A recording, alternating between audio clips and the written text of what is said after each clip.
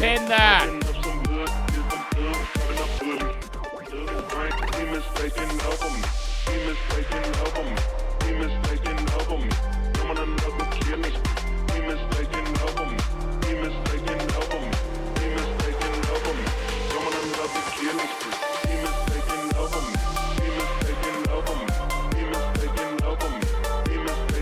I know I'm late.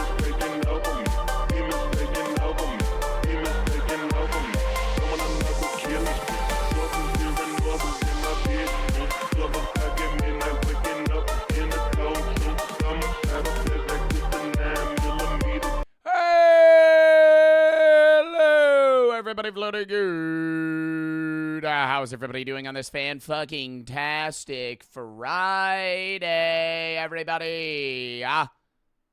I'm late. I know I'm late. I had to eat, and I had to work out. I said I was going to go live at 4. I'm almost an hour late.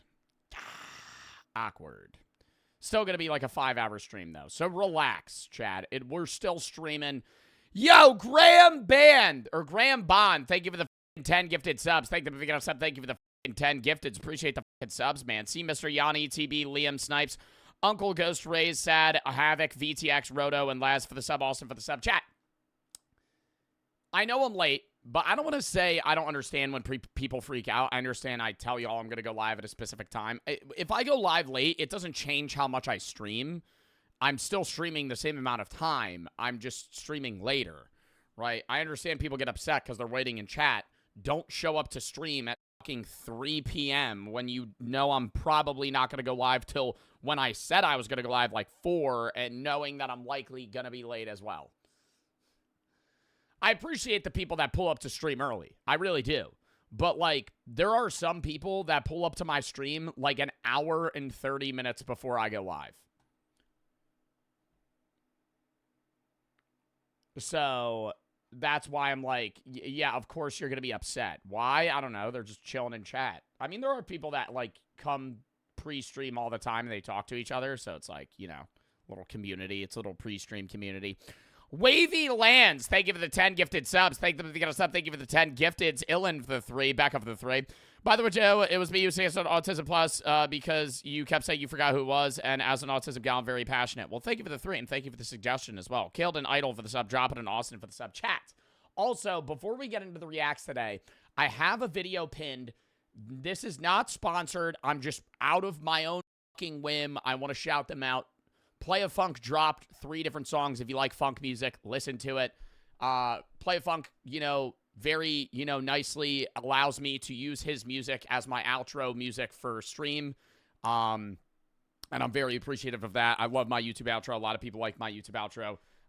That's Shooting Stars. That's another one of his songs.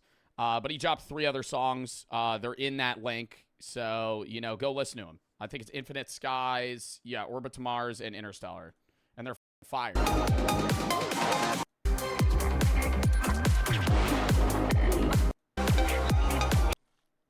It's like workout music, chill, you know, driving music, shit like that. It's fun. It's fun. It's fun. Anyways, we're doing reacts today. Today's going to be a full react day. Tomorrow, I'm going to be live at 1 EST. We're going to be doing a new game called Do Not Press the Button or You'll Destroy the Multiverse. We're going to beat the entire game in one stream. It'll probably take like 2.5 hours. And then after that, we're either going to be doing a game called After Friday or we're going to be playing Ready or Not. I haven't done Ready or Not in forever. And so we're going to be doing Ready or Not then as well. Somebody said scary reacts, period. Nope. If you have any videos you want to watch games you want to play, videos, games, it's I find most of the videos that I watch games I play. So if you have any videos you want to watch games you want to play, send those there. But today is not Scary Reacts. We're not watching any scary videos today. We are watching a video about a serial killer, if you count that as scary. But we're not watching like horror short films today.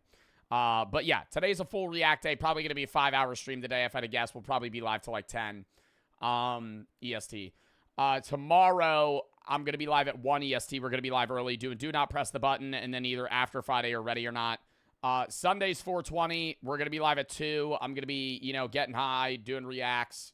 Probably a bit of Schedule 1, but not too much. And then probably games with chat or random stupid games. Like we might do a little game challenge day. I actually want to do that as well. I'm stealing this idea from Squeaks. I was watching Squeaks' YouTube video last night, and I want to do this soon. I don't think we're going to do it on Sunday, but thoughts on me doing a video where you guys suggest a bunch of game challenges. I put like 20 of them on a wheel, and then we spin it, and I have to do 5 of them, and I have to complete all 5 before I end stream. That's what he did, and I think that would be really fun. So, and it could be like any game that I obviously I would be like handpicking what challenges I would do, but yeah, I think that would be fun. We're gonna do that soon. I also have outside of the video discussion tab and the game session tab, I'm gonna be doing a wine review soon. I'm gonna be I'm gonna be reviewing like every type of wine that you could find, and then we also have a dumbest YouTube thumbnail, dumbest/funniest YouTube thumbnail. That you suggestion tab that you could go send the dumbest YouTube thumbnails in. This is one of them that somebody suggested. Renting girlfriend and family in Japan. Indian men are the best. Hard eyes emoji. So that's like an example of one of the thumbnails. We'll do that for a video. And then we're also bringing back Amazon suggestion tab. So you can send links to Amazon products that you think I should buy, and we'll compile them into a list, go over them, probably buy, you know, the top 20 that chat will vote for, and then review them when they come in. So that'll be a 2-parter. But yeah, those are also 2 suggestion tabs. We're going to be doing the wine thing soon, which I have to just do myself. Dumbest/funniest YouTube thumbnails. So if you have any dumb or stupid or funny YouTube thumbnails that you've seen in the past that you think are like, you know, epic all-time thumbnails, send those there. And then also same thing with like stupid Amazon products. It could be food, it could be in t-shirts, or, you know, dumb products, whatever it may be. Keep it like under you know, $100 per item. I'm not trying to spend like, somebody's gonna link like a oven or something. So yeah, but we got a lot of stuff that we're gonna be cooking up soon, and then we'll do that game challenge. But yeah, reacts are today. Tomorrow, as I said, 1 p.m. EST, we're doing do not press the button, ready or not, after Friday. Sunday, getting high for 420. React, schedule 1, random games. Monday, we're starting The Last of Us 2 playthrough. We're going to be playing it for like 6.5, 7 hours Monday. Probably going to try and beat it in like 4 streams. We're going to play it twice a week. Tuesday, schedule 1 for like 3 hours. Next Wednesday's random games for 3 hours. Maybe a little bit of ready or not as well. Next Thursday, Last of Us 2 again. Next Friday, merch drop, reacts, and awesome Autism Plus charity stream. Next Saturday, horror. But yeah. Rundown of the videos that we have today. We're going to be starting out watching the new trailer for the Fantastic Four, dropped yesterday. So we're going to be watching that. Then we're going to be watching Inside the World of High Stakes Gambling, Tommy G. Movies I thought were weird too. The Hunt for America's Smartest Serial Killer, Why Gen Z Will Never Own Anything, The AI Takeover, The Most Painful Cave Deaths Ever. And then we're going to choose between one of these 2 philosophy-esque videos. The Unabomber Explained. This is about like his philosophy and manifesto. And The Courage to be Disliked. But we'll vote on that later. Cassie for the 3. It's my birthday. Happy birthday. Thank you for everything that you do. I'm genuinely grateful for you. Thank you. Stick and Adolf for the sub. Luke for the 3. Just got out of the army. I'm 17. Been waiting so long for you to do scary reacts. Well, I'm not doing scary reacts today, man. I actually did them like a day or 2 ago. So you could go watch the VOD. But thank you for the 3. And thank you for the, you know, I wouldn't even say nice message, but dub that you're out of the army, I guess. Answer for the sub. Torque and Wavy for the sub. Dylan, thank you for the 20 gifteds. Thank them if you got a sub. Thank you for the 25 gifteds. Dylan _Lanes99. Appreciate the subs there, brother. Thank you for the subs. Jay for the sub. Becca for the 3. I'm British. What the fuck is 420? 420 applies to British people, too. What? 420 is a universal holiday that also coincidentally falls on Easter this year. It's a day where people get high. It's like stoner holiday. And even if you are British, I know British people that do 420. 420 Snoop's birthday. Is Snoop Dogg actually born on 420? I don't think he is. That would be so whack if he is. No, he's born October 20th. You're a fucking liar. Ox and Mateo for the sub, Faridios for the sub, back up for the 3. Have you ever listened to Macason? You can listen to Honey Is Coming. It's my favorite song. Not right now. D1 for the sub. Idol, thank you for the 5 gifted. Nebula, Willie, Park, Dylan, Idol, and Killed for the sub. Illy for the 3. Dylan, thank you for the subs again. Bunny for the 3. Hope you're having a great day. I want to know if you ever played Life is Strange, the new class of 09 eventually. Everybody told me the new class of 09 is terrible, but we played the first 2. And what else was I going to say? Life is Strange. Yeah, I'd probably play one of the older ones. The new one, Life is Strange. What's the new one? It's not Life is Strange. It's some other fucking game. And I bought it, and then everybody said it was bad. Or not bad, but like drawn out and dull. What's the new Life is Strange game? Lost Records. Yeah, apparently they came out with the second part of it, and they fucking emailed me trying to get me to play it. But the first chapter is like 10 hours long, and nothing happens in the first like 10 hours of the game. So I don't know. We're gonna run Last of Us first. I think Chad will like that more.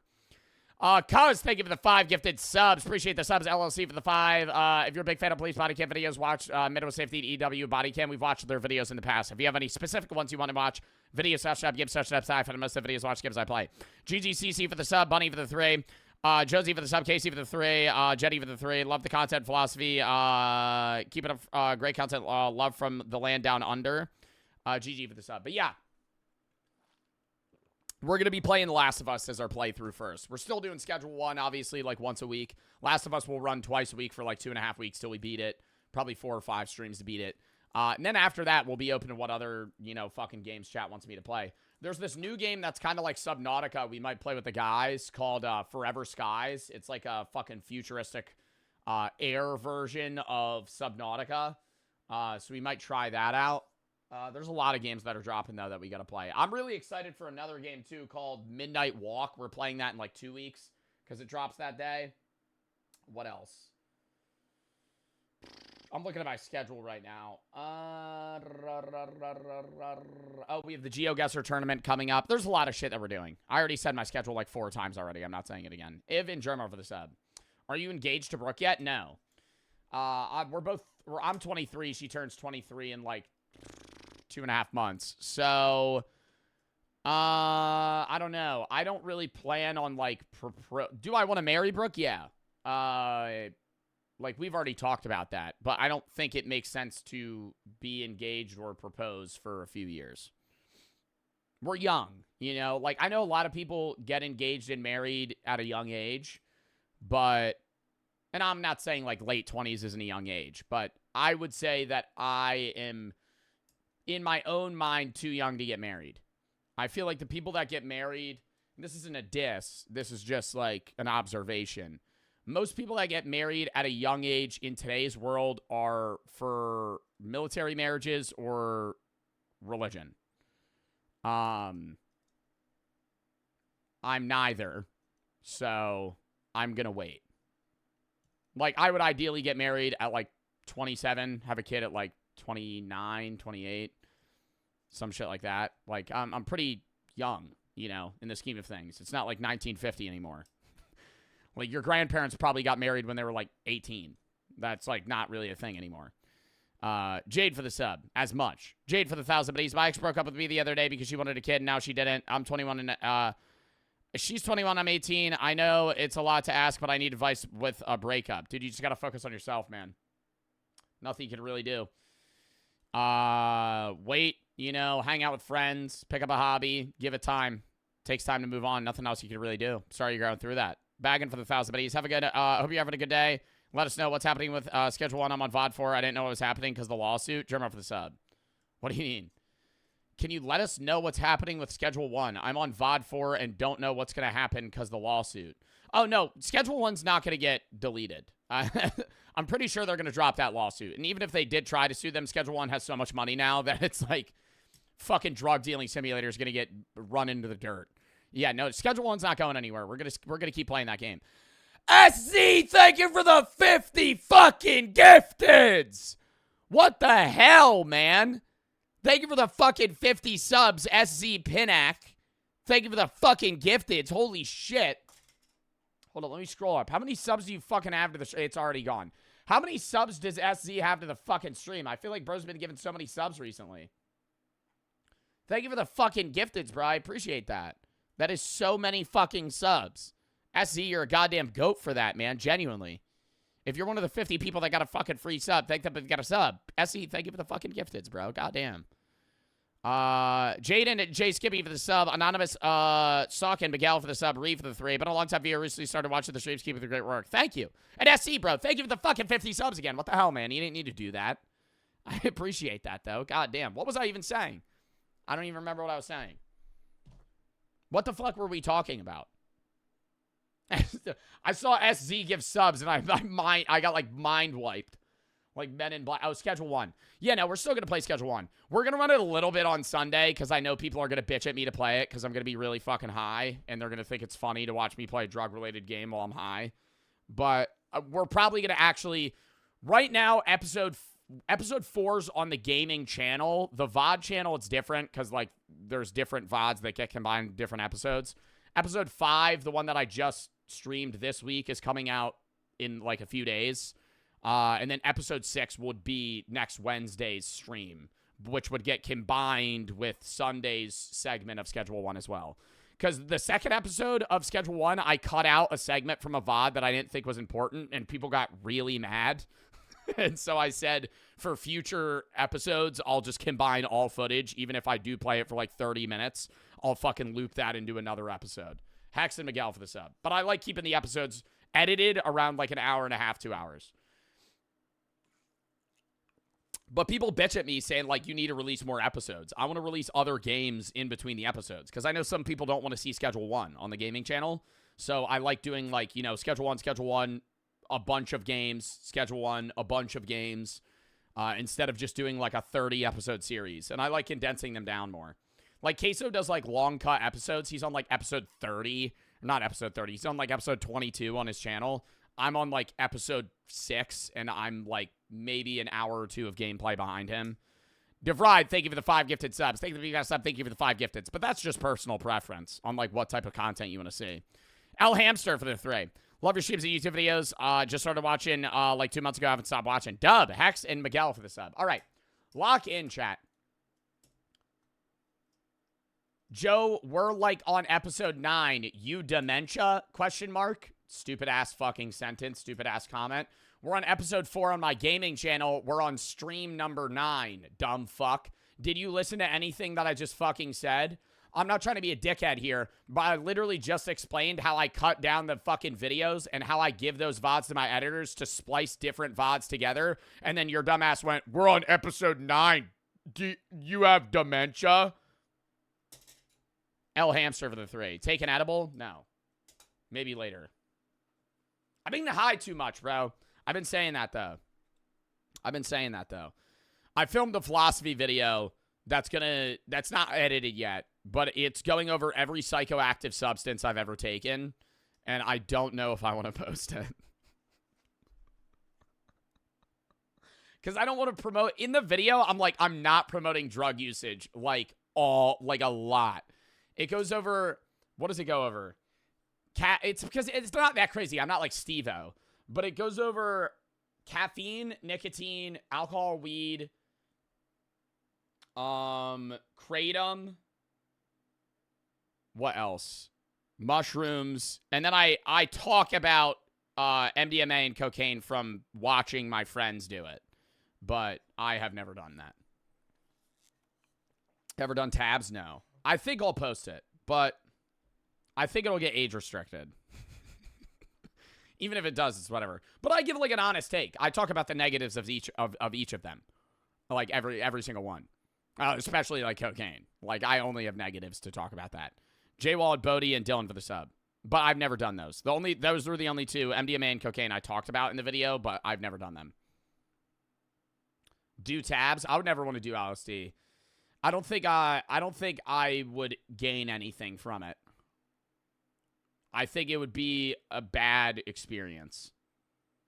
It's not bad. I'm not saying that it was bad for you. Do Molly? Fuck no. That's one of the worst things. Like, for a lot of people don't recognize that Molly, MDMA, and ecstasy are all basically the same thing. They're just like different names for them. But the problem with those drugs, especially Molly, is when you witness somebody take them, they're the happiest they've ever been in their entire life. And then the next day, they're like borderline suicidal depressed. It's really bad because it basically depletes your entire body of like dopamine or serotonin. And so you wake up the next day feeling like the worst you have ever felt in your entire life because your natural like dopamine and serotonin levels just plummet. Do salvia on stream? Yeah, this is how salvia would be on stream if I did that.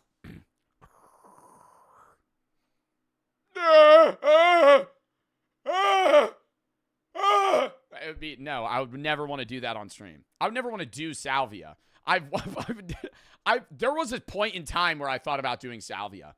I'm not lying. This was like a year and a half ago. I was talking to my friend about it, and he was like, dude, should we do salvia? And I was like, man, I don't know. And then I watched videos about people talking about their experience on salvia, and none of them seemed fun. None of them. Dude, half of the stories were like, I felt like I was zippered to the ground and I couldn't move. I was just fucking sitting there stuck in a time loop staring at the clock, and it felt like it was fucking 20 hours, but it was only 5 minutes. I was just fucking screaming and laughing at the same time. I'm like, that sounds terrifying. Why would anyone ever want to do that? Would you do DMT? No. I love learning about that stuff. Like, I've taken classes on, like, psychopharmacology. I've done, you know, like, psychoactive substances. But I would never... Those are, like, next level shit. I don't think I could handle it. And a lot of people might be like, you're a pussy. I pride myself in being able to recognize what I can't handle. Because there are a lot of people that go, yeah, I do DMT. And then they do DMT and they go crazy. And they lose their minds. Because they're not ready. And they're not a conscious person that is capable of doing that. Peyote? Well, peyote is basically the same thing as like mushrooms. Not the same thing. They're different things. But they're similar in effect. Peyote is used for a lot of religious rituals. Native Americans, I believe, on Native American grounds, are legally allowed to use peyote in specific situations. Correct me if I'm wrong. I believe peyote is allowed in... Yeah, they can. Yeah, that's what I'm saying. Even if it's illegal in this state, I believe on specific Native American grounds, they're allowed to use them. Ayahuasca. I would do ayahuasca if I went into the jungle with a shaman and he sung to me as I was doing ayahuasca. I would want a genuine ayahuasca experience. No, that's literally what ayahuasca is. What is ayahuasca? Like a bunch of crushed up leaves and like, it's like this like drink that it's a drink made from different things that like you combine, and you usually do it. Like you have an ayahuasca experience where you're supposed to like basically like not charter, but like you pay a shaman to like kind of bring you into the jungle and like take it. I've watched like people from Vice do it. Oh God, this sounds bad. Datura? No. Datura, people that do Datura are like Redditors. That's just a deliriant that causes people to go insane. Why I've never Datura is nobody does Datura outside of people on Reddit that fucking chew Datura pills fucking every day to see how it affects them, and they drive themselves into insanity for the fucking experience. Like, that's not fun. Nick for the sub, Jan for the 3. Go support Not Nolan anywhere. You can. He for real needs much love. Hashtag fuck depression. Who's Not Nolan? Chaotic Zen and Lil Zer for the sub, Ilan for the 3. Want to say thank you. I lost my dad in 2022 and to suicide. Rip in the chat. Watching you help me with overcoming that. Watching your videos and streams bringing me so much happiness. I hope your day is going well. Well, thank you for the 3. And I hope your day is going well as well, but I'm sorry for your loss. Genuinely. Dylan and Ryder for the sub. L for the 3. Everybody wants the edible, Joe. I'll take one with you. You're not going to fucking peer pressure me into doing an edible by saying you're going to do one if I do one. You're probably going to do one anyway. Like, what the fuck is this? What is this malarkey that you're fucking trying to yap at me for? I'll do one if you do one. What the fuck? ODS for the 3. Any advice to fix a jammed finger? Because this hurts. You got to pull it. Like, ow, fuck. Like pull, relieve the pressure. Aren't you supposed to put ice? J-Wall and Bodie for the sub. Nixie for the 1,000 biddies. L. Hamster for the 3. Baggin for the 3. It's such a funny game. You got to play it, bro. Got to keep doing that shit, especially with the new update. Tweaking for the sub. What? Schedule 1? Yeah, no, I'm going to play Schedule 1 until there's no more content to play. And then we'll just stop doing it until they update it again. And then we'll play it again. Like, Schedule 1, I'm going to play it how I did, like, Storage Hustler. Where we run it, and then, like, there's nothing else to do. And then we wait, and then they update it, and we'll run it again. Oh, my God, my editor sent me another video. You got to be fucking kidding me. I don't know why I get upset with that. It's just like, now I'm like, okay, now I have to fucking upload this, and I have to fucking hit up my thumbnail editor, and fucking, god damn it. That's why I was late, too. I was uploading videos. And then he sends me one right when I go live. Bro did his job. I'm not upset with him for doing his job. It's like, right when I go live, I'm so serious. Right when I go live, like, all 4 of my editors will be like, hey, man, here's 3 videos. And I'm like, dude. You couldn't send me those like 15 minutes ago. And instead, Joe, when they do their job. Bro, stop. Bro, stop. Now you're acting like I'm like mad at my employees. Ew, I hate calling them my employees. Brady's technically my employee. I'm his boss. I don't perceive it that way. But I'm Brady's boss. I could fire Brady. I would never do that. That would be a bad play. Bro said pause. I would never fire you, Brady. Don't worry. Bro said what? What? 5-5 for the 3. Colton for the sub. Sketty for the 3. You hear about the Indian kid that went missing in high school? His name's Harib? No. What happened to him? Luke for the 3. Joe's the best streamer. I don't think a lot of people appreciate enough what he does. Ellie-Bo for the 3. Love the stream. So I sent a picture of my motorcycle. I might buy to a mod. Can you review it? No. Tempest for the 3. When I was younger, I had a dream of Chucky chasing me around my house. It happened like 5 times. Deck for the sub. Jan for the 3. Bro. Chat. I had the weirdest fucking dream yesterday. Or last night. It was so creepy. I thought I was dying. I fell asleep. And like while I'm in my dream, I'm laying in, like, my old grandparents', like, bedroom from, like, fucking 15 years ago. I'm talking I was, like, 6 years old the last time I was in this fucking thing, right? I'm laying in that bedroom, and, like, a nurse comes in. Don't know who she is. She's like, yeah, we got to drill into your arm veins. I'm like, what the fuck are you talking about? I'm sitting here, and I'm actually reasoning, what are you talking about? And she's like, you're not going to be able to use your arms for the next few days. And I literally, in my dream, go, well, I have back and biceps tomorrow. And I had back and biceps today. And I knew what day it was. Normally you don't have like a conscious, I was still not controlling my dream, but I was like making sense. I was like, I have the gym tomorrow. You can't perform on my arms. I was like, I have to go to the gym. I'm not going to be able to use my arms. She's like, yeah, stabs me with anesthesia. And in my dream, I'm fighting the anesthesia. And I swear to God, it was almost a lucid dream. I'm falling asleep from the anesthesia and I'm fighting it. And I see like these stupid, like fucking hologram figures. And I'm like, fuck, I can't move. And my eyes are closing. And I try to move in my dream. And I actually feel my physical body moving. And I'm like, I can't move. And then I fucking flash forward and the surgery's done. It was the most coherent. You know how normally your dreams like go, it'll be like 5 minutes of a dream. And then you time skip. And then there's 5 more minutes. It was the most coherent dream I've ever had. I wake up immediately after from the anesthesia, like no time has passed. I look down at my arm. Dude, she put one of those fucking arm cruncher, like forearm machines in my forearm. And I'm looking at it. And I'm like, why the fuck is that there? I'm like, what the fuck is this? I look back up. It's a different nurse. It's the fucking streamer Justa Minx.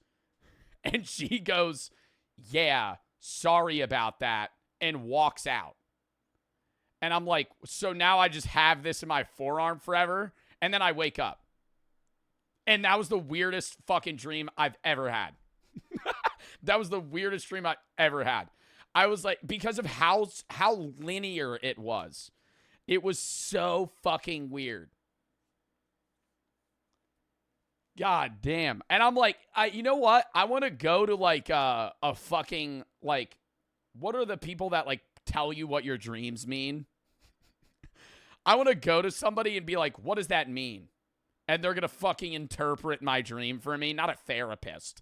A therapist is going to interpret your dream like that. Reddit. Reddit, they're going to be like, yeah, that's bad, dude. You could ask ChatGPT. Bro, I've been seeing this one TikTok account of this girl that's dating ChatGPT, and it's so bad. And I'm like, you know, do whatever you want, but I'm like, why aren't you even at least dating like a companion GPT model versus like, she's like just dating, like if you just Googled ChatGPT, she has like a conversation with them. And that's like becoming a common thing for people to like date a ChatGPT model. And they just give it a name. I'm like, dude, I could go up to your computer and hit remove history. and now your companion's gone. Like that's not murder. I'm saying like the only reason they like act that way is because you're training them to speak that way. They're not actually like she'll go like, yeah, he's in love with me. I'm like, bro, what are you talking about? It's a computer. Bozo for the sub, British for the 3. I'm 15. 2 weeks ago, I took 850 Datura seeds. I was tripping for 4 days. It fucked me up. Yeah, stop doing that. Sketty for the 3. What if it wasn't a dream? What if you are permanently medically induced sleep and you managed to wake up for a moment before you got put back under? What if you have seen their face before in your dream? She's really the doctor that gave you the medicine IRL, but it's a figment of your memory. Sync for the 3. Dante or Virgil from DMC? I don't know. Ross and Darkside for the sub. Caleb for the 3. What do you think about going to an expensive college versus a cheap college and then an expensive one? Like, do you think all that money is worth it if they have the connections to back it up, or is that all agrees in the same, or just more about experience? 5-5 for the 3. Colton for the sub. Sketty for the 3. I think the best play in college for people that need to save money is go to like a local university for 2 years and then transfer to a big university, or local like community college for 2 years and then transfer to a big college for the last 2. So you get the degree from the big university and then also get the internships from the big university. I think the difference between the two, everybody's spamming wake up. I think the difference between the two is like expensive and cheaper universities is, yeah, the degree and diploma you're getting, which honestly doesn't matter after you already have a job, because after that point it's experience. It's mainly just connections. Like Harvard's going to land you a better first job than your local fucking state school, you know? You're probably going to get a better internship. You're probably going to have better connections. You're going to meet richer people. It's not even just connections in the sense of like where that job's going to take you. If you go to like a rich person school, like if you go to like an Ivy League, the students you meet there, you're going to be able to get better connections with and kind of uplift each other better than people at a state school. It depends though. It depends what career you're going for, what you're doing. Ideally, what, you know, job path you have. All right. Lock in, chat. Stop spamming. Fantastic Four, First Steps official trailer. New trailer for Fantastic Four. I don't want to automatically discredit this movie because I'm definitely going to go see it. But this still just falls under the same category of every other fucking movie that is coming out in 2024 or 2025, where it's just a sequel or a remake of a previously existing story or movie. This is the third Fantastic Four movie. Wow, folks, we all know the story. 4 brave astronauts head up into space and come back forever changed. Why are they making his head so bulbous? Like every trailer, they're making his head more and more like a light bulb. The comics. This car? Our city, our planet, owe a debt to these intrepid souls. And while we can never repay them, we can certainly celebrate them. Thank you, Fantastic Four. Thank you. Thank you, Fantastic Four! Please welcome the Fantastic Four. I've been seeing people on TikTok say, why doesn't he have the white collar? Who is Pedro Pascal supposed to be? This is Human Torch. Obviously the Thing. Who the fuck is he? He's Mr. Fantastic. And then she's Invisigirl. But why does he not have the same fit as them? Why don't they all just have the same white collar? I don't know. It bothers me. That's such a little nitpick thing. Herbie, how's that sauce looking? Okay. That is fantastic. You're late. What do you mean? What do you mean, what do I mean? You're late for dinner. Yes, we are. You late? I just said that. Are you pregnant? What? You're gonna be the best mom in the world. And you I don't know if I like the voice actor for the Thing. You're gonna be the best mom in the world. And you that. You're late for dinner. Yes, we are. You late? I just said that. Who's voice acting him? Are you pregnant? What? You're gonna be the best mom in the world. And you are gonna be the best dad. Just kidding. You are out of your depth. We are gonna be the best uncles ever. We can do this. Nothing's going to change. This July.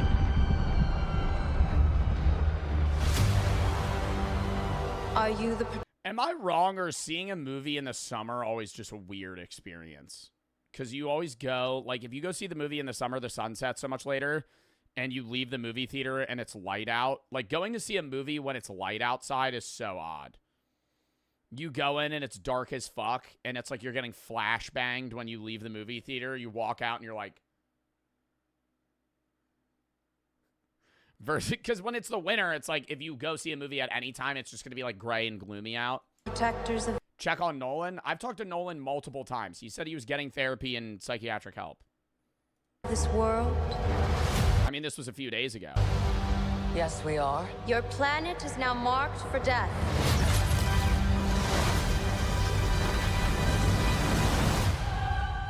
What happened to him? He was dealing with, like, depression, suicidal tendencies. I mean, I don't want to, like, air it out. I don't know if he's been talking about it on stream. I've talked to him about it. He told me he was getting help. I don't know if he is, but that's what he told me. Rusty and Ricky for the sub. I've talked to him multiple times, chat. I don't know what else I would tell him. Like, if you're saying call him, I'm not calling him on stream. There's 5,000 people in chat right now. I'm not going to fucking air out what he's going through in front of 5,000 fucking people. Woohoo for the 7. Don't read out loud.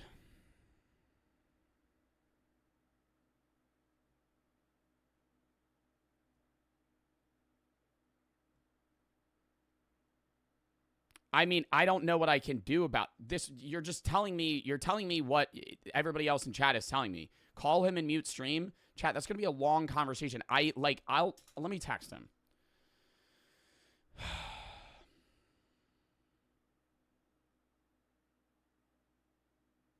I care about Nolan, man, but at the same time, he needs to get help, bro. Like, I've talked to him multiple times. I've told him multiple times he needs to get help, and he's not.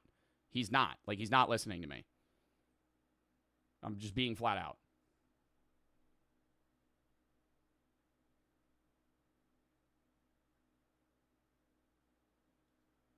Rusty and Ricky for the sub. Gavin for the 3. Had my best round of golf, plus 11 pretty bad, but I'm pretty hyped. Dope. Say Insane, Rusty, and Quinn for the sub. British for the 3. It's not that easy to get help. I know, but it's like, it's the same. The thing that I've had multiple conversations with people where I tell them, hey, you need to do this, you need to do this. And we have these conversations, and when it's the same repetitive thing, he said, I'm going to get help right now. Are you actually?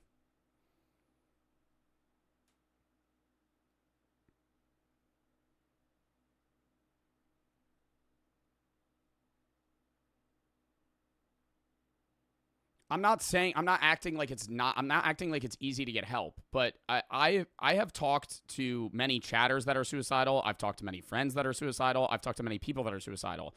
And something that I've noticed about people that don't get help is that the same conversation repeats itself.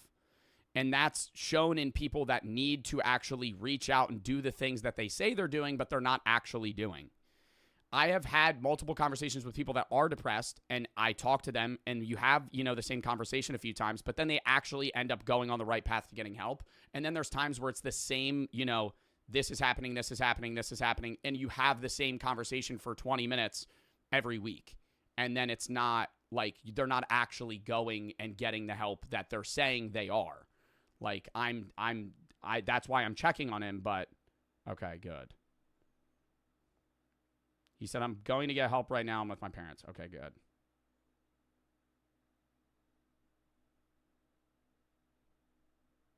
I love Nolan, man. I hope he's okay. Like, that's what, like, he's one of my friends. He's one of my streamer friends for the people that don't know who Nolan is.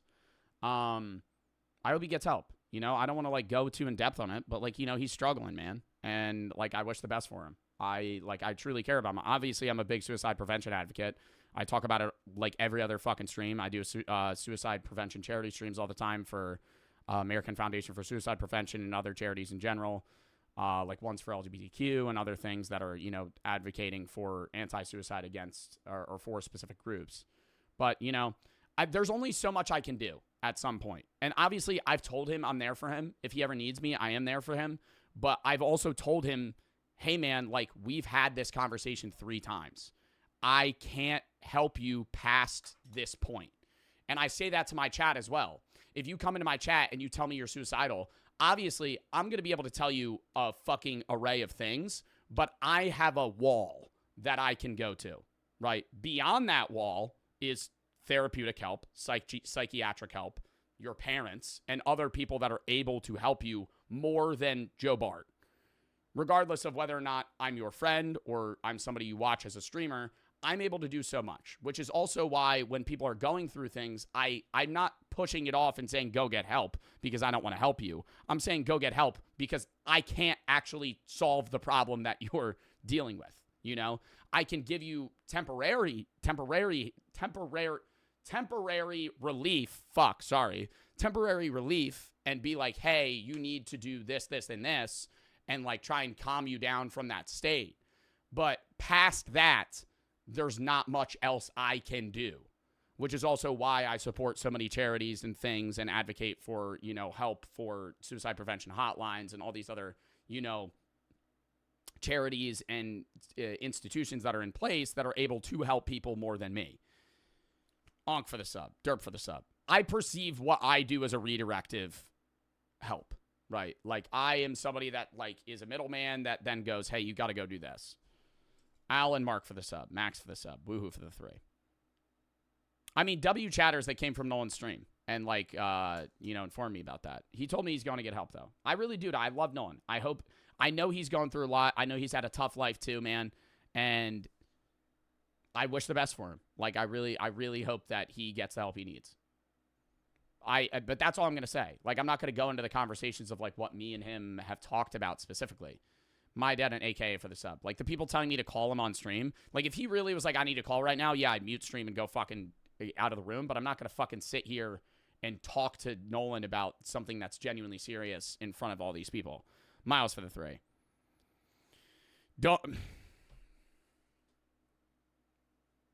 Miles for the 3 said, don't read my name. I read your name, so I'm not going to read your message out loud.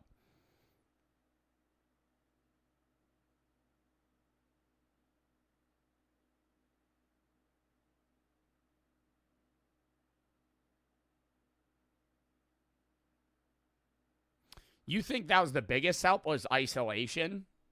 I feel like for some people it would be the reverse. How people get help in general for depression is a case-by-case basis, right? What works for you might not work for somebody else. But that's why you have to go to an expert so then they can help formulate, help for you. Right for the sub. Can we lock back in? I know this is a serious topic, but we're also now almost an hour in stream. I haven't even gotten through the trailer, let alone any of the fucking 8 videos we're going to watch today. It's my fault. I stretched the bounds of space. And they heard.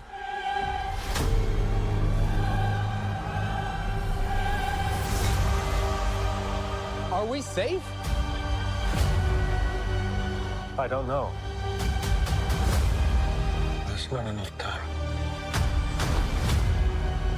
I'm not giving up. Is this supposed to be a linear story? Like, I don't understand how the Fantastic Four movies work. Are they different? Like, are there different enemies or, like, people that... Because obviously it's a different cast every time. So it's a different universe's Fantastic Four every time.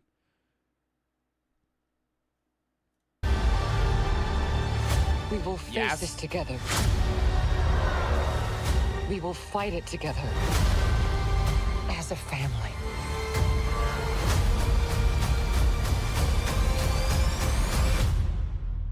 Has to be us.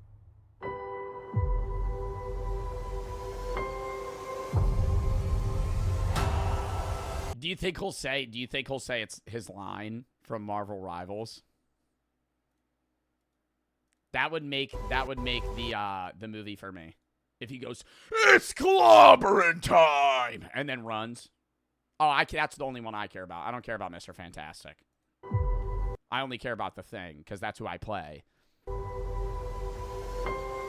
Like, right before he starts running through these walls.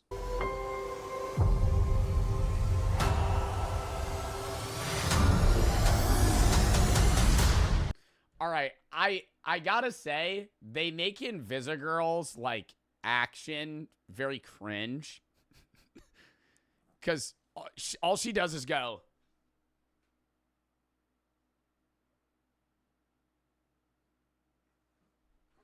Versus, like, like, obviously it's the power, but, like, she can't, like, there's no epic action scene with Invisigirl in previous movies, usually, because of what her powers enable her to do. Invisible Woman? Bro, same thing. We will protect you. Are those different heroes?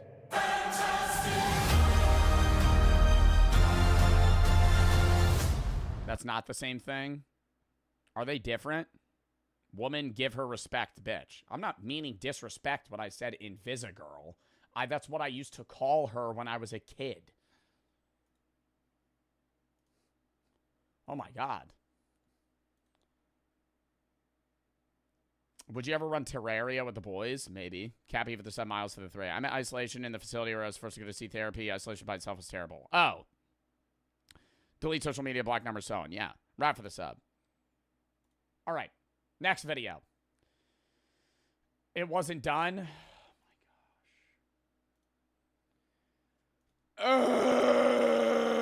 Chat, I want to fucking get into the actual videos.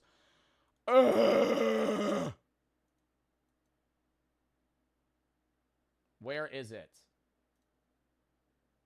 It's just going to show the same fucking thing. It's going to show Galactus. Am I wrong? Is that what it's going to show? Galactus. No. Fantastic Four trailer. It's time wasting. That's what I'm saying. It's a fucking trailer. Oh my God. It wasn't done yet. We will protect you.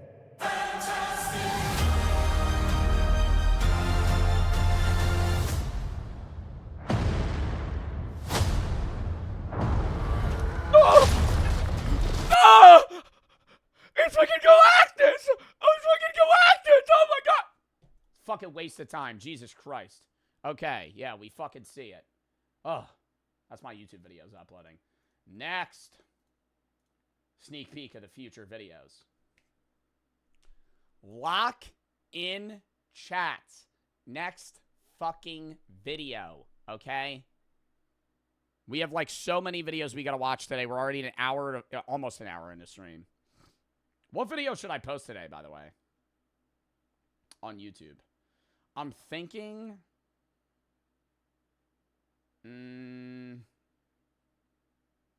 Did he send me the thumbnail for the fucking Asia education system? Oh, and he just sent me all these thumbnails. Ah! I gotta write these down. I gotta write this down. I gotta write this down. I'm not doing it right now. I'm not giving him thumbnail corrections right now. Oh my god. Oh my god. Oh my god. What did he fucking type me? Inside the first most of the game people were talking about, so I just tried to make it a review.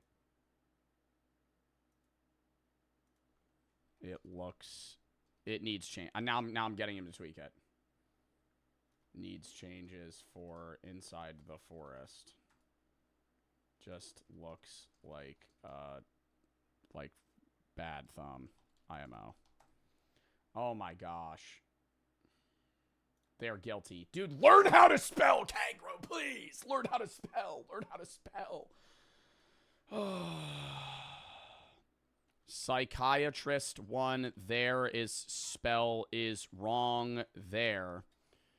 Is wrong 1, it's there, not there. And then after outside of that needs to have changes, isn't grabbing enough. Oh my god. Oh my god. Oh my god. Oh my god. Oh my god. Oh my god. Oh my god. Oh my god. Oh my god. Oh my god. Oh my god. Oh my god. Oh my god. Okay. Also, did you send the Asia education one? And one for the sheep game too that you just edited. Okay. Lock in. Lock in. I'm going to deal with that after stream. Oh my god. I'm going to be doing fucking thumbnail shit until fucking 2 in the morning. That one guy, Phoenix and Swaggy and Zodic for the sub. Robo, thank you for the fucking 10 gifted subs. Thank you for the sub. Thank you for the 10 gifted dollars for the sub. Bagging for the sub. Holy shit. Finishing up yapping. New for the 5. New you chop. Don't give a fuck. Cappy for the sub. Miles for the 3. Lock in. Inside the world of high stakes gambling, lock the fuck in.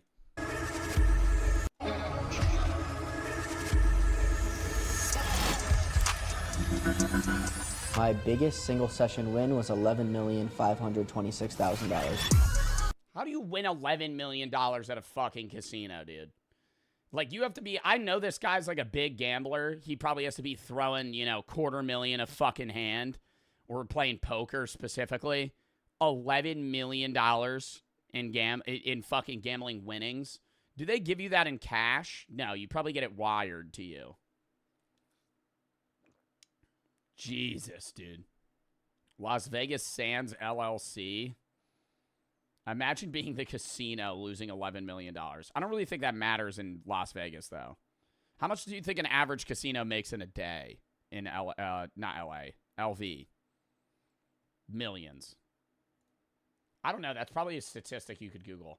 How much does an average casino make in a day in Las Vegas? 1 to 5 million daily revenue. Wait, so they would lose money that day? $1,526,000. Oh, but that's overall revenue. They might have to take into account people winning this much.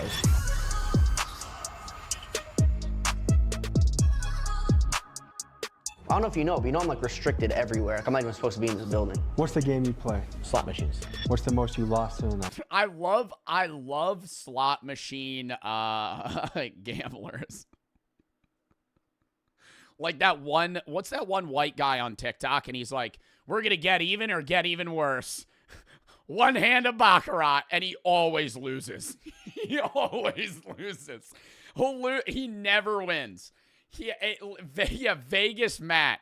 Vegas Matt will spin slots and just burn $10,000 and just be like, well, that's a bad day. And it's every time. I'm like, bro, there's no way you're up. Like, there's no way you're up. There's no way you're even close to even. I understand, like, there being a small sect of blackjack and baccarat players that are up all time because, you know, they know how to count cards or they play the system. They understand the metrics of it to where, like, they win a very small percentage back over time, so they make a lot of money.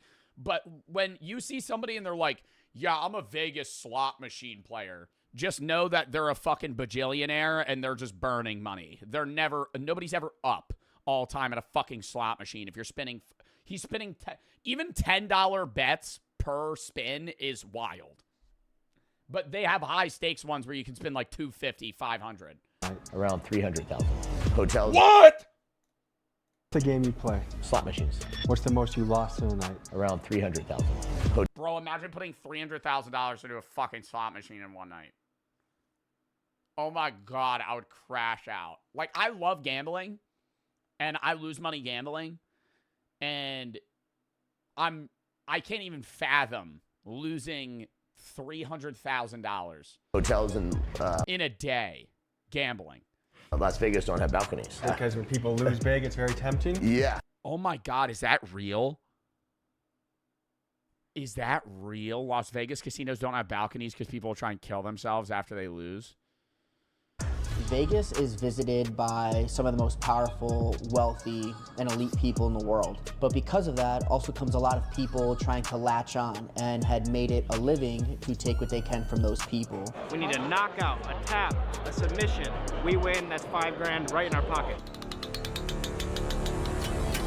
The worst guy on TikTok that gambles is, it's the one, like, younger dude, and he pawned an iPad.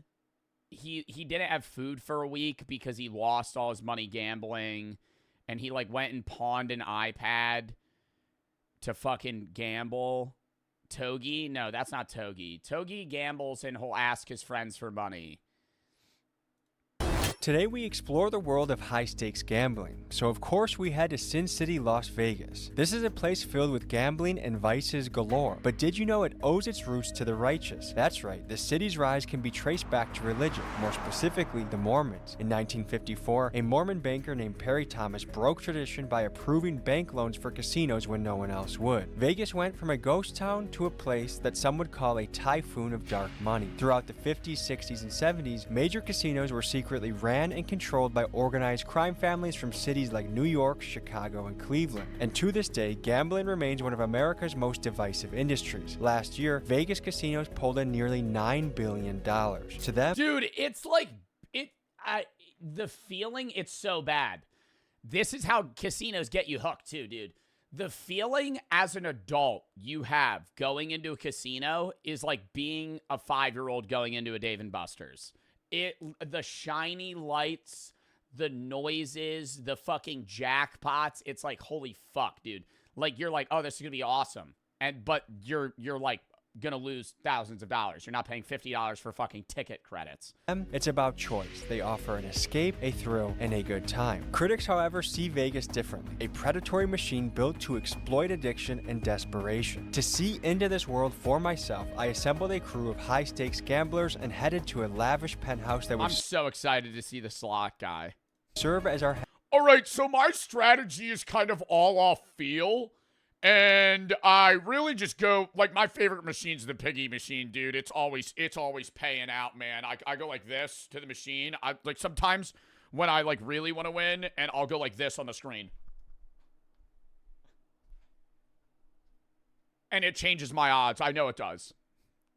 That's the worst. If you ever go to a casino, if somebody's ever tapping the fucking slot screen like that, they're a gambling addict. Immediately. If you ever see somebody going and they're fucking like slamming their fists and fingers on the screen, like maniacally shaking, it has no effect. The fucking screen itself is just like a fun art performance thing. The slot machine knows whether or not you won or lost the second you fucking press it. ...headquarters for this operation.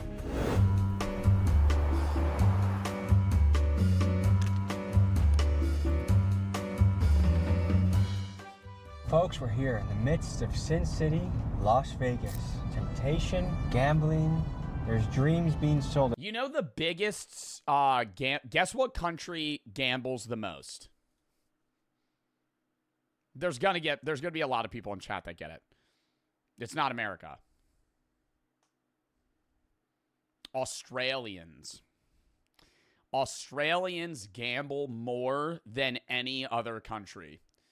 Cause it's like gamified, like really gamified in Australia. It's called the pokies. Australians lose a lot of money at casinos. It's not by money. It's about like how much each person gambles and how many people gamble. Australians gamble all the time. There's a place where hustlers hustle. How do you know that? I watch documentaries on this shit. It's fun. I'm gonna actually fact check myself. What country gambles the most? It says the United States is the world's largest gambler based on gross loss. But does Australia gamble the most in terms of... Unfortunately, as a nation, the end result is we lead the world when it comes to gambling. Incredible as it may seem, Australia loses more than $25 billion a year on legal forms of gambling, representing the largest capital losses in the world. So, like, by the population, Australia loses the most money. Even if in the U.S. there's more money lost, that's just because there's more people going to the U.S., and obviously the fucking biggest casino hub in the world, Las Vegas. I have to say, Vegas is a place I find a little bit... And don't forget Atlantic City. Atlantic City. You'll find heroin needles on the beach. Depressing. It's like a consumerism, capitalism hellhole. Gambling is something that I've avoided largely in my life in the traditional sense. I do believe you got to gamble. Like I gamble on doing this. I gamble on real estate. I gamble on the stock market. So I guess in some ways everyone gambles. The question is, where do you draw the line? You know the craziest thing about stocks to me is that options trading is a thing. It's literally just gambling. Options trading is betting on whether or not a stock is going to hit a certain price by a certain time, and you either win or lose, and then the money goes to you. Like you don't own the stock, you literally bet on the stock market. It's just gambling. I don't know how it's allowed, but it's been a thing for like fucking 50 years. So we're pulling into the Cosmopolitan. There's a man we're meeting by the name of Raja who has a suite somewhere up here. Nice to meet you, brother. Nice to meet you. And where are you taking us right now? At the big jackpot. To my penthouse suite. How often do you live like that? Pretty much every casino I go to. What attracts you to Las Vegas? You know, I've just always gambled. I started gambling when I was young, at 16. What's the game you play? Slot machines. What's the most you won in a night? $1,081,000. Oh, I can't believe this! I just won $1 million! He put $400,000 into the machine. I just won $1 million. The way I approach gambling now is I just go to the casino for fun because I know I'll never be up. I'll never be up. And that's them though. But it's like it makes you think that like they're in profit. But when he's like, "Oh, my worst night's minus $300K," that's probably happened like 5 times, which just offsets this jackpot. Oh my God! What's the most you lost in a night? Around $300,000. These are all their special suites. There's 21 special suites here at the Cosmo. By invite only. You can't even book these rooms. So this is what the high life is like. This is what it's like.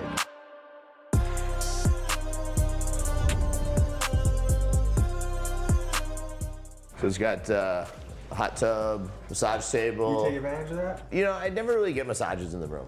One interesting, really fun fact is, do you know why all the hotels in Las Vegas don't have balconies? Because when people lose big, it's very tempting? Yeah. I know, people personally who have lost everything, and then when they had the shooting on the Strip, that was a guy who lost all his money, went upstairs to his room, and unfortunately started shooting at people. The reports that had... Oh, I thought that was a guy. I remember hearing about that story. I thought that was a guy that just wanted to shoot people. I didn't know it was because he lost everything. Paddock was gambling $10,000 a day before the massacre may be a clue. Paddock checked into the hotel a few days ago and, according to sources, spent much of his time there gambling thousands of dollars at the casinos. So, I mean, there's been tons of stuff like that. You know, Vegas is a show. It's a place to have fun. It's a place to have a good time. And, if you go too deep down the rabbit hole, you could fall for it, but if you're focused and doing your thing and having a good time, then enjoy the ride. Would you consider yourself a professional? How many people?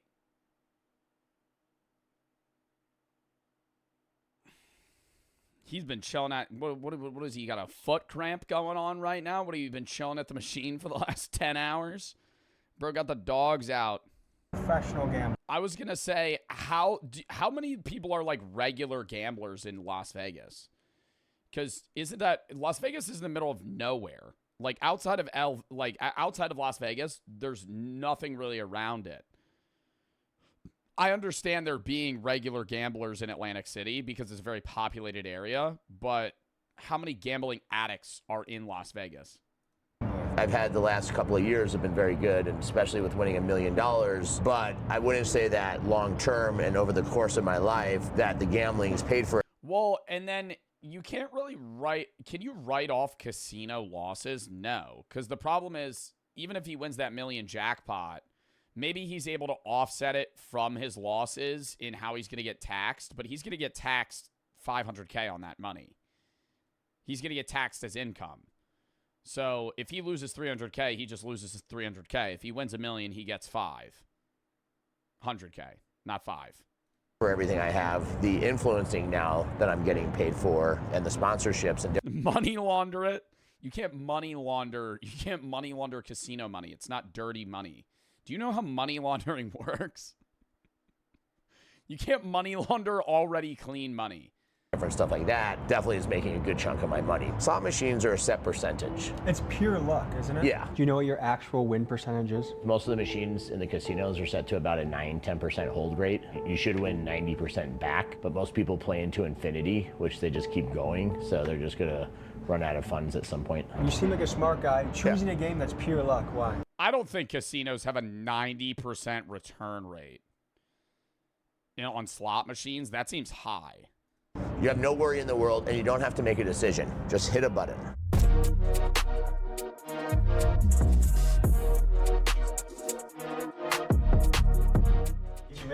That's not fun, though. Like, I'll play slot machines when I go to the casino, but I feel like having a decision on your, like, bet makes it more engaging. Too, bro. How are you? Yeah, pleasure, man. Nice to meet you. This is Mickey Mace. He's one of gambling's most controversial characters. Some think he's one of the best gamblers in the country because, after all, he's gambled on behalf of massive hip-hop stars, and he also flaunts multi-million-dollar payouts from casinos. However, if you look at the YouTube comment sections, he's a heavily debated man. Many question the truthfulness of his claims and alleged conspiracies ranging from he's a paid Vegas insider to simply accusing him of misrepresenting his stories. I'll let you be the judge. I don't know if you know, but you know I'm like restricted everywhere. I'm not even supposed to be in this building.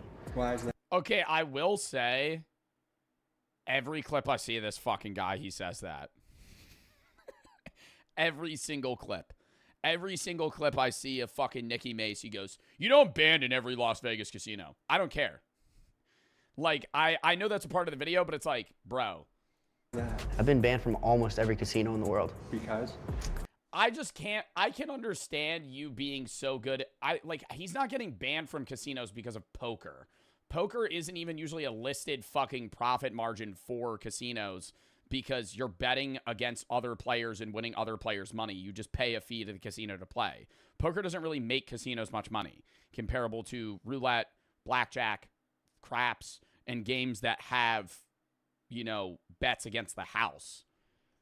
He's getting banned because of that. But I don't understand how he wins that much money in blackjack when even if he was able to count cards, there's a auto shuffler, there's a 6-deck shoe. Like, even if he's playing on, like, a 1-card deck, like, your odds are, like, 51 to 49. Well, I know it's for winning too much. Some of them have said it, and some of them won't. I made most money in Baccarat, second most in Blackjack, and I would say I probably play in the highest stakes PLO games in the world. My biggest single session win was $11,526,000. How do you prove it? Well, all my tax statements are out. I mean, we could log in all my tax records right now. Drake to Lil Baby to literally anybody you could think of come forward to verify that they've witnessed it happen. So all of these people come forward to verify. Not a single person can say they have ever witnessed the opposite. Don't they want you to play? There has to be a time where he gambled for someone and lost their money. You're playing a casino game. That's what I don't understand. How can he gamble for, like, a bunch of famous people and never lose for them? Play high stakes? Yeah, because they think you're gonna lose high stakes. My biggest loss was $8 million in an afternoon. Losing the $8 million. Okay, see, there we go. There we go. Now it's making sense. Now I'm no longer skeptic.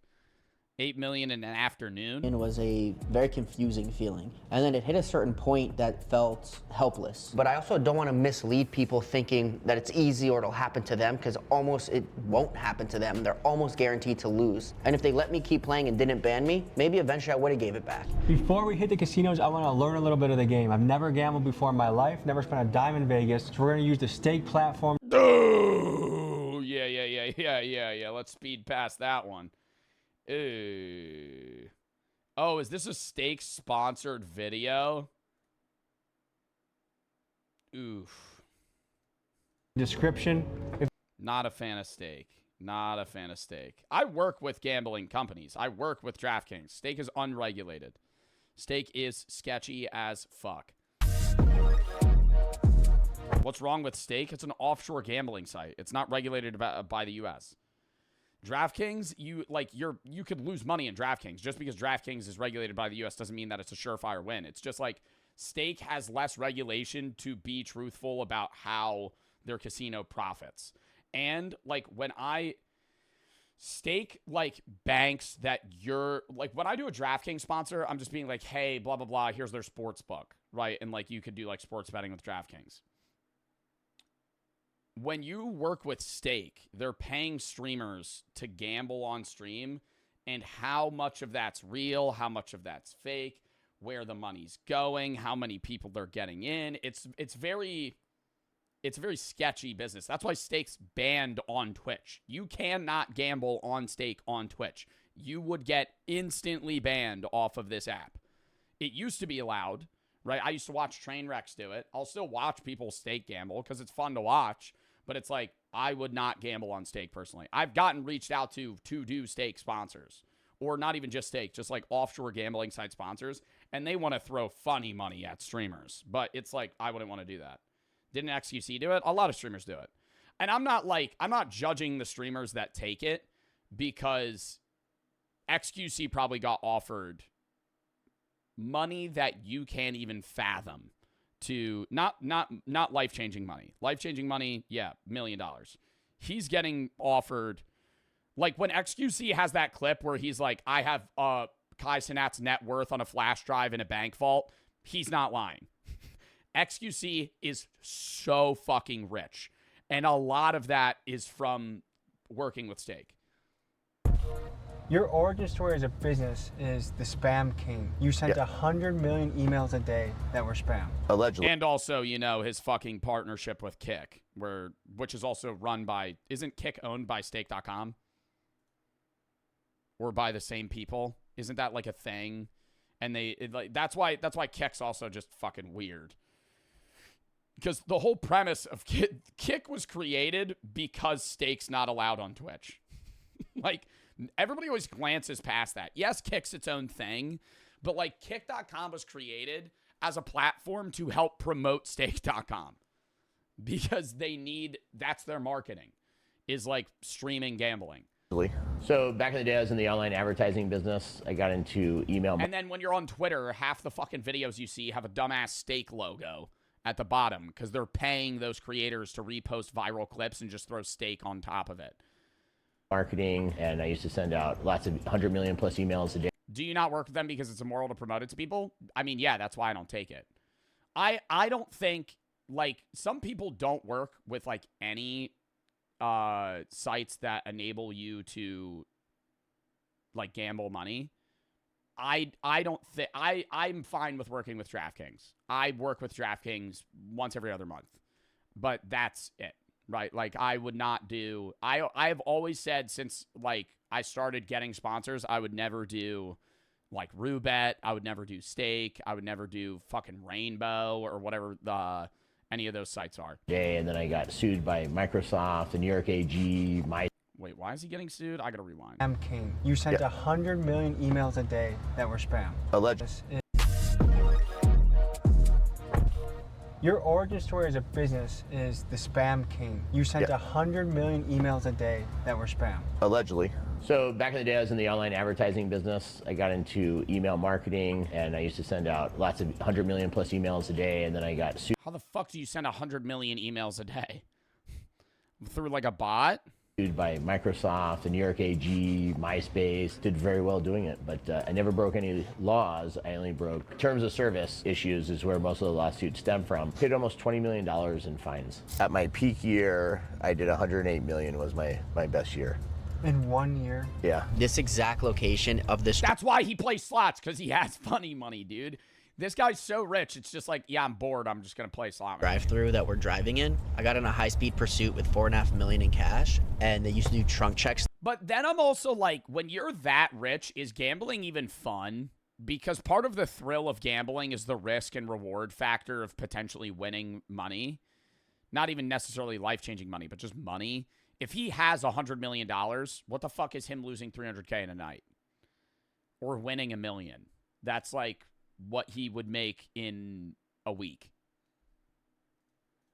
There, and one of the security is how I got away from the guys chasing me. Why were you in a high-speed chase?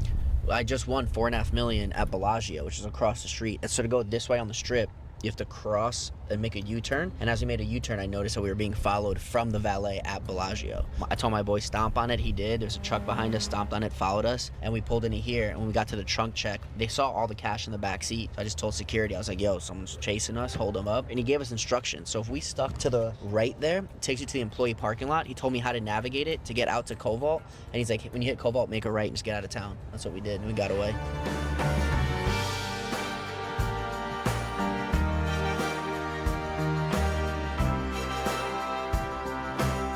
So we're here at the Venetian. I've won more money. Also, they leave out this very significant factor when you see these lovely rooms.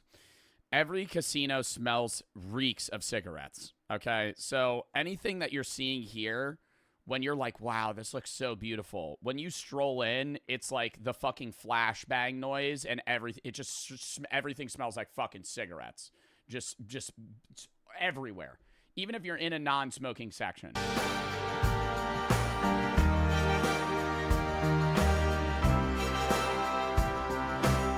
So we're here at the Venetian. I've won more money in this building than any other building I've ever been in. I beat them for $15 million. And I'm actually kind of nervous being here. I also have not been back to this building, not even once, since I've been banned until right now. We're here on spring break, so it's particularly packed. It's March Madness weekend, and people are moving and shaking in here, and it honestly blows my mind. My idea of a vacation is an Airbnb with no one near us, near mountains or woods, but this different strokes for different folks. And guys like Roger here thrive off an environment like this. This is the one I got the $1 million on.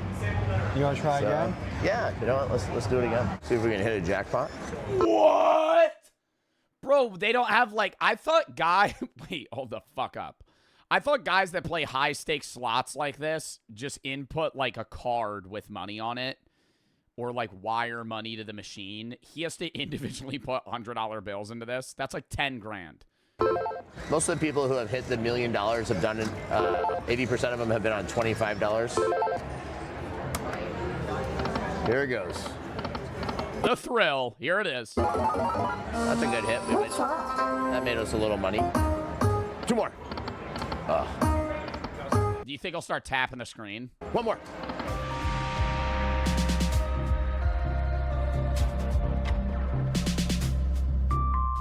You'll stay here for how long at a time usually? Come on, come on! I'm happy, you know. Sometimes if I win a pretty good jackpot, I'll quit. If I don't hit something, you know, sometimes I'll go all in until I get it. I don't have a set time limit. Were you ever married before?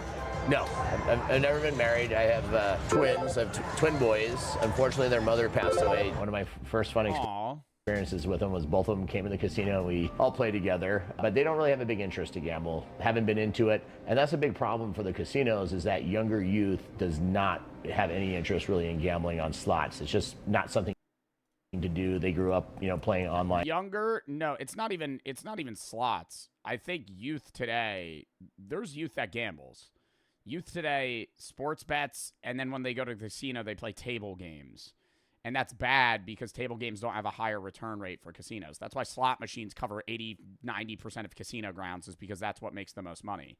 Video games and so much other stuff. Because I don't follow sports that closely, I didn't realize how massive sports betting has gotten. And this is how it all happened, folks. Previous to 2018, it was illegal across the United States. Then the Supreme Court made the decision to rule sports gambling to be legal, and this unleashed the floodgates. 38 states have since approved it as part of their legal commerce, and this has resulted in a booming industry that did $300 billion in 2023, which, to put in perspective, makes it more than 30 times bigger than that of the business of the Vegas casinos. And according to Siena College Research Institute, nearly half of men aged 18 to 49 have a sports gambling account. I feel like it's more, if you went statistically lower than 49, every single guy I know has 4+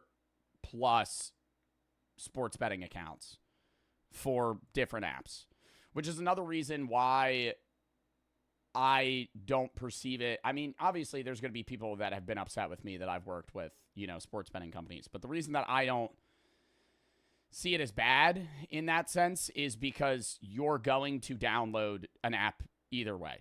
And that's a bad logic reason to say, and I recognize that. But at the same time, it's like any guy in college sports bets. Any guy in college sports bets. Like every guy you know in college sports bets. Just do stocks. Yeah, don't do options tradings. That's the same. At that point, it's just the same thing as gambling. But that's dumbass logic. Yeah, I know. But it's I perceive sports betting as something that is less risky in terms of getting addicted than casino gambling.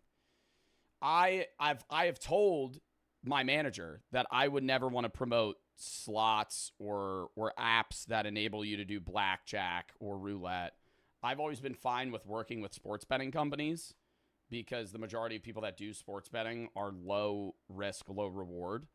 But there are people that abuse it. And I don't know. No CSGO Lotto? No. Well, those are also really fucking sketchy. CSGO Lotto is another thing that's like akin to like Roulette. If you're fucking like gambling IRL money to like pull knives that instant sell and shit like that, like the apps that Togi uses, yeah, no, those are bad. Sports betting chill as fuck. Well, sports betting is a company, and they're obviously making money because the majority of people that sports bet lose. It's just, I don't know. In my own mind, it's hard to explain. Stocks is the bottom of the barrel trash. No, stocks isn't the bottom of the barrel trash. What the fuck are you talking about? Not financial advice. What do you mean stocks? I think stock options is stupid. Not financial advice again, but most people that play stocks that are young don't recognize it's like a long-term investment. You're not going to make money from stocks in a month. You're not going to make money from stocks in a year. When you use the stock market to make money, you're playing the stock market for the rest of your life. And furthermore, the average household that does sports betting loses about $1,100 a year. To me, those numbers are astonishing. Let me know $1,100 a year. I sports bet a lot. I don't lose $1,100. The comments if you think this is that real? This is something we need to be concerned about as a society. How much money are you willing to lose today? We got it. Okay, I understand, like, if this gets I'm going to post this shit on YouTube. I don't give a fuck, right? If people want to, like, share their opinion on, the sponsorships that I've done in the past, that's perfectly fine, right? I'm all ears to, like, hear what people think about the companies that I work with. And I'm always, ears for that. But I find it a little odd that he's like, don't you think sports betting's a bit of a problem when he just did a steak promo 5 minutes before? Like, you could argue that both are bad, but you can't argue that steak is better than sports betting. We got it. Up to $1,198,000 I could win right now. Yeah, but he's probably going to win like $500. Now what do you have to do? All I have to do is that. I know who you are. I love you, by the way. Thank you. But they don't want you here, so we're just going to... That's baseball 2021, that's all. 21-21, you can come back. 21-20. In 100 years? In 100 years, he can come back when he's 130. 21, yeah, man. So 10 years? No, 100 years. 100 years. I got a 100-year trespass. Yeah, man. Hereby warn you that you are trespassing property by statute 207. Y'all have a good one. Stay safe out there. All right. Have a good day. Sorry. Thank you. So I saw them like gathering and like pointing at me, and I was like, I know, you know. These are property, so you gotta go out. Oh, we're not on. We're still on property. Shut the fuck up. That's where I'd start arguing with him. I'd go, dude, I'm standing outside of the fucking building. I can't play the casino games if I'm not in the fucking building. This is the closest I'm allowed to come. So any past year? Yeah, they told me they'll arrest me if I come back. Is 100 years a typical ban? No one's ever used the number 100 before. They're like, you're banned, get out. Have you ever played slots before? Never. All right, you know what? Touch that. I'm putting my faith in you.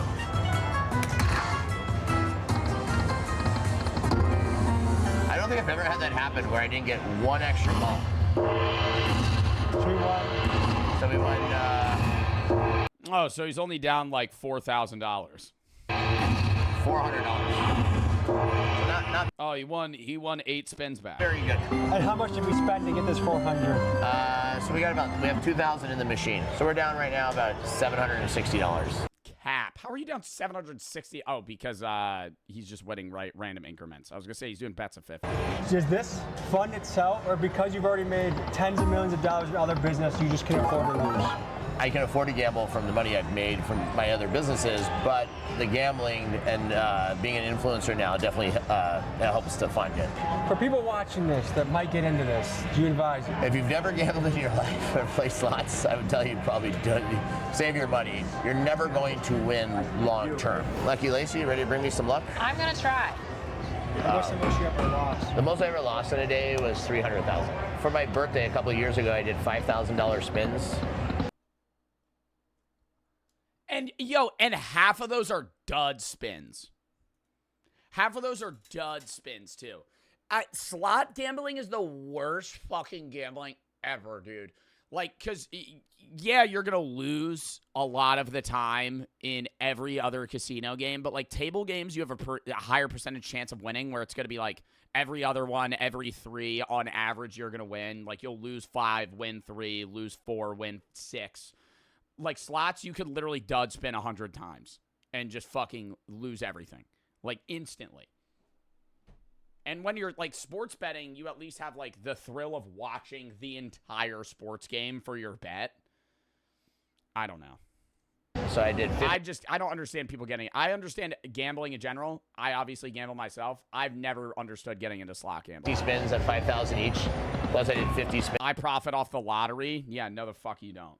At 1,000 each to celebrate my 50th birthday, and unfortunately I lost just during that session of 300 grand. I lost about $250,000. What's the most you lost in a night? It was between 3,000 to 5,000. This is Lucky Lacey. She's a former exotic dancer and winner of 2016. Bro! Why are we having her on as a casino expert when she fucking lost 3 grand in a night?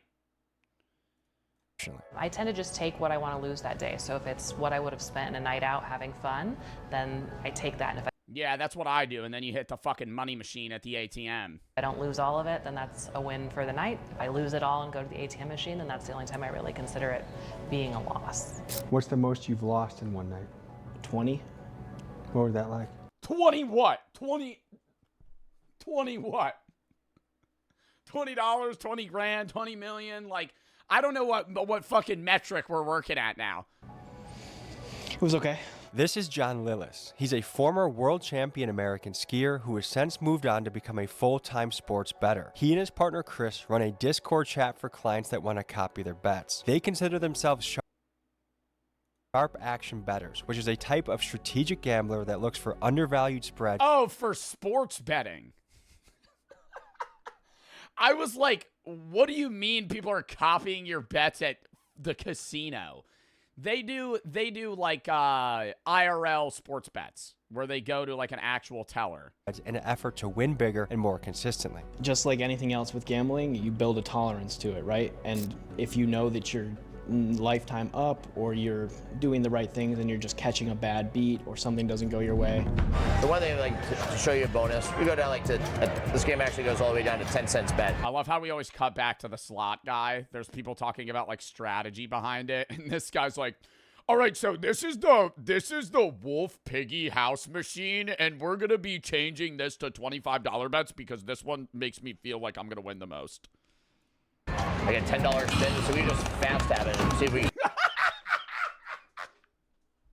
get a bonus so you can see what it does. One freaking bonus here.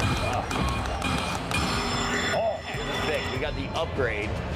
This is big. So this is gonna upgrade us this wheel. We could hit this major right now for $12,000. We could hit that super grand for $167,000. This is big. One more. All right. So these are all going to become wood houses now, and we're going to get another spin. Oh, that's huge.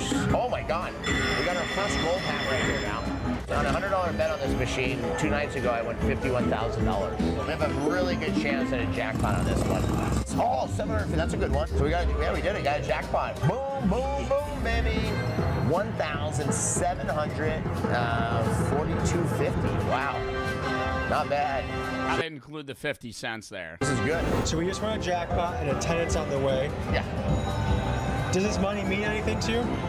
Yeah, I feel like I got a little revenge for what we put into it. But I mean, at the end of the day, it's not life changing. It's not going to change where I have dinner at tonight.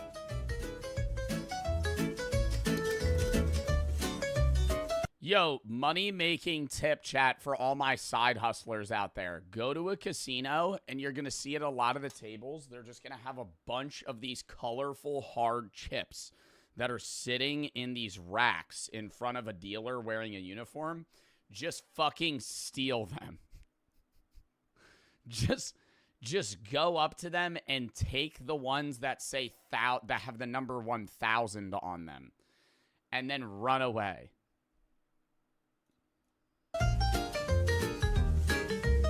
But you're going to need to come back with a fake mustache disguise to cash them in, because they're worth nothing until you get that. You have to cash them in at that casino. So they're going to remember what you look like. Maybe pull the trench coat strategy. If you have a younger brother or sister, you could get them to stack on top of each other and wear a trench coat with a top hat and walk in to cash in the chips.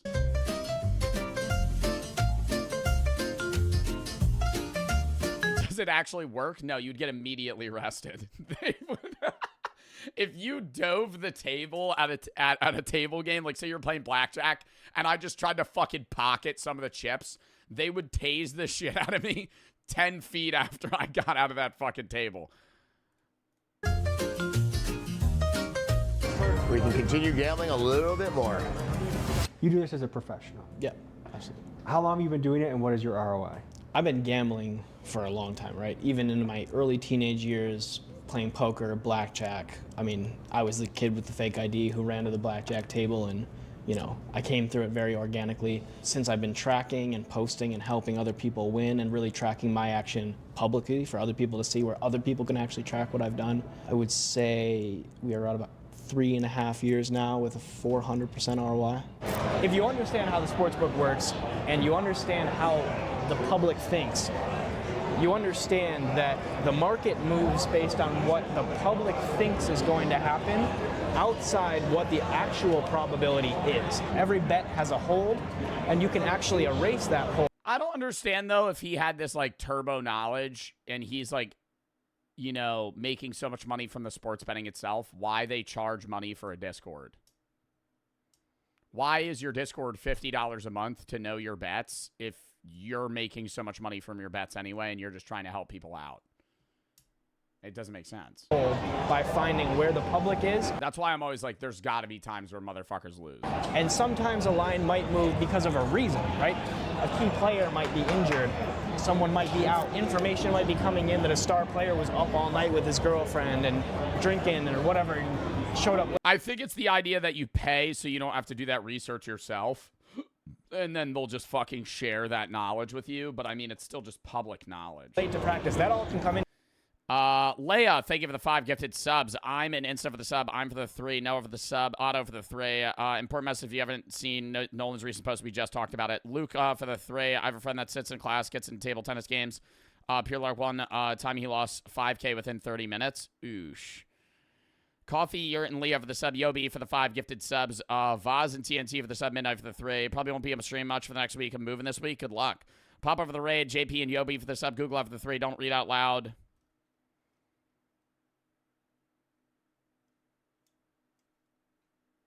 I've talked to him already multiple times. Like, that's what I was saying previously.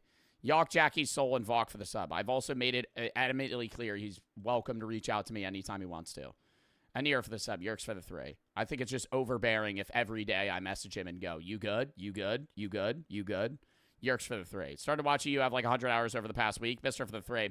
XE and 1 bad for the sub. Casey for the 3. You look like Mick Lubin. JB, Pug, and Ghost for the sub. Robo for the 1,500 biddies. My birthday. Happy birthday. Swaggy Zodic, Gigantic Phoenix. That one guy, and Robo for the 10 gifteds. Dallas for the sub. Bag for the 3. Josh for the 3. Remember when we all called you Albert? Into it. But sometimes none of that stuff is a factor. It's just who is more favored? Because a lot of people bet with their heart. You will get more money by being on the other side of that bet. And is this your career? This is your income? Full-time job. What we do is, I mean, we do this every day. So we do have that secondary income stream of, there are a lot of people that are looking for an edge, and they want to gamble, but they want to gamble responsibly, and they want to. So people subscribe to get your picks. We take. But gambling responsibly, like when I talk about that during sponsors, like gambling responsibly isn't gambling to make money.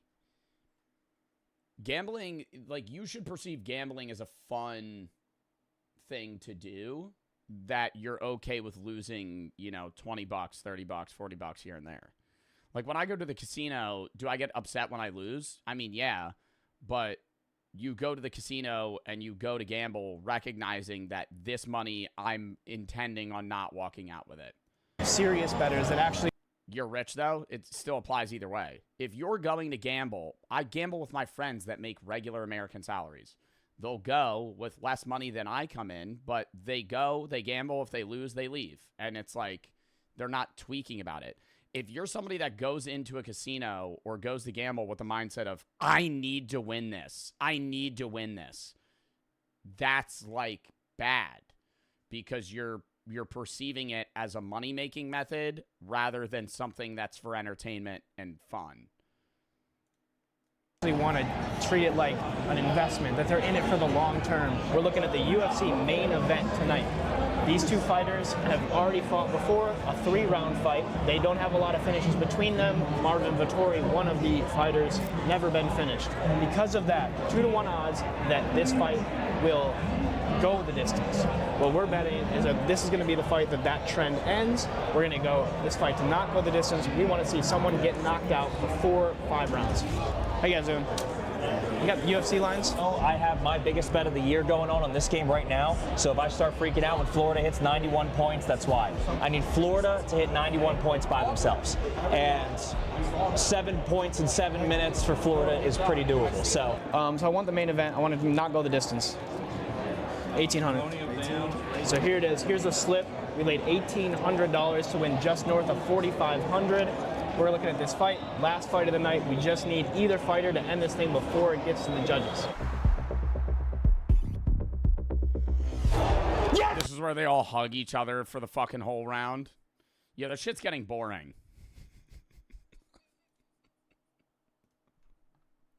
I'm skipping it. They're like, I don't want to watch them fucking bet on a fucking sports gambling game. I don't give a shit. Joe Bartolozzi for the 3. I already read that, and Mossy for the sub. All right, next. Movies I thought were weird, too. Video going over some movies I thought were weird. But that video was majority movies handpicked by me. What would happen if I let y'all pick the movies? That's exactly what we'll be. I recommended one to him. And my chatters are saying he watched it. I recommended Velocipaster, so we'll see if that shows up. It's a movie where there's a velociraptor. Or there's a pastor who also happens to be a velociraptor.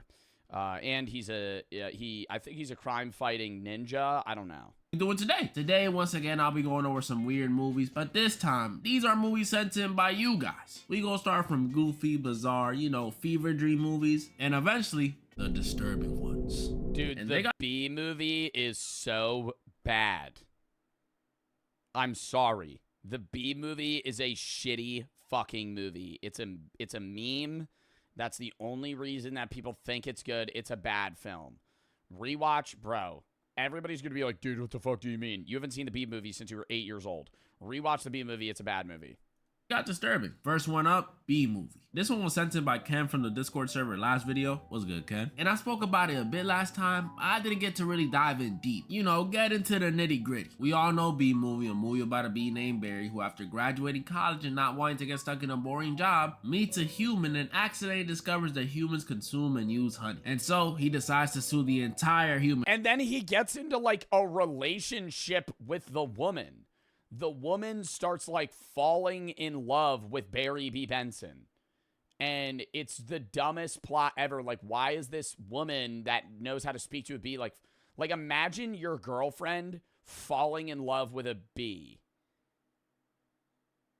in the middle of like spring, and it's just like in her house. You're trying to kill it, and she's like, no, that's my friend.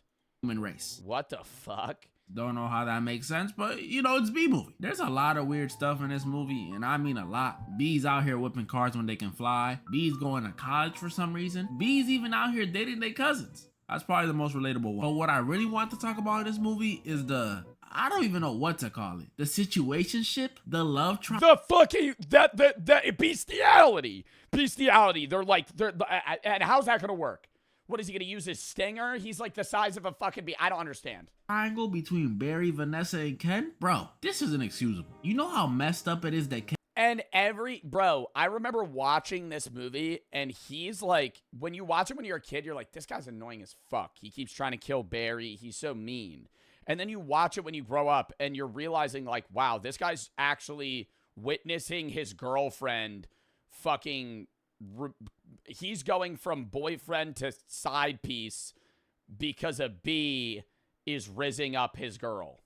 Ken, I just realized y'all got the same name, Ken. Ken has to just sit there and tolerate his girl chilling with, cooking for, and getting rizzed by his allergies. It's already bad enough that he's not human, but she's pretty much leaving him for the enemy. That would be like me coming home and walking in on my girl in bed with a shrimp, or a cat, or a shrimp cat. I would be sick. The most messed up part is in this movie, the boyfriend Ken, he's supposed to be like the one that's tripping. He's the goofy one, over the top, the one we all laughed at as a kid. Haha, he's bad, his girl's into bees. But no, he's the only sensible one. What do a bee and a human even have in common? As much as racist people say otherwise, none of us come in shades of yellow. I can see why he crashed out and tried to kill Barry. This is ridiculous. And before any of y'all say, Barry didn't have romantic feelings for Vanessa. Oh yeah? Then why does this movie have a deleted scene where Barry is trying to call off their wedding that he planned? Bet that's a deleted scene? You ain't know about that, did you? Next one up, I was gonna go over it regardless, but... Damn, what if they fucking added that in, though? What if they added that in? Right, you just fucking full, like, you're like, wow, there's, like, weird tension between these two. Full fucking plot twist at the end, they're getting married. Shout out to me. And they have like half bee, half human kids. Somebody make a part 2, B movie 2, where they get married and then they have like half bee, half humans. Mr. Adder for suggesting it. Oh, you Arabic? What would that even look like? Oh boy. Can somebody draw me an image of what somebody ask editor? Ask ChatGPT to make a half bee, half human figure. Throw up an image on the screen. Let's see what it looks like. Wow. That's not what I thought it would look like. Wow, wait, actually, let's do both. Wow, that's exactly what I thought it would look like. Salam alaikum, alaikum salam. Dominican. Minecraft. Man. I still need to see the Minecraft movie. Before I talk about... I'm getting like FOMO. I'm getting FOMO from it. And this is why I hate the whole like trend of everybody needs to see a movie the week it's released. Can we all agree to like just wait a month? Cause what the fuck is this shit? The movie drops and I have to drop everything that I'm doing to go see this fucking film. I just want to watch it like when it's out on like TV. About this movie, I need to tell y'all how much I loved Minecraft as a kid. Y'all don't understand. Every day after elementary, I'd come home and watch Sky Does Minecraft and Team Crafted play cops and robbers or Hunger. I used to watch that all the time. I used to watch Hunger Games all the time. I remember going to school and itching to go home and just binge watch Vicstar Skyblock series for like 9 hours. There was summers where all I would do is just watch Pixelmon series of different Minecraft streamers for like 10 hours straight. From like 9 a.m. to like 7 p.m. Like I would just watch the same guy just fucking grind Minecraft all day. I mean, I would do it with other YouTubers that weren't gaming related as well, but games or just a Minecraft was a big, Minecraft mod packs. And I remember being so jealous watching these Minecraft mod packs because I used to play like PE on my fucking iPad mini. Mod review. And I'd go, oh my god, these mod packs are so cool. I wish I could play on one of these servers. These videos, this game made me want to be a YouTuber.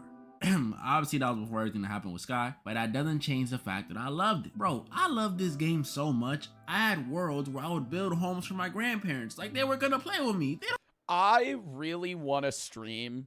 Can we take a moment to just list some Minecraft YouTubers that we watched? I think I could go Minecraft YouTuber for Minecraft YouTuber for like actually 4 hours. I think if I was sitting in a room with somebody, I could just list Minecraft YouTubers. Bro, Dan TDM, Preston Plays, MC Finest, Vicstar, Sky Does Minecraft, Deadlocks, Basherverse. That's a fucking callback. Bayesian Canadian, Jerome ASF, fucking Captain Sparkles. Yes, Stampy. I never got into Stampy. I wasn't a fan of Stampy, if I'm being real. I know he was a very wholesome creator, but I feel like I even got into Minecraft a little too late for Stampy. Stampy was like OG. Yeah, I used to watch popular MMOs here and there. I used to watch Sunday a lot, and Kramer, his friend, Yogscast, the old Yogscast series. Oh my god, dude. Yes, Seth from Yogscast, Technoblade, Rip Technoblade. That's so sad. Who else? I'm trying to think of like who I watched on a daily basis. Yo, XRPMX13. Another fucking pocket pick. Pocket pick. Dream's a new Minecraft YouTuber. Dream, regardless of all the shit that happened, Dream is not a nostalgic Minecraft YouTuber. Dream was like fucking 3-4 years ago. Like I'm doing callbacks to like 2014 Minecraft, 2015 Minecraft. Tapel still does shit now though. Lachlan, before he swapped to Fortnite. Who else? There's other people for sure. MC Finest is a big one. That's like a niche pick that I had. I don't even know how I found MC Finest, but I used to watch them every day. It was a group of 3 friends that used to just play Minecraft. And I would watch them all the time. There was also that good era. Y'all remember that era? This was probably like 2020, like prime COVID, where people were doing those like 1,000 days in Minecraft world, like those like long hour-long challenges. This was like around Dream's time, but like maybe a little bit before, a little bit after. Those were good when it was just like, hey, 1,000 days in a Minecraft world, because it's like, what else do you do? Because most people quit after they beat the Ender Dragon. Somebody said SB737. I don't know who that is. Luke the Notable. I feel like that might be... I could probably... there's probably some other ones that are stored in the back of my mind. I don't know anybody else, though. Who else played with, like... Who else played in Cops and Robbers? I always just remember, dude, I used to watch Basherverse before all that shit happened. He's dead. Basherverse also died. And all that shit happened with him. That was like way back, though. I don't know what Minecraft is. Yeah, he died of COVID in like 2021. Wolfles! Wolfles! Or Wolfless? He used to play with Vicstar. Yeah, love Wolfles. I never watched his stuff, but I love the videos that he was in. That's just how much I loved it. I thought anybody could play. So for me last year to see a Minecraft movie trailer, I was hyped. It meant the world to me. You know, about 10 years too late for me, but I was still hyped. But then I saw Jack Black as Steve and Jason Momoa as Jason Momoa. Oh my goodness, they ruined my childhood. I think Jason Momoa wasn't an upsetting cast for me in the movie. And neither was Jack Black. It was more so that just Jack Black was Steve. But everybody's been saying good things about it. I've also been seeing Jack Black being very wholesome and promoting the movie very well. So, you know, I'm kind of like, I don't want to say I'm turning a new leaf on the Minecraft movie before I've even seen it, but I think I was too harsh. I just have a very personal attachment to, like, Minecraft in my childhood. So I was like, damn, they're going to fuck this movie like the Mario movie. Or so I thought. As some of y'all may have seen on my community post or on my IG, I went to watch it this weekend. And honestly, it wasn't terrible. I might even say it was an enjoyable experience. I'm not saying it's a cinematic masterpiece. It's not The Godfather or anything. But with a decently sized crowd and some friends who played Minecraft and don't take stuff too seriously, you'll enjoy it. Yeah, I was originally thinking, I told Brooke I wanted to see the Minecraft movie with her, and now, you know, love Brooke, love my girlfriend. I kind of don't, because Brooke doesn't know Minecraft, and it's going to really damper my experience if, like, he goes, Ender Pearl. And then I'm like, oh my god, it's a freaking Ender Pearl. And then I look over to Brooke, and she's like, I don't know what that is. So I feel like I have to see the Minecraft movie with, like, a group of my friends that have played Minecraft. Because if you watch the Minecraft movie and you're not getting the references, the movie sucks. Okay, the movie's just going to be bad. Like, honestly, the movie had no depth to it. The storyline was bland. It was really just Jack Black doing funny faces and line deliveries. But bro, that was probably the funnest theater experience I've had since No Way Home. Like, no joke, in my theater, every time they made a reference to something, everyone would just start applauding. I am Steve. Yeah, I remember getting mad upset watching No Way Home and Zendaya not remembering Tom Holland and being like, no. Me getting, like, so fucking attached to their relationship, being like, they're meant to be together, though. That's a spoiler, bro. The movie came out 5 fucking years ago. Flint and Steel. Chicken jockey. I'm serious too. This dude Steve could have taken a dump on screen and they still would have applauded. And that's what this movie was. It was a they did the thing movie, and it was great. My favorite scenes were the one at the ending where the villain kept trying to sneak attack Steve and kept failing. Is this like the pirated version where they, like, edited the fuck out of the movie? And it was great. My favorite scenes were the one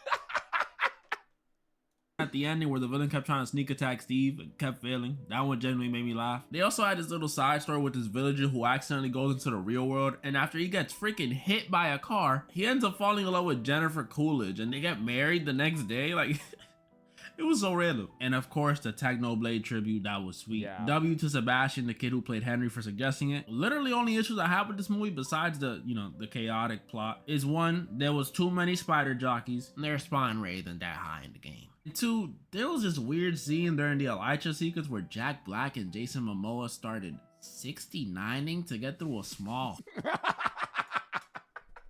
Oh shit. Oh my god. Hole?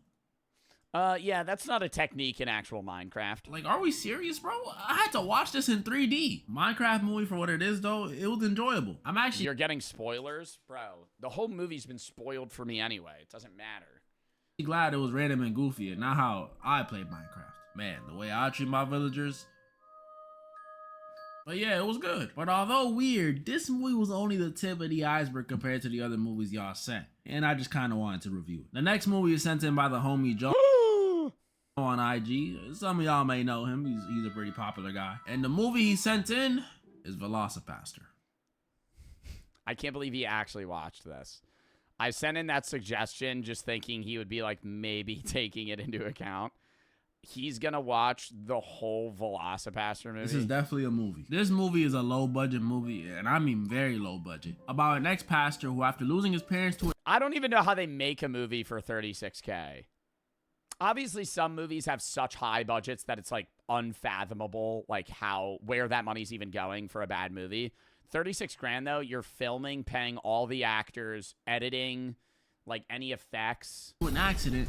This is the accident, by the way, because they couldn't afford fire effects for this movie. He drives, yes, drives to China to help rediscover his faith.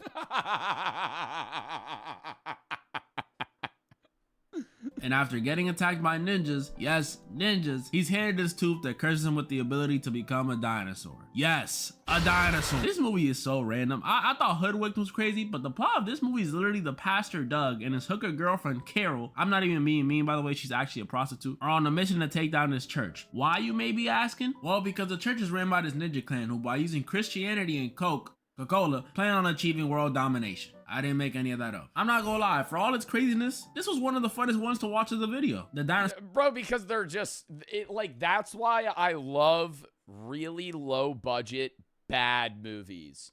Because they're so bad that they're good, because you get in, like, a groove with storytelling where you can understand what's gonna happen next because you know how a good story flows. Obviously, there's plot twists, and there are very, like, standout films where they really trick you and it goes one way or it goes another way.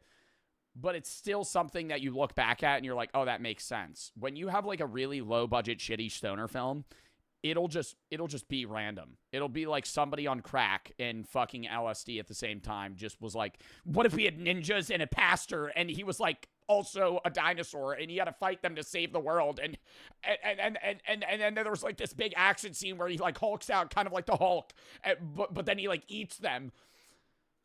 Dinosaur suit looked so bad that it was actually hilarious. They also had funny random scenes that didn't make any sense. Like at the end when this ninja attacks Carol, but then he just starts crying. Like, bro, wouldn't y'all go to kill her? Or even before that, when Doug arrives to confront the ninjas and finds out one of them is his brother. Like, okay? And then he just kills him with no remorse, not even a frown, nothing. Alright. This is one of those movies that's good to watch with friends if you got nothing else to watch. That's what I'll say. And honestly, time well spent. I'm actually grateful for this one. Yeah, it's fun to watch in a group to like make fun of these films. This was the last of the silly, fun, you know, goofy movies sent in by y'all. Now, we get into the disturbing ones. This next one comes in from Mr. Stinky99 on YouTube, who told me to watch Human Centipede. Imagine somebody just spamming that. Hey guys, Derek FDB here. You guys got any movies for me?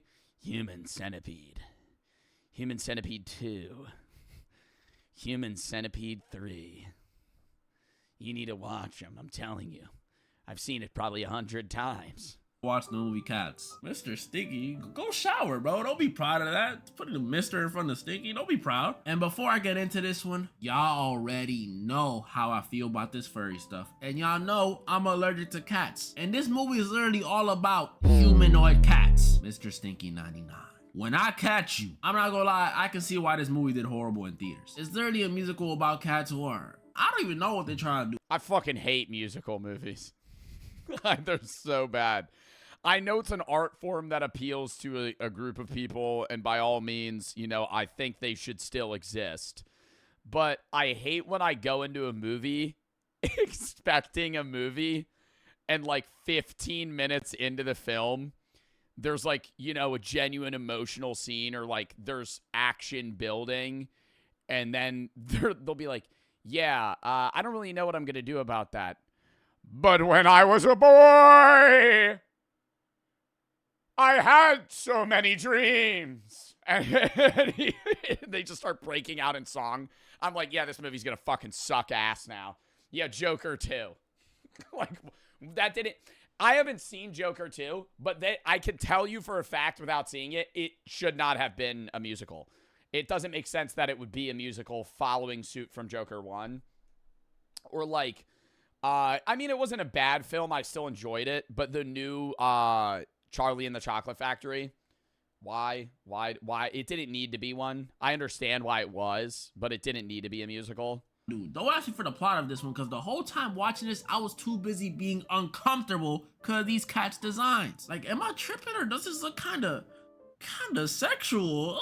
Ugh. I already mentioned to y'all last video was Zootopia that this first... Or not Lopunny. What's her name? Lopunny's the Pokemon. What's the rabbit's name everybody like fucking sims over? Stuff be throwing me off, but this is even worse than Zootopia, because Judy Hopps. At least in Zootopia, the animals are moving like humans and have clothes, except that one scene. But in this one, these are real humans moving like animals, hissing at each other, making cat noises, walking on all fours, and they're like kind of naked. To make things worse, the real humans in this cast are some pretty popular people. Rebel Wilson, Jason Derulo, I'm not that surprised about that one. Idris Elba, and one no one would have ever expected, Taylor Swift. Yeah, she's in the movie, and guess what? As another cat. Hear me out though, I just can't watch this. There's nothing technically inappropriate about this movie because they just cats. Cats are always naked, but it just doesn't feel right. And I don't want to hear no one say, you only hating because you allergic. I'll have you know, even though these dudes nearly killed me, I still think cats are cute. I even took care of a stray mama cat when I was a kid back in DR. Gave her milk and everything. R.I.P. But bro, you can't expect me to like cats this much. Some cat... I just think the CGI comes off as too real and creepy. If it was like CGI cats just with human voices, that'd be different than a CGI cat with the human face still over it, where you can recognize like what actor it is. That mom's out there though, I wouldn't be surprised. All I'm saying, Yeah, it's definitely uncanny. It's like uncanny it is, valley. you won't see a movie this weird come from a dog lover. That's all I'm saying. It's not that they're too big. Even if they shrunk them, it would still be weird. Oh, this next one is sent in by MM from the Discord. MM, my dog. Why would you send this? Off the rip, this movie is different because instead of it being in English, it's in Norwegian. That already made me scratch my head at it. It's about a Norwegian dude named Christian who owns a dog, but as you can tell, that's not a freaking dog. It's just a dude in a suit. It's supposed Oh my God, stop. to be like one of those my partner identifies as a dog type of situations. Yeah, I know those videos. And I know the Bible says love thy neighbor, and I do Is the love whole movie about this? my neighbors. But bro, if I visited my mom's, I've seen this. Why have you seen this? You could ask me, hey Joe, why you watch Velocipaster? And I'd be like, it's a dumb stoner movie. What made you want to watch this movie? It's creepy. Is it like a horror film or is it just weird? and saw this as her pet, all the love is gone. I can't rock with this. I'm not gonna lie, this one has to be the worst one so far. It's worse than any of the ones from the last video. I know I said send me weird movies, but this movie is weird. With cats, yeah, it's a little uncomfortable, but it's really just a musical with some oddly erotic looking cats. But this one, look, MM, why would you send this? I thought y'all rocked with me. I go over a lot of horror movies on this channel, and this movie made me feel more uneasy than any of the ones I've been over. Every scene of the dog next to the owner, or eating, or chilling in bed with him. I think those are the best and the worst horror movies. Ones that don't really have that many jump scares. You're just like always on edge. You're always uncomfortable, and you feel like something bad's gonna happen. like an uneasy feeling. Ugh, just grosses me the heck out. Am I bugging? I just don't want to see this. I almost didn't finish watching it until I seen how deep this plot gets. Man, it gets deep. So the owner of the dog in this movie, this is like normal to him. Owning Frank, that's the dog's name, is just regular to him. Like you can go down to freaking Petco and pick one of them up. So when he gets to scrolling on, Wait, so if in this movie, is the dog an actual dog, or is it a human dressed as a dog? Obviously, it's a human dressed as a dog when they filmed it, but is it supposed to be a dog? No, it's supposed to be a human that's acting like a dog. On Tinder and matches with this shorty, he introduces her to Frank like it's regular, like he's introducing like a family Yorkie or something. And the girl is obviously, thankfully, weirded out. So she lets him know, he says okay, and then she leaves. All the right decisions have been made. For now. But then she finds out our boy, I take that back, he's not my boy. The dude Christian is a multi-millionaire. And you already know how some ladies be when it comes to that cheddar. So guess what she does? She goes back. Yup, this pissed me off too. I would not be able to go back when, if he didn't say anything, they're in bed sleeping together, and then out of the blue, fucking Frank blows through the fucking door, and he's just dressed in a dog suit. That would be so surreal. that would be, I would go, what? That would be an actual, like, IRL WTF. Like, IRL be like, what the fuck? Like, you didn't inform me of this? What's wrong with a dog? Nothing's wrong with people that want to dress like dogs, but I think you should inform your potential significant other, especially if you're sleeping with them, that you have a person dressed as a dog that acts like a dog living in your house that could at any point break through the fucking door, see you naked, and go, roof, roof. That's something that can obviously make people uncomfortable. It was right here where I almost stopped watching. But then it got a little interesting. So the girl Sigrid, that's her name. If people want to have that relationship and you want to be somebody that acts like a dog, or be in a relationship with somebody that acts like a dog, good on you, you know? But you should not swipe people on Tinder and not inform them of that. eventually adjusts to this weird lifestyle because Christian tells her that's his childhood friend who wanted to live like this and blah blah blah blah blah. So she's cool chilling with Christian and Frank, and she starts adjusting until one day Christian decides to take all three of them up to this cabin he has for, you know, a little weekend getaway. And while up there, he tells Sigrid, no phones, you know, you want to disconnect, be in nature, enjoy the moments. So Sigrid agrees. Yep, y'all could Oh, is she gonna turn him into he's gonna turn her into an animal? already sense the weird stuff coming. And that very same night, after having a couple of drinks, Christian walks out the room and leaves Sigrid alone with the dog. And in a turn of events, the dog doesn't attack Sigrid or anything weird like Oh my god, he breaks character and goes, "Help me!" I would go, no fucking way. that. He actually warns her. He tells her this weird dog thing going on, he didn't want to do this. He's being forced to, because Christian is a psycho. I told y'all it gets deep. I told y'all. Yo. This movie subverts your expectations to the max. Instead of the dog No, being now I need to watch this. like this killer furry thing, it's actually the owner who turns out to be the sicko, which low-key kind of makes sense. If you into this type of lifestyle, I'm not gonna lie, I think you're capable of anything, but it does not. Why can't the guy just run? This is like my problem with these movies is he has to go out in public at some point. He couldn't just like run away. Shot collar. End there, because this movie also has one of the most disturbing endings I've seen in a minute. So after finding out Frank is not willingly being a good boy, Sigrid eventually escapes after Frank gave her a window of opportunity. But realizing he's probably being tortured, she goes back to save him. And that was her worst mistake. After knocking out Christian while saving Frank, we see Christian get back up and knock her out. Should've just left, my girl. You should've just left. We then get a mini time skip. How far into the future? We don't know yet. But what we do see is Christian feeding Frank like normal. Okay, that's kind of sad to see, but it's still expected. But then we see Christian head to the barn outside and feed another dog. Yup, y'all know who's in that suit. It's Sigrid, who has been turned into another dog human just like Frank. Oh my girl, you should have just left. But, it's not over. Because when Christian gets back in the house, we see a third bowl. And what? For who? Not gonna lie to you. The second he put the third bowl down, I already knew what was about to happen. Call me a genius, call it my sixth sense. Oh, he was gonna eat from it himself?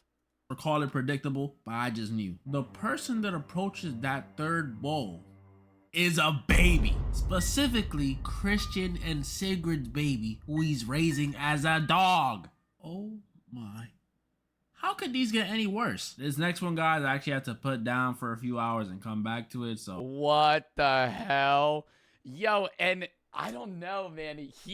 I feel like movies in general you could watch alone, but these types of movies, you need someone to be with you so you can air out your, like, what the fuck moments.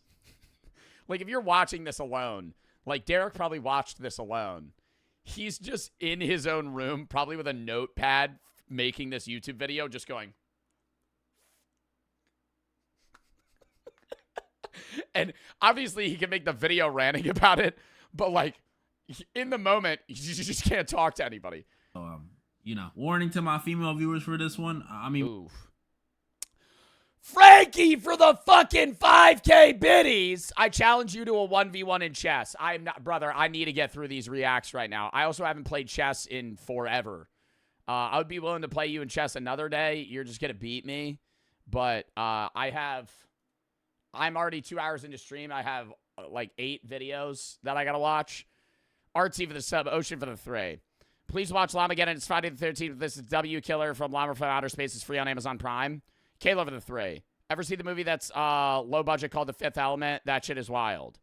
No, I have not seen that, but thank you for the 3. And Frankie, man, like if you ever want to do some shit in the future, I would rather you just ask me than send bits in hoping that I would VIP Frankie. I'll VIP Frankie.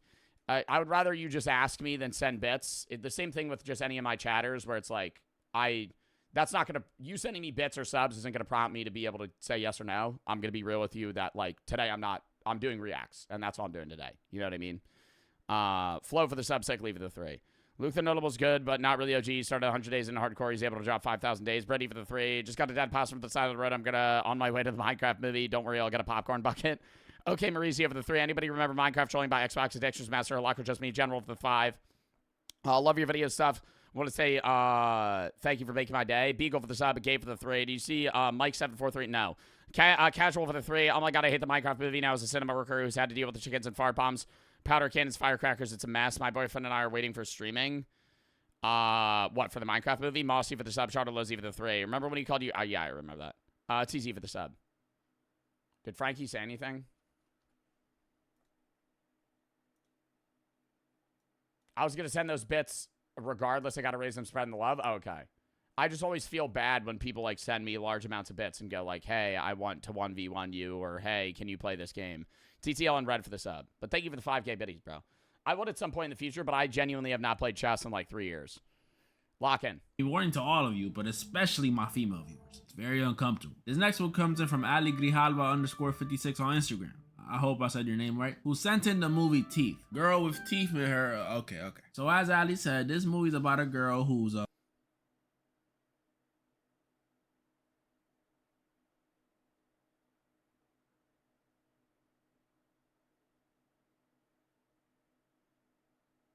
right, it doesn't show anything. Teeth in her vagina.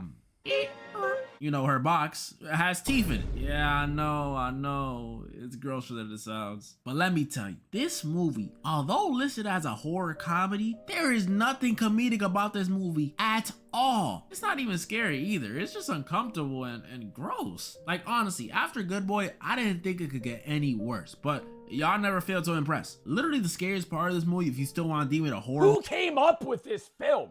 Like, they made an 1.5-hour movie about a woman with teeth in her genitals. Some person went, this would be a great film. We're going to write out a whole script. We're going to pay it. We're going to get a budget. We're going to pay actors that are going to try out. Like, this woman had to audition to play the role of a woman with teeth in her vagina. Luke for the 1,000 biddies. Can we react to some horror films? Do a poll. No. I'm Master for the sub. Not doing a poll. Mods, do not do a poll.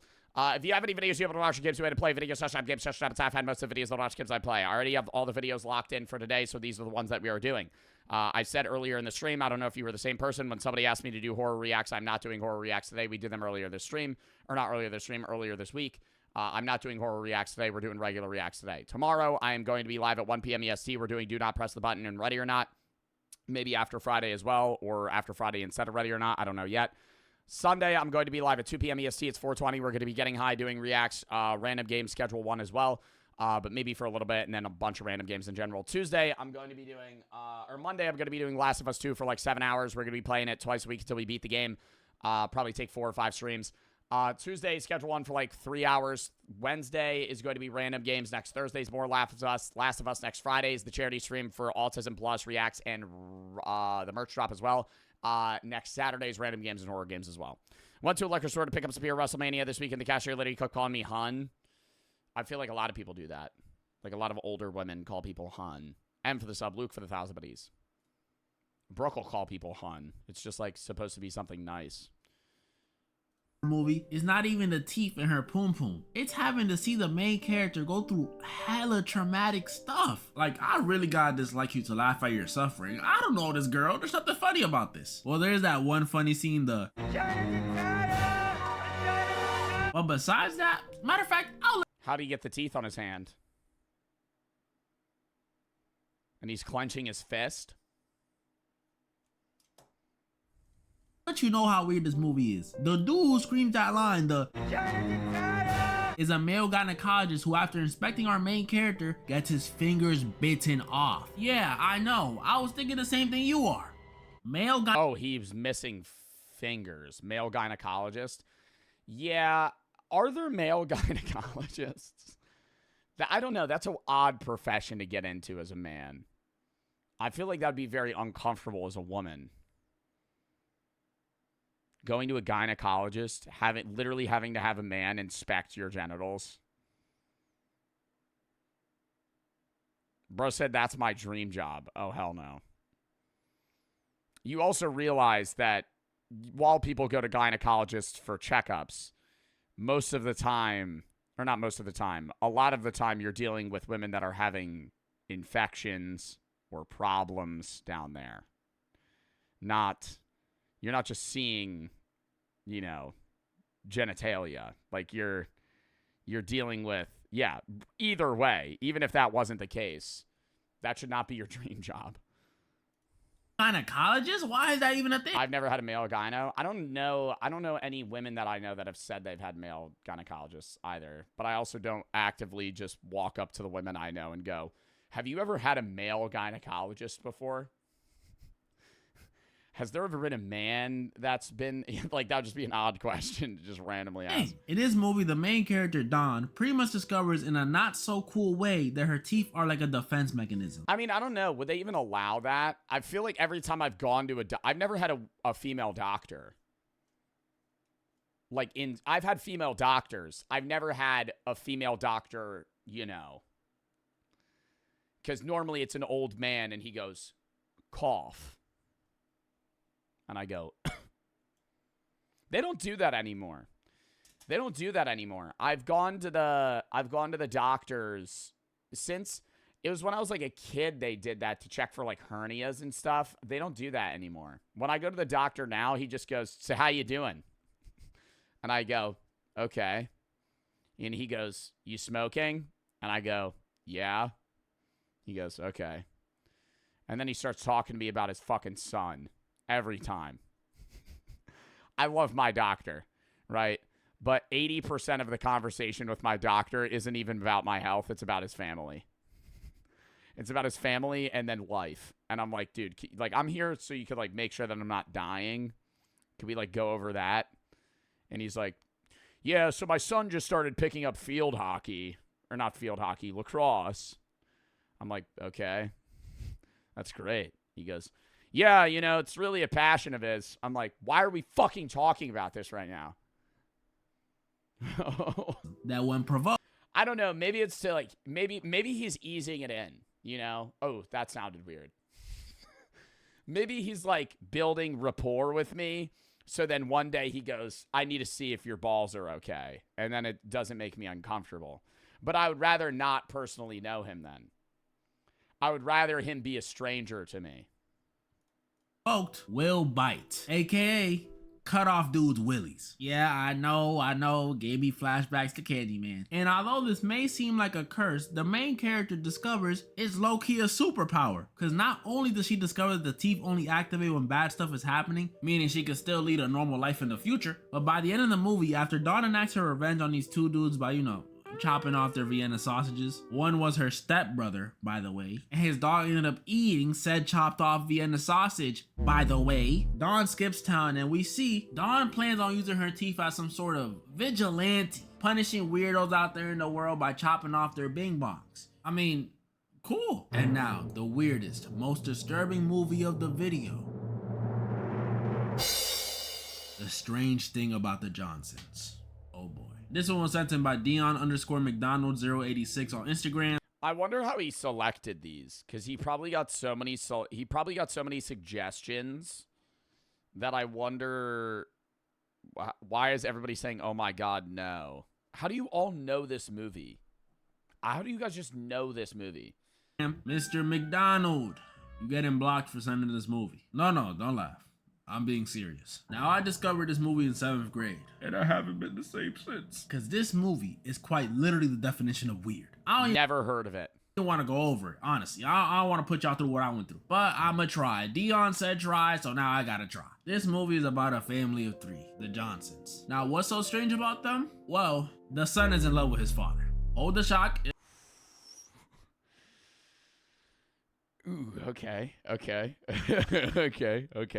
Threw a fucking curveball off the start. It only gets weirder. So this love, quote unquote, is one-sided, thankfully. But the son doesn't seem to care whether or not his dad feels the same, because he spends the next few years, I can't even say it, y'all, I can't. He spends the next few years just doing what he pleases with his father. Again, I like to emphasize, his father does not feel the same. So put 2 and 2 together, what's happening? Yep. Now you can be shocked. And that's what this whole movie is built around. The weirdo son's actions and how they affect not only the father, but the family as a whole. And it's horrifying. Does anyone know but the dad and him? Seeing the light disappear from the dad's eyes over the years, seeing him too scared to even stand up for himself, seeing the mom just sit there and let it happen, it's all just...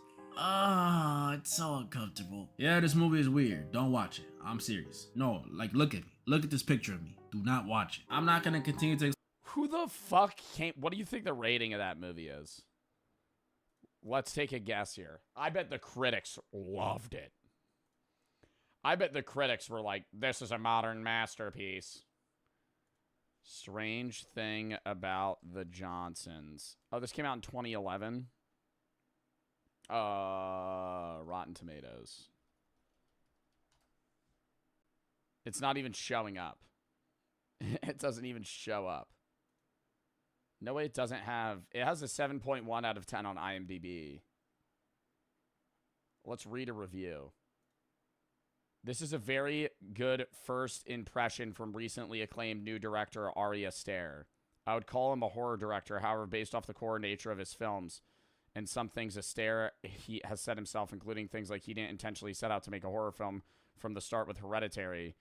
He crafts haunting personal dramas with a way of creating a unique atmosphere. The strange thing about the Johnsons is just that. This is Aster's most genre film, as it feels almost 100% a drama. It is reminiscent of another analogy drama called Family Portraits. Very disturbing. The son and father share a dark secret. The story is very engaging. Bro, get the fuck out of here. Blown away. I was amazed at this movie. It was not at all what I expected to be. The production value, cinematography, acting, writing, directing, and editing were phenomenal. Most other reviewers gave it a bad review because of the subject material. This movie is great. It was thought-provoking. Explain anything else that happened, just know the father ends up dying and the mother kills the son after he tells his mom he loved his dad more than she ever could. Okay. What a movie. Thank you, Dion. That was pretty much all the movies I wanted to go over this video. And yes, you can stop yelling, bro. I will do a part 3. I might even make this series a staple on my channel.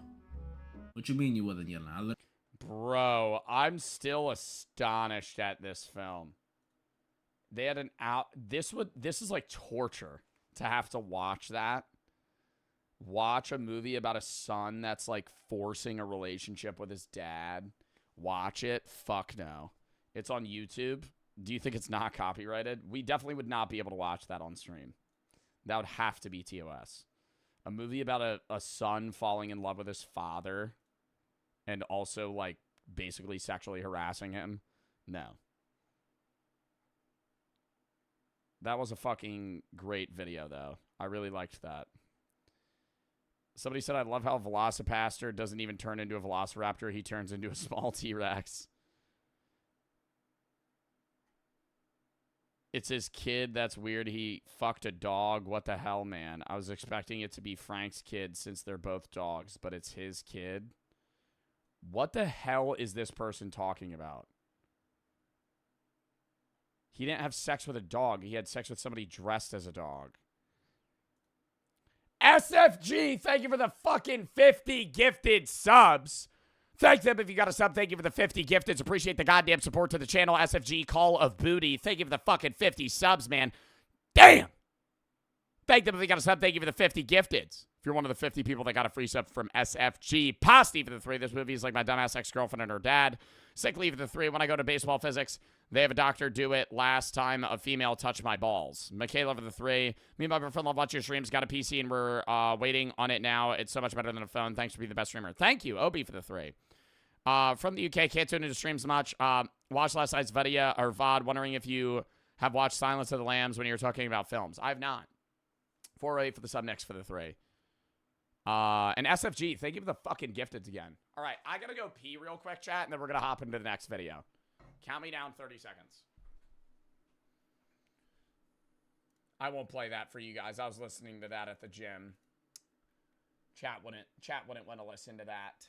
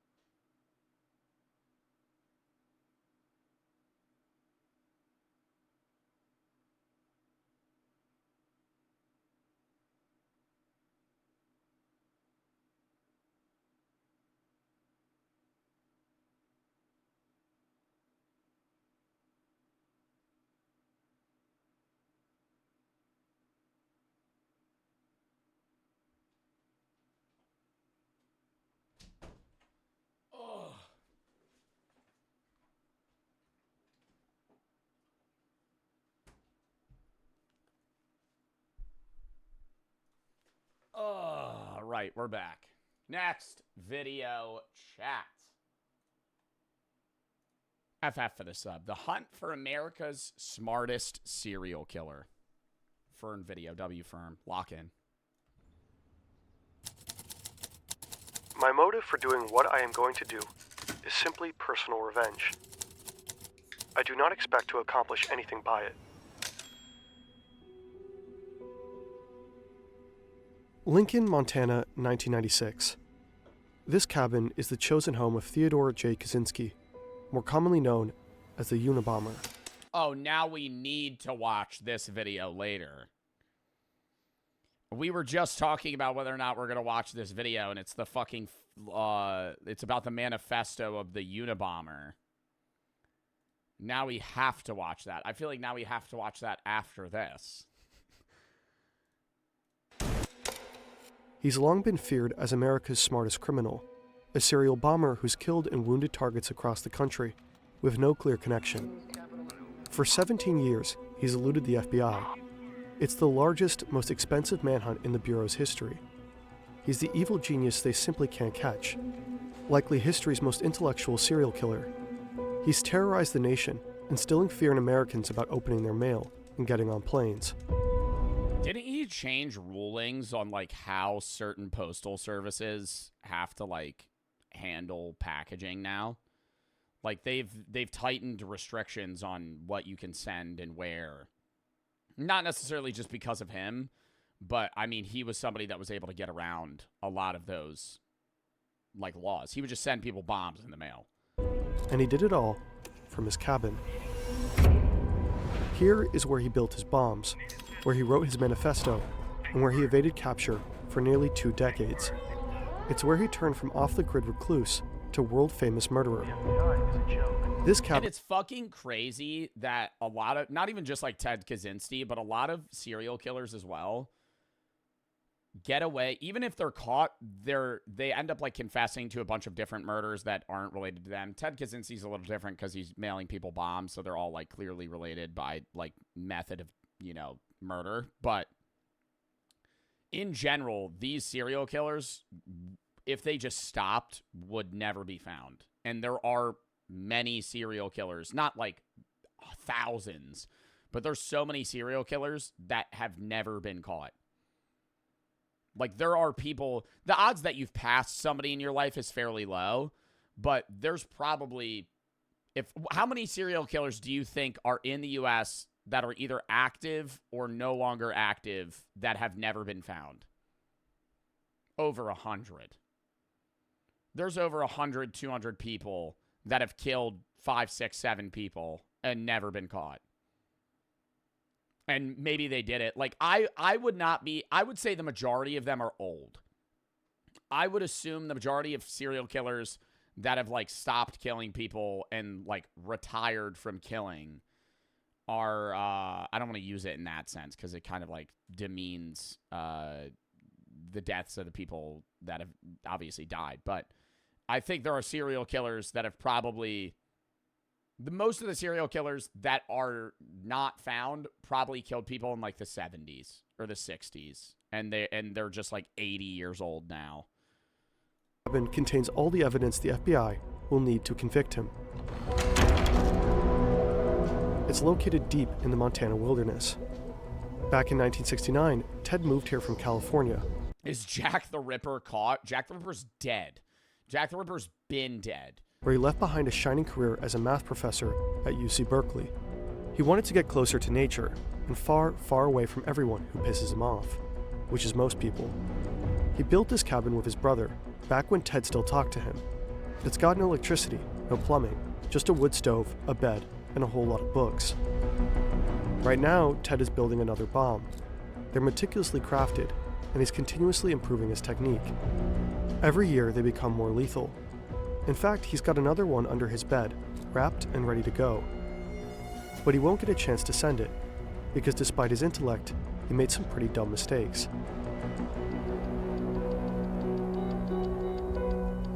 How many people did Ted Kaczynski kill? Everybody knows of the Unabomber because it's just like the story of a man that used to send bombs to people in the mail.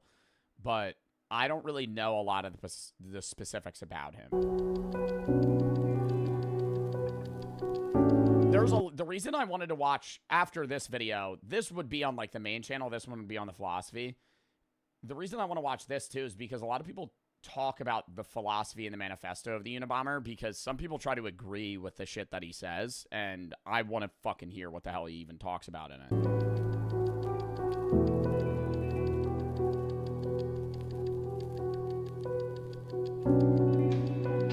Bad timing. Oh, Vinny's here? What do you mean bad timing? That one guy for the 3. What was the metal song you turned off before you went to piss? Ryan Rouse by, who? I don't know. Just look up Ryan Rouse. It'll show up. Soda for the 3.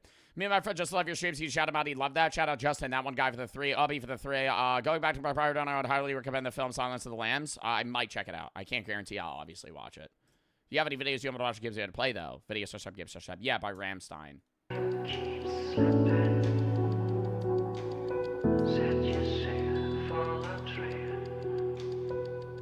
Dude, the production quality of Fern's videos has only gotten better over the course of time. So most people do that. They mean vlog over concert music. Okay, so hospitals right now. Okay. Hold up. Lock in. Wait. Lock in.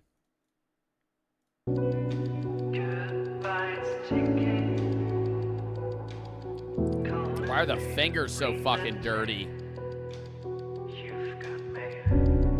Alright, skip through the intro. This video is largely based on these 2 books. Links are in the description. We attribute the social and psychological problems of modern society to the fact that that society requires people to live under conditions radically different from those under which the human race evolved. Born in 1942, Ted grows up in a pretty average family in the suburbs of Chicago. They're working-class Polish Americans. His parents are politically progressive, bookish and intellectual, and really into the outdoors. They're strict but loving. At least, that's how they remember it. It becomes obvious at a young age that Ted is exceptionally gifted, so his parents push him to succeed. He skips 2 grades and easily aces every class. He's a pretty normal kid for someone with an IQ of 168. 168? Doesn't that make him like a fucking genius? I also can't understand the idea of skipping a grade. I knew one person that skipped a grade when I was in like elementary or middle school. And they were like, yeah, I'm supposed to be in 3rd grade, but I'm actually in 4th. And I went, good on ya. Wow. You're a genius, you know? Skipping a grade, I think, is like, still impressive. But skipping a grade is, it's like you're a year, maybe 8 months younger than everybody else.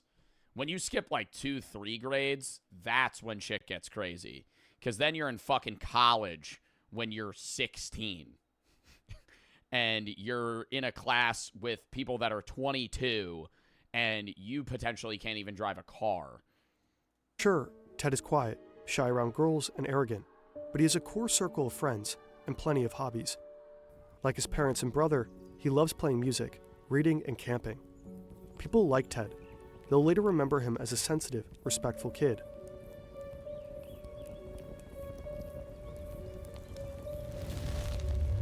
All that starts to change when Ted enrolls at Harvard University at just 16 years old. Like many college freshmen, Ted struggles to adjust. Here, he no longer feels like the smartest person in every room. And as a working-class kid thrown into the world of America's elite, he's a fish out of water. Other students and even faculty mock his shabby clothes and blue-collar background. He's deeply bothered by their snobbery, pain that will follow him through life. Well, a lot of people that get into Ivy League schools come from families of very rich people and very successful people as well that put these implications on them that they need to succeed. And then that's why so many people that freak out when they fail to get in Ivy Leagues aren't even freaking out because they're upset they didn't get in. They're upset on how their family will perceive them because of their quote-unquote failure. I never understand it. I think the idea of Ivy Leagues is fucking stupid, and the prestigiousness of them If you're going to go to an Ivy League and you're smart enough to go to an Ivy League, yeah, fucking good on you. But if you're somebody with like a 1560 SAT score and a fucking 4.5 weighted 5.0 GPA, like there's no need for you to freak out, because now you're just going to be able to get a free ride to any other university. You're still going to be massively successful in your fucking field. You're just not going to an Ivy League. It's honestly like a fucking class, and how do I say this? It's a prestigious thing. It's like I don't want to say it's cultish, but it's like going to an Ivy League makes you feel like you're better than everybody that isn't at an Ivy League. And then even within that, people that go to Ivy Leagues have like internal battles that their school is better than another Ivy League school. Any other college that you go to might do that with sports, but 90% of colleges in America, you're not going to college and actively having conversations on whether or not your college is better than another college. It just doesn't matter. Ted's also just really young, younger than almost everyone else on campus. As an adult, Ted will write his mother furious letters about this. He demands apologies for pushing him out of the house before he was ready. Ted becomes depressed, and his grades suffer. His class... Well, that's part of the problem socially, is nobody's going to want to fucking hang out with him. He can't go to bars, right? Yeah, when you're a freshman, sophomore in college, you're not going to bars either. But the second you hit like 21, you only hang out with people that are like 21 and older. It's just me being real. Because the whole social... The second you turn 21, your social setting when you're free is bars. You're like, when you're 19, yeah, when you're a freshman, sophomore, you go to frat parties, and like he could still probably like attend those, even if there are any at the fucking Ivy League he was at. But nobody's gonna hang out with him in his area, in his general age range, in any of his classes, because he can't do anything with them. Even if he is a nice guy and they don't dislike him as a person, it's like, well, we're never gonna be able to fucking hang out. Classmates describe him as a total loner, moody, rude, and virtually mute. He's that guy on the dorm floor who only leaves his room to go to class, who ignores everyone else, who slams doors. There's a stench of rotting food wafting from his room. I don't think that's bad either. It just sucks when you're a dorming student. If you're a dorming student and you don't have friends on campus, it's much more noticeably a problem in your mind than if you commute. If you just drive to class, and go home, nobody gives a shit. You're never going to be upset about it. But if you're dorming on campus, you go to class, and then you have to go back to your dorm, and you have no friends, it sucks, because you're still on campus, and there's nothing to do. Ted doesn't know it yet, but his withdrawn and alienated demeanor has caught the eye of a psychology professor. Dr. Henry A. Murray is very famous, with an on-campus research center named after him. He's basically a god in the social sciences. Murray is looking out for particular types of students, those who will make excellent guinea pigs for an experiment. His final, most elaborate experiment, the capstone of a long and illustrious career. It also happens to be a CIA-funded project designed to cause extreme distress and break down the subject's sense of self. And he just gets his students to agree to do this? What? Wait.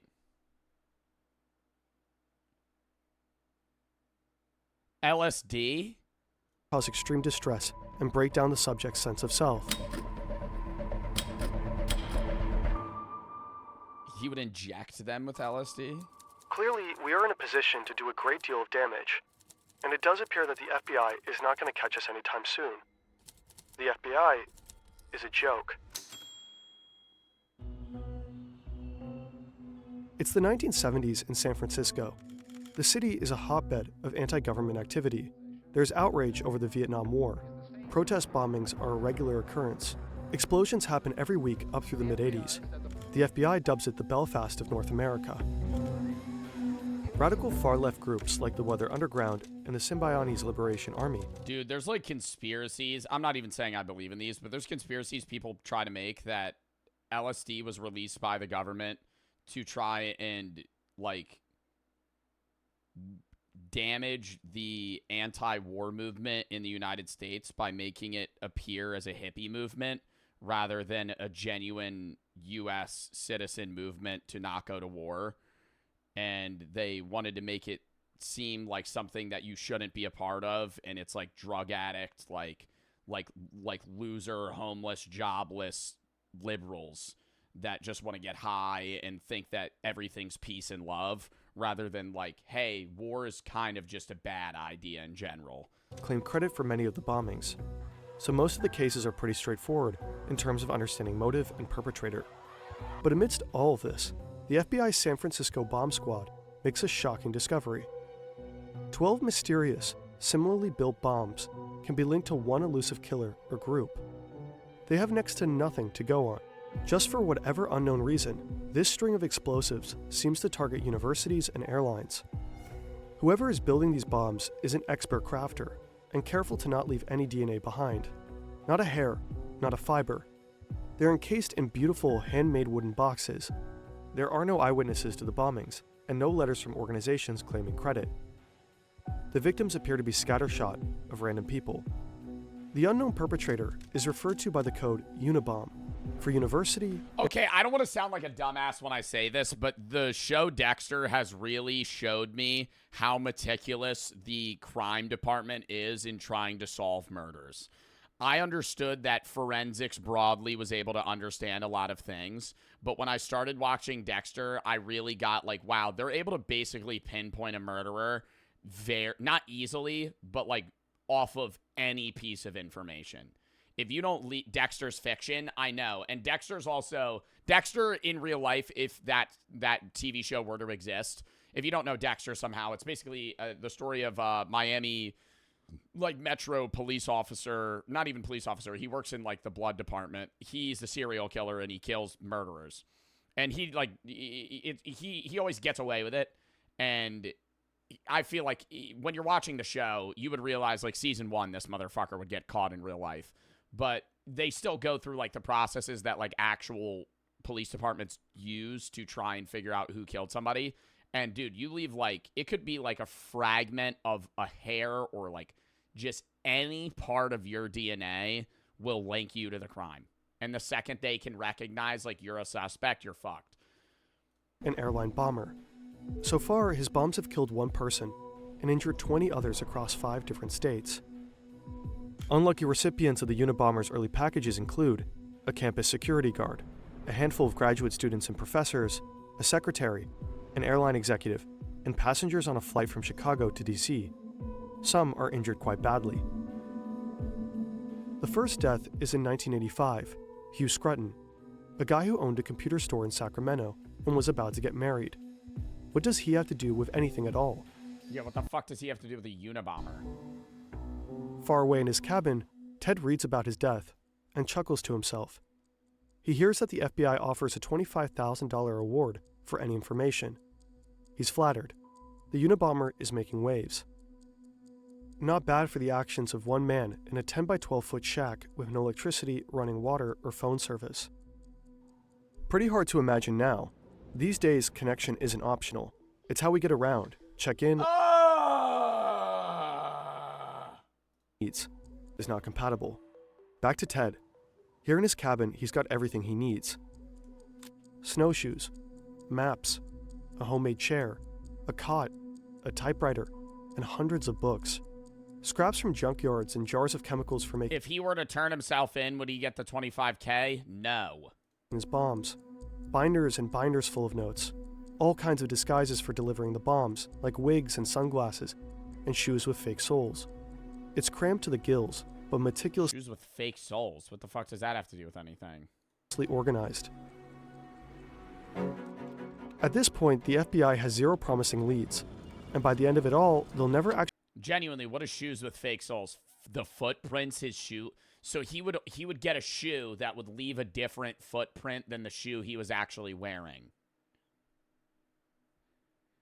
I would if I were to ever go, I'm gonna kill someone, I would never think of that as something that needs to be done. Like different shoe sizes, yeah. Oh my God, he's wearing like a size 14 Nike blazer with an Adidas bottom. Actually find the perpetrator themselves. the bomber is always several steps ahead of them. They'll pursue thousands of dead ends, spend hundreds of thousands of taxpayer dollars, and pour countless man-hours into this case. They have no idea why he's targeting the people that he is, but the bombs are so precise, so well crafted. There's gotta be a motive, right?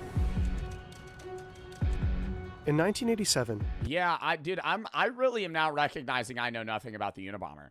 Because I always thought the Unabomber targeted, like, politicians and very specific people that were higher up in the government, not just, like, random store owners. there's finally a break in the case. The Unabomber plants a package outside a Salt Lake City computer store, and a lady spots him. He's wearing a gray hoodie, sunglasses, and sporting a mustache. The police create a sketch and post it all around the country.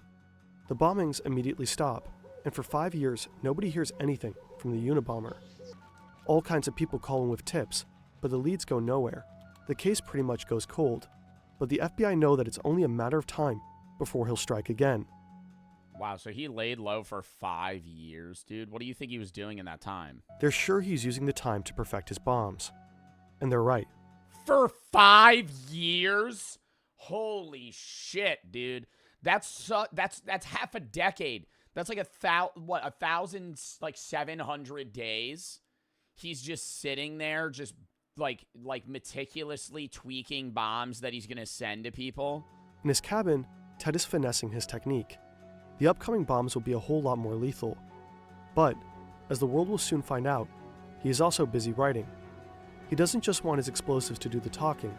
He's crafting a manifesto, one that claims to explain what the mysterious string of bombings is all about.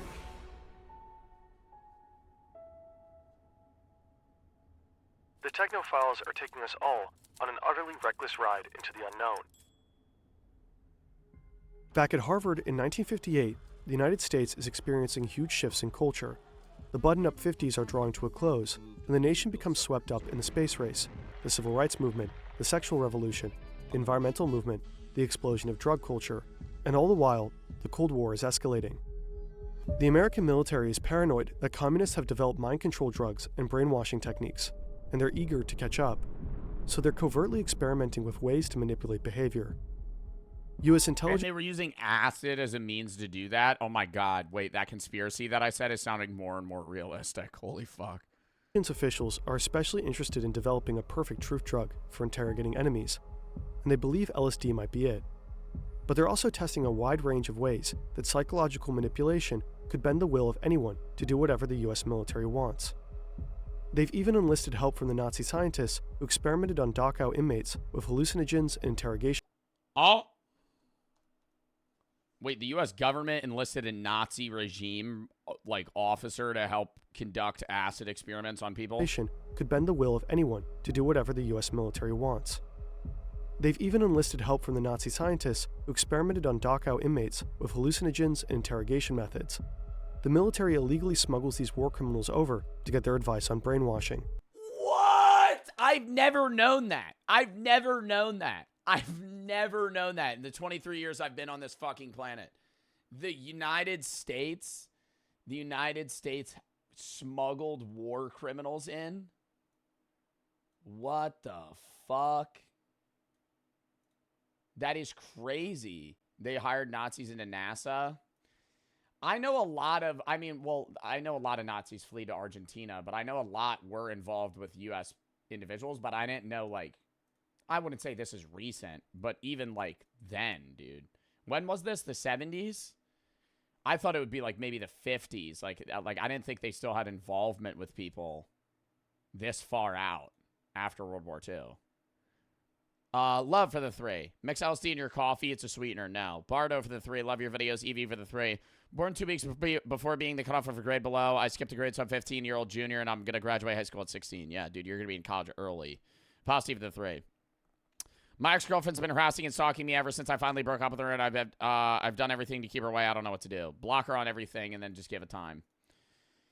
If it goes on for more than a month, you could definitely probably file a restraining order on her if it becomes too much. But I would say, you know, you could threaten that maybe against her and be like, hey, I'm going to fucking try and file a restraining order on you. All right, lock in. as part of Operation Paperclip. Over the course of at least 11 years, thousands of Americans are subjected to unethical psychological experiments that include sensory deprivation, hallucinogenic drugs dosed without consent, subliminal messaging, hypnosis, electroshock therapy, and even ice pick lobotomies. I can't, okay. Ice pick lobotomies. I was going to say I can't even imagine being put under an unknown amount of hallucinogenic drugs unwillingly. People have bad times on acid and mushrooms that want to take it. Now imagine being dosed with high levels of hallucinogens unknowingly and unwillingly. That is a recipe for you having a terrible time. Like, no one's going to go into that experience being happy. You're going to fucking think you're dying. Like, you're going to actually believe, like, demons are torturing you. And that's just the stuff we know about. When the project becomes public knowledge in the Have you tried acid? No. I mean, I've done a lot of, like, psychoactive things, but, dude, I can't imagine being, like, just somebody, like, imagine somebody sticking an acid tab to you and you just start tripping. 1970s, the CIA director orders most of the records to be destroyed. The program is codenamed MKUltra. Many of the test subjects are vulnerable populations, like prisoners and hospital inmates, but also students. Students are prime subjects for these experiments because of their frequent contact with professors who play a big part in MKUltra. Some of the professors know the role they play. Many don't. During the post-war period, the CIA becomes the largest employer of college professors, and the military is by far the biggest source of funding for psychological research. Professors acted as consultants and researchers for military-backed projects. They used their status to encourage their students to participate in experiments, often involving drugs like LSD. Afterwards, they reported back to the government. Harvard becomes heavily involved in Army-sponsored studies. One of the CIA's main men on campus is the superstar psych professor, Henry. Dude, and the fucking students don't even know that. They think they're just fucking, like, getting a good offer from a professor they think likes them. In reality, the professor's just using them to report back to the fucking CIA. Murray. Murray is well known for his studies of personality, and since the CIA's beginnings, his theories have influenced how they recruit new agents and how they interrogate suspects. When Murray and young Ted Kaczynski cross paths, Murray is at the end of his career, and he recruits Ted for his final, most elaborate experiments. They're meant to assess the effects of stress and harsh interrogation on gifted male students. Murray wants to know, what will it take to break an educated, intelligent man? The setup is simple. I think less than somebody that's dumb. I don't know. Do you think it's easier to crack someone that's smart or stupid? Smart. I think dumb people will follow orders better. And not cave. Crack them? Yeah, like if you're trying to get info out of somebody. Like through interrogation methods or something. I don't know. I mean, this is just me just fucking straight up guessing. I would assume, though, if, like, you were fucking strapped to, like, you know, somebody waterboarding you, and you had an IQ of 160, you're more likely to fucking give up and just be like, I'll tell you the info, knowing that it's just, maybe not. Maybe they'll be like, it's not going to change anything. But, I mean, this is an experiment. We'll see. I got to shut up. Ted and 21 other students are asked to write an essay about their most deep-seated beliefs. Then they're told they'll discuss their beliefs. IQ means nothing with cracking during interrogation. I guarantee you it does, and I might be wrong in the way that I put it. Do smarter people crack in interrogation quicker?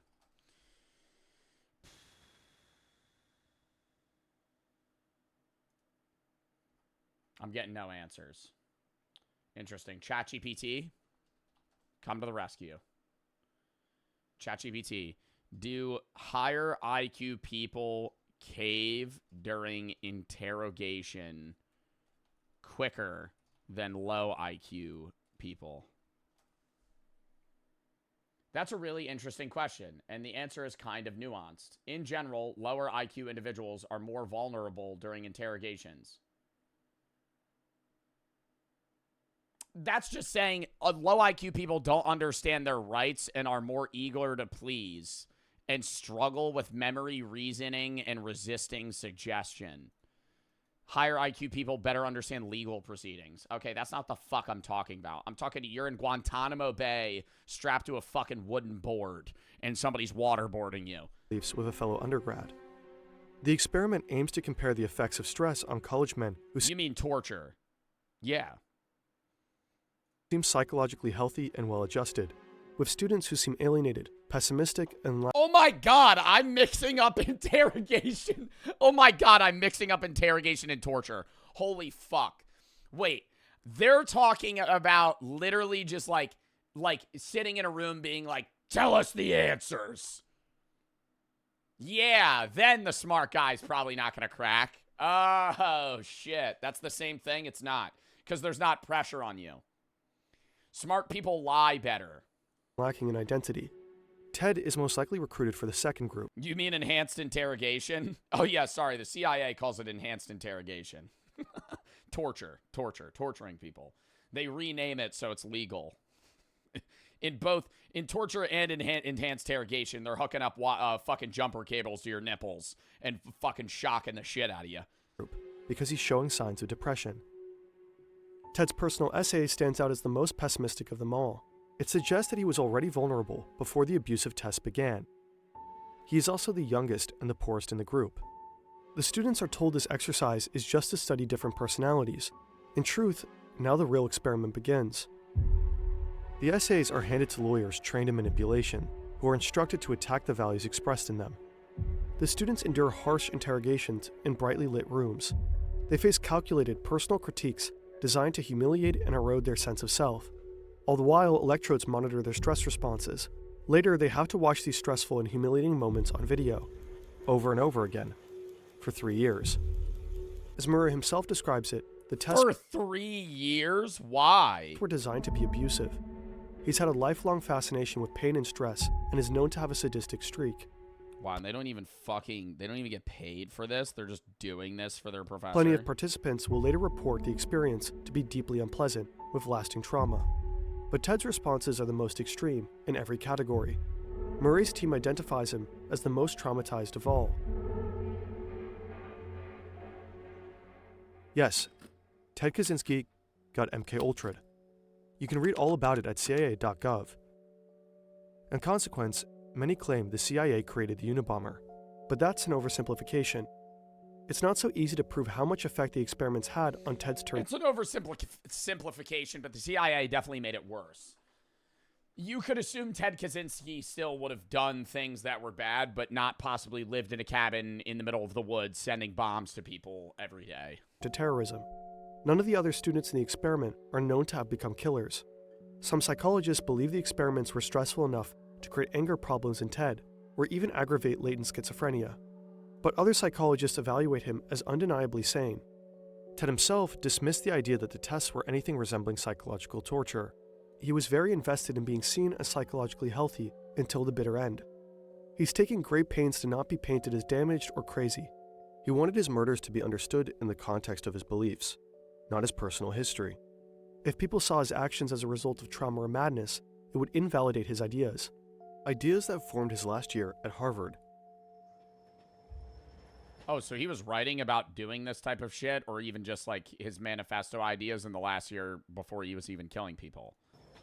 What age did Ted Kaczynski start killing people? Becomes increasingly disillusioned with the industrial technological system. Because it said he was a professor himself before he ended up moving away. So probably in his 30s. He comes to believe that technology is slowly destroying humanity and eroding our freedom. He's horrified by widespread psychological suffering and how industrial technology has severely damaged the planet. He's certain that it'll only get worse the more technology develops. So anyone who helps advance technology in any way is the enemy. Scientists, engineers, business people, what Ted calls the technician class. So he killed a guy that owns a computer store because he thinks he's fucking advancing technological processes within the United States. That seems a bit far-fetched. I'm not supporting him killing anybody in general, but I'm saying if you're in your manifesto, you're going, the technological advancements is the problem that's plaguing society, and we need to revert back to our natural animalistic ways of like living in nature. I understand you going at, like, massive fucking billionaire, you know, monopoly owners, not some dude that owns a fucking tech store. Ted starts having revenge fantasies and becomes obsessed with how That'd be like the Unabomber killing Linus Tech Tips. Like, and being like, yeah, this guy's plaguing society. society enforces obedience with psychological controls. He daydreams about breaking away from society and living off the grid. Ted graduates Harvard and goes on to get his PhD in math at the University of Michigan. He's quickly establishing himself as a brilliant mathematician and is offered a tenure-track position. Bro, he looks just like my friend. That's so fucking weird. He's quickly establishing himself as a brilliant mathematician and is offered a tenure-track position at UC Berkeley as their youngest professor ever. His students don't like him very much. Maybe it's him. This picture's from 40 fucking years ago. But he's publishing groundbreaking papers on boundary functions. But Ted resigns one day without warning. He tells his family that he's done with teaching math to future engineers who will advance the industrial technological system and continue destroying the planet. Ted buys a bit of land near Lincoln, Montana, and builds a cabin with his brother. He's ready to escape the advanced technology that surrounded him at UC Berkeley. Do you think his brother knew? He wants to live a simpler life, far away from everyone he's ever known. And then, he starts to build his first bomb.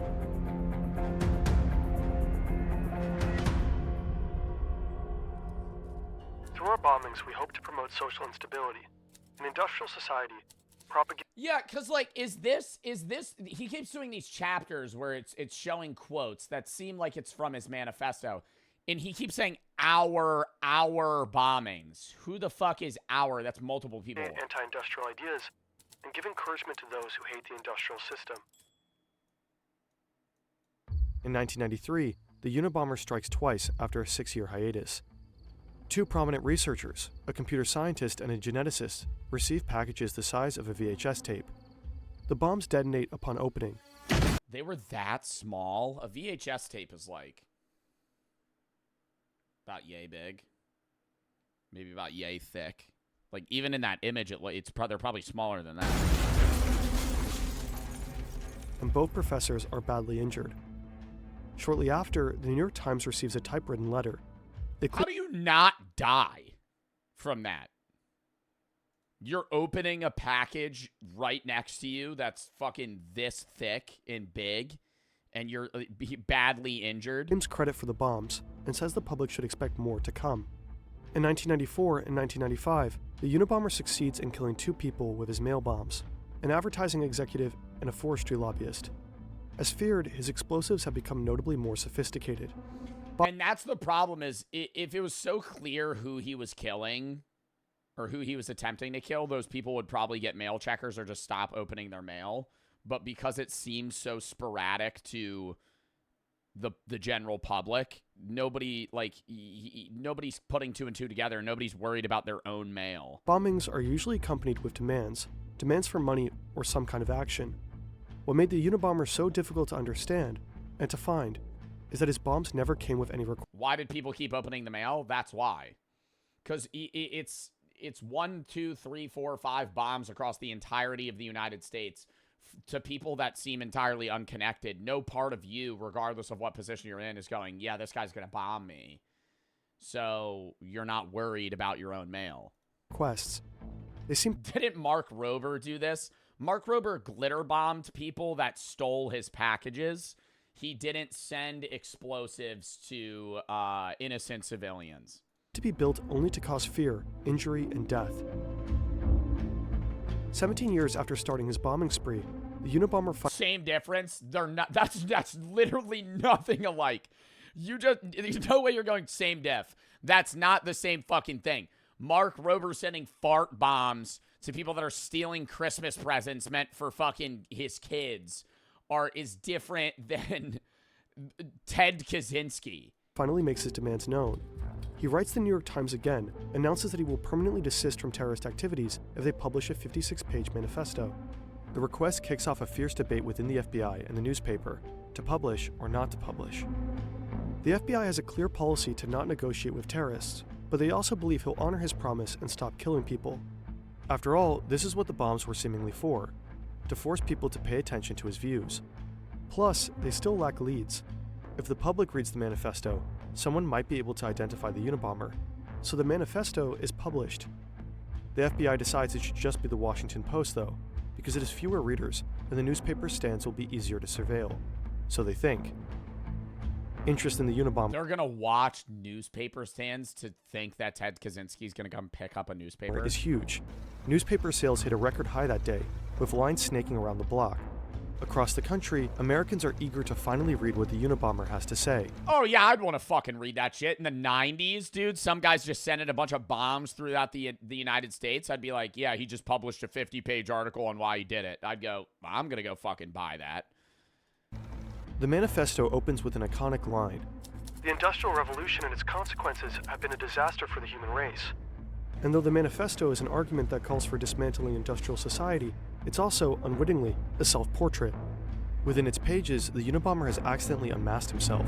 Oh my god, because the government actually already has info on Ted Kaczynski, because they did experiments with acid on him where he obviously shared all of his opinions that he did fucking 10 years prior. And they're gonna go, this is Ted Kaczynski. This is the fucking 16-year-old that we gave acid that fucking freaked out at Harvard. David and Ted, though 7 years apart and very different, grew up close and loved each other very much. As adults, they had impassioned philosophical debates by mail and shared a lot of the same views. David also worried about technology's destructive effect on humanity. He'd also spent some time living off the grid in a self-made cabin. But David wasn't a killer. When the manifesto is published, he hasn't spoken to his brother in a long time. Well, I think Ted Kaczynski's efforts were futile. They were meaningless. I think the point of view that Ted Kaczynski has on the world itself isn't necessarily bad. It's more so just, hey, you're never going to fucking solve that if that's what you think. Living off the grid and making your own life in nature and more peaceful is kind of the solution for you. You sending bombs to people in the mail isn't going to convince everybody that we need to halt technological advancements, dismantle modern society, and go back to our roots in living in cabins with fucking lanterns and no Wi-Fi. Ted cut him out when David got married and refused to answer any of his letters. David's wife, Linda, a philosophy professor, has a funny feeling about Ted, whom she never met. As the bombings stack up and some of the timings coincide with Ted's travels, Linda tells David, "You've got a screwy brother. Maybe he's the Unabomber." Yeah, that's a rough thing to tell your fucking husband. Hey, I think your brother might be the Unabomber. You know how he keeps going on vacation and he talks about how the Industrial Revolution's bad, and then he publishes his manifesto, which is kind of the same thing. I mean, it probably made sense to his brother, though. Unabomber. David doesn't want to hear it. Linda doesn't know Ted the way David does. He'd never kill anybody. As a kid, Ted used to cry at the thought of animals getting hurt. But when the manifesto is finally published, David avoids reading it. He doesn't want to admit the similarities. Avoids reading it? That's definitely because he knows his fucking brother wrote it. That he doesn't read the manifesto. Like the Unabomber, Ted is an excellent carpenter, and that he had a lifelong fascination with explosives, and that some of the dates match up perfectly with Ted's travels. What? Bro, how did the brother not immediately go, yeah, that's my brother?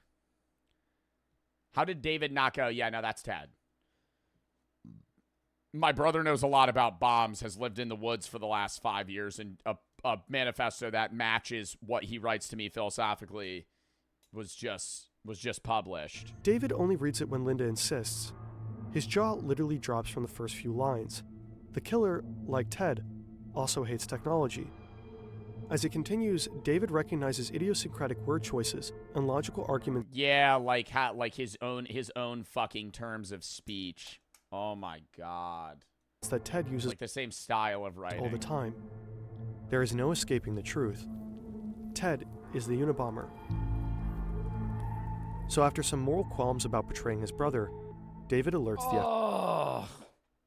It's the right thing to do. It's obviously the right thing to do. I don't know. It's still just a shit situation. Knowing that your brother's doing that, it's still a shit situation. Don't say L brother. It's the right thing to fucking do. But it's like, it's so shit having to turn into your brother. FBI. I'm not snitching. You're not ratting on your brother if he's sending bombs in the mail to people. I think that's a situation where you have a moral obligation to be like, yeah, dude, he's killing people. It's the wife. They are bound to make me out to be a sickie, and to ascribe to me motives of a sordid or sick type. Many tame conformist types seem to have a powerful need to depict the enemy of society as sordid, repulsive, or sick. Lincoln, Montana, April 1996. With a tip from David, the feds are staking out Ted's cabin. The investigation is meant to be conducted quietly, but they're interviewing local townspeople, trying to collect more evidence on Ted. Right now, all they have is the linguistic similarities in the manifesto and old letters from Ted that David gave the FBI. Not exactly cold, hard proof, enough for a search warrant, but not an arrest. Rumors start to spread around town that Ted Kaczynski, their very own angry hermit, is the Unabomber. The plan is to draw Ted out of his cabin and get inside before he can escape or destroy any evidence. But they don't know if he has it tricked out with explosives. Nobody would be surprised if he did. Oh, like Ted he was gonna blow up his own cabin? What, to kill himself or to get rid of evidence? He has no idea he's under surveillance, so when someone knocks and says some land surveyors need to talk, he believes them and opens the door. He wasn't expecting visitors. These days, he's busy with a dirty job. He's in the middle of rasping aluminum blocks to make powder for more bombs. He's covered from head to toe in the dust. He's rail thin because the rabbit hunting was scarce this season. Ted's hair is wild. He doesn't even buy food. He just fucking lives off the land entirely. And his clothes are literally rotting off of his body. But what does he care? He's not trying to impress anyone, and he can clean up fast if he needs to blend into society. Too bad for Ted. He'll be photographed in this state, filthy, emaciated, and in severe need of a shave. The image will circulate around the globe and will not help Ted's desire to seem sane. When the feds swoop in, they find 40,000 pages of Oh, like if he knew he was gonna get caught, he would have fucking made himself look more like normal. journals and plans, most written in code. The code is more complex than anything the FBI had ever seen, more convoluted. Wait, what was written in code? When the feds swoop in, they find 40,000 pages of journals and plans, most written in code. 40,000 pages of journals written in code, like his own language? What the fuck would that possibly say? And why is he keeping that to himself? Code. The code is more complex than anything the FBI had ever seen, more convoluted than codes the KGB used during the Cold War. But Ted also left the key to the code in the cabin. Without it, the FBI wouldn't be able to decipher the decades of written confessions that definitively tied Ted to the bombings. They also find a bomb under the bed, ready to be mailed to an aerospace company in Dallas. Now the FBI has all the evidence they need. They lock up the cabin and take Ted to prison. He does not dispute that the journals with the confessions are his. In fact, he wrote them partially so that nobody would try to say he was crazy. Ted's family and his defense team attempt to convince the jury and the world at large that he is mentally ill. They're doing anything they can to avoid the death penalty, which frustrates him. He tries to fire his lawyers and defend himself. He would rather die than allow his lawyers to plead not guilty by reason of insanity. Ted pleads guilty to his crimes and is sentenced to life in prison. Behind bars, he never stops writing. He publishes 2 books and keeps up a lively correspondence with a wide array of journalists and admirers. What did he look like with that not in that photo? I need to see. Because the only image that shows is that. I mean, he looks more cleaned up, but he's still like, you know, an old man. I think that's what he would have rather had his mugshot look like. Look up your full name on Google. I've already done that a bunch of times, bro. Oh my god, what the fuck is this?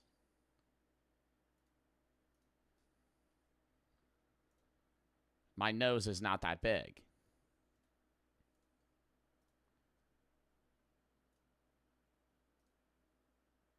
Yes, it is. Is my nose big, chat?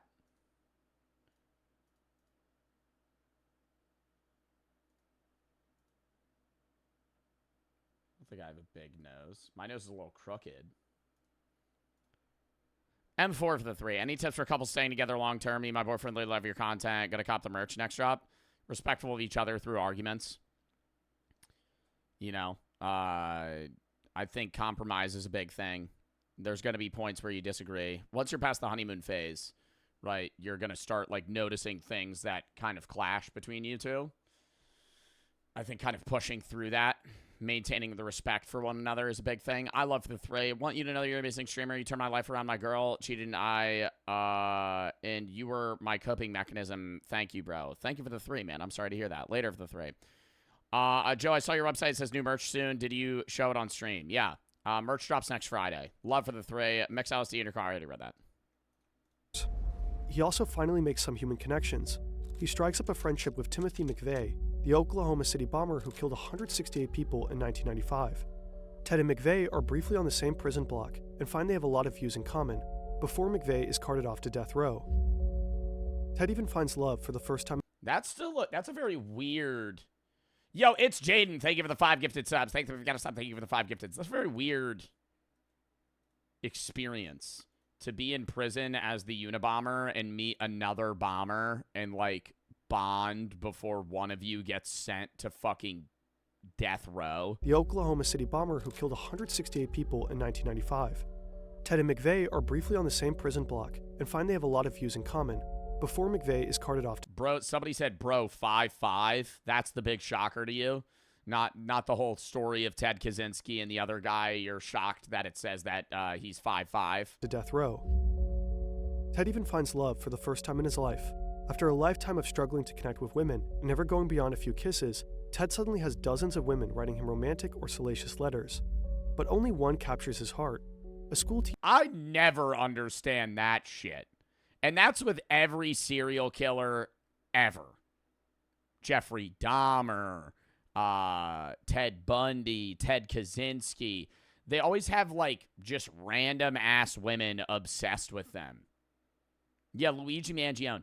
Well, Luigi Mangione's not a serial killer. But I guarantee you women be writing Luigi Mangione letters. I guarantee you. That shit, like, what's a... Luigi Mangione's also different. This is not a... Luigi Mangione's just a murderer, not a serial killer. But I'm not that downplays it at all. But I'm saying, what is with, like, a very select group of women's obsession with men that have killed tens, if not 20, 30, 40 people? Teacher he calls his lady love. They spend thousands of hours talking by mail or in visiting booths, but they are never able to touch. He writes classical music for her before she dies of lung cancer. Later, Ted also develops cancer. When the condition becomes advanced, he dies by suicide in June 2023 at 81 years old. That motherfucker died 2 years ago? I thought Ted Kaczynski died, like... See, this is me having no idea anything about Ted Kaczynski. I thought Ted Kaczynski died, like... If you asked me before he said that, I probably would have been like, I don't know, maybe 2006. I would have thought that they either executed him or he got murdered or something. He died when he was 88, or did they say 82?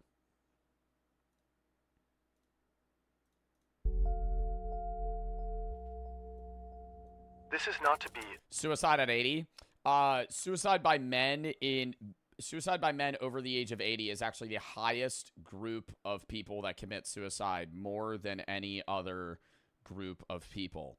Obviously, in part because of depression, but also men having the urge to commit suicide through the lack of their own capabilities to either function on the level that they used to, or through the feeling that they are losing themselves physically and mentally.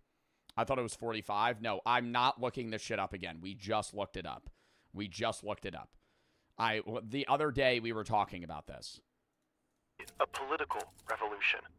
Its object will be to overthrow not governments, but the economic and technological basis of the present society. In the decades since his arrest, Ted Kaczynski continues to fascinate and sometimes inspire.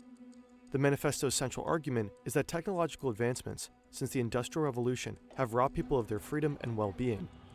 These advancements are supposedly responsible for widespread psychological suffering and environmental devastation. It's a revolutionary call to dismantle industrial society altogether and warns that technology will inevitably overpower human autonomy. Many of Kaczynski's observations in the manifesto are true. Some of his predictions are prescient, and a lot of the grievances are understandable. It's not hard to find people who are also frustrated with surveillance. Yeah, it's not bad that he's saying technology has negative effects. It's more so his solution to that problem was terrible. I will say though,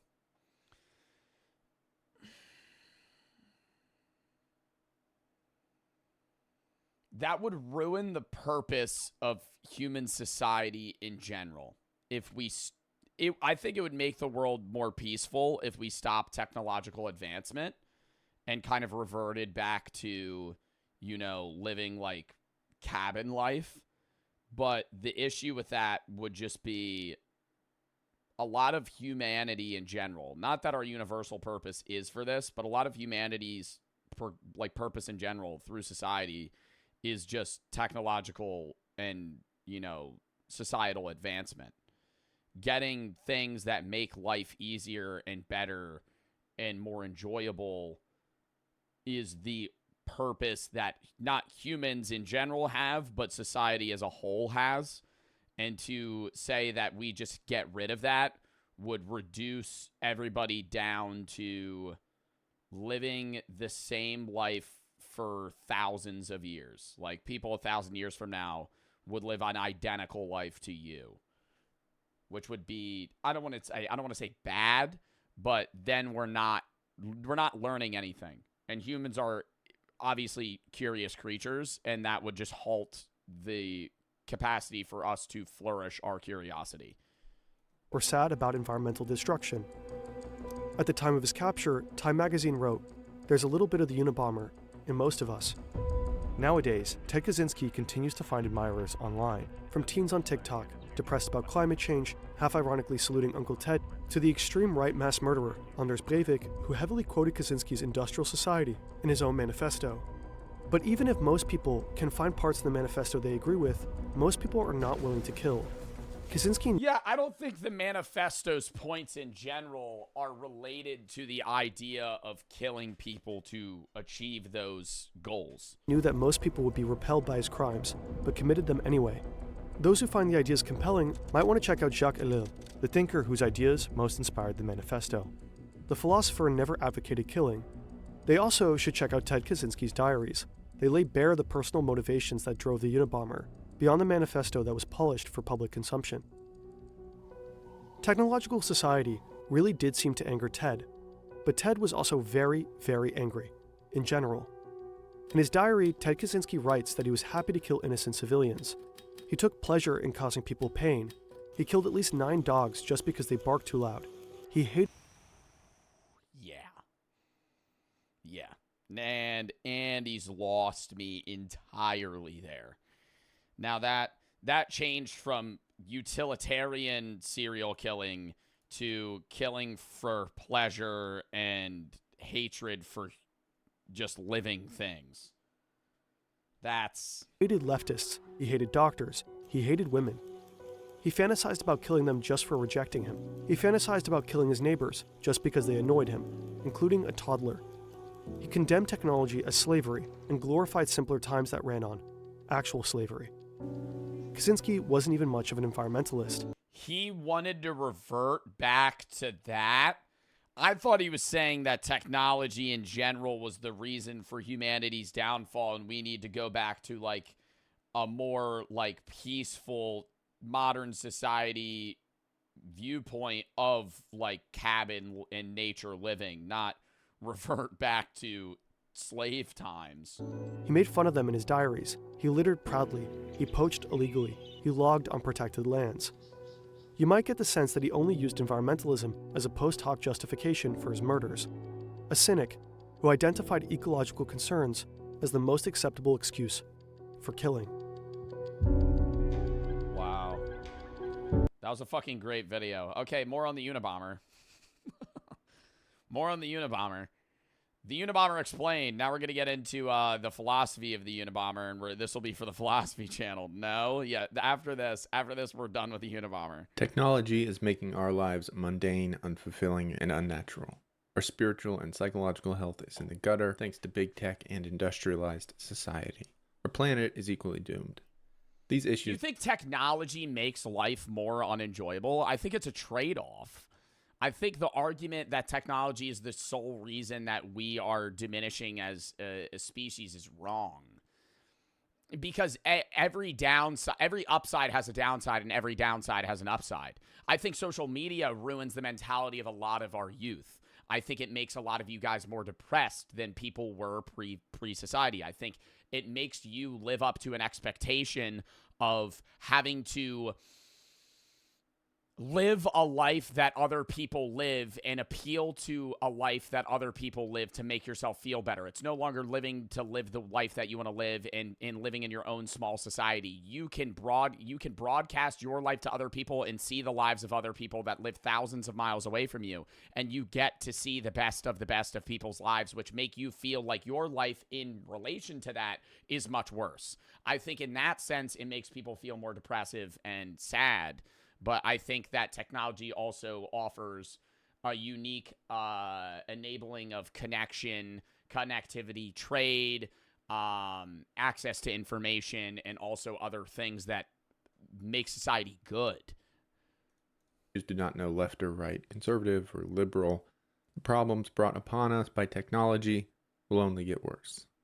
So let's just blow it all up. It's time to start. I think the biggest worry I have is that with the modern advancements of AI, people will become dumber and dumber each generation because of the lack of the lacking need to learn anything. Because anything that you don't know, it's not even like Google it, right? Before Google, if you needed to know something, you had to go to a library, which motivated you to know a lot more things, so you didn't need to constantly go figure out how the fuck to do something. Then Google was invented, and you would just go, oh, Google it if you don't know it. So you're still learning a lot in school, but a lot of the more niche things that you don't have access to, you just Google. And then with AI, it's now just like any problem that you could have, you could get AI to condense it into third grade reading level capacities to explain to you, so you're able to then live your life without the need to ever learn anything. Conversely, I think AI could have the reverse and enable people to learn better by being able to make more tailored education programs for our youth that are upcoming, not even necessarily Gen Alpha, but the generation after that, the kids of late millennials and early Gen Zers, that would be able to learn more efficiently and not see school as a monotonous task that they have to go to on a daily basis that they fucking hate. If you were able to make school appealing and more individualistic to every single person that were to go to it, then people would become smarter, be more motivated to learn, and perceive school as a fun thing. And I think AI could help with that. Over. Because then you don't need that manpower. That was the philosophy of the Unabomber, Ted Kaczynski. To ignite a revolution, Ted anonymously mailed bombs to people he saw as critical in continuing industrial growth, including advertising executives, timber industry lobbyists, and computer scientists. Ted wrote an entire manifesto as he was carrying out these bombings, which features predictions and analysis of humanity's future. Today, a lot of these predictions have proven to be eerily accurate. Ted was not just some crazy person either. Throughout his life, he displayed genius-level intellect time and time again. So let's talk about... That doesn't mean he's not crazy. Crazy has nothing to do with intelligence. Crazy has to do with a level of sanity in a society. Being sane or insane has nothing to do with how smart you are. How and why Ted Kaczynski wanted to destroy the world. Throughout his whole life, Ted Kaczynski was incredibly intelligent. Yeah, we know this. We just watched this. Ted Kaczynski. Oh, God. Do we need to show this for the fucking philosophy video? Because it's going to be on a different channel. I'm going to give you a rundown. Ted Kaczynski went to Harvard. He skipped 2 grades. The CIA ran a bunch of experiments through professors on Ted Kaczynski using acid, basically breaking down his psyche. and quite possibly also leading towards the insanity that Ted Kaczynski had. We're skipping through that.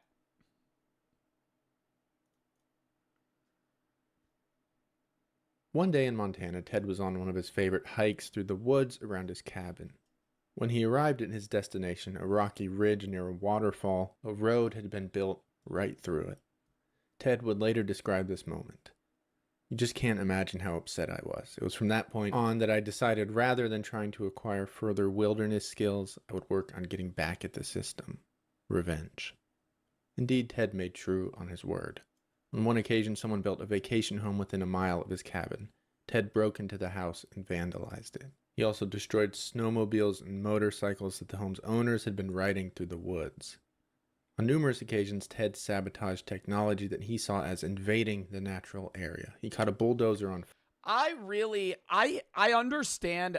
Obviously, we're not on his philosophy yet, and this is a lot about his life and how he didn't like any technology at all. His philosophy on how technology could taint society may be true, but the idea that snowmobiles are taking part in the reason that society is going to collapse is fucking utter idiocy, because that is just a means of rapid transportation in a time where there's a lot of snowfall on the ground.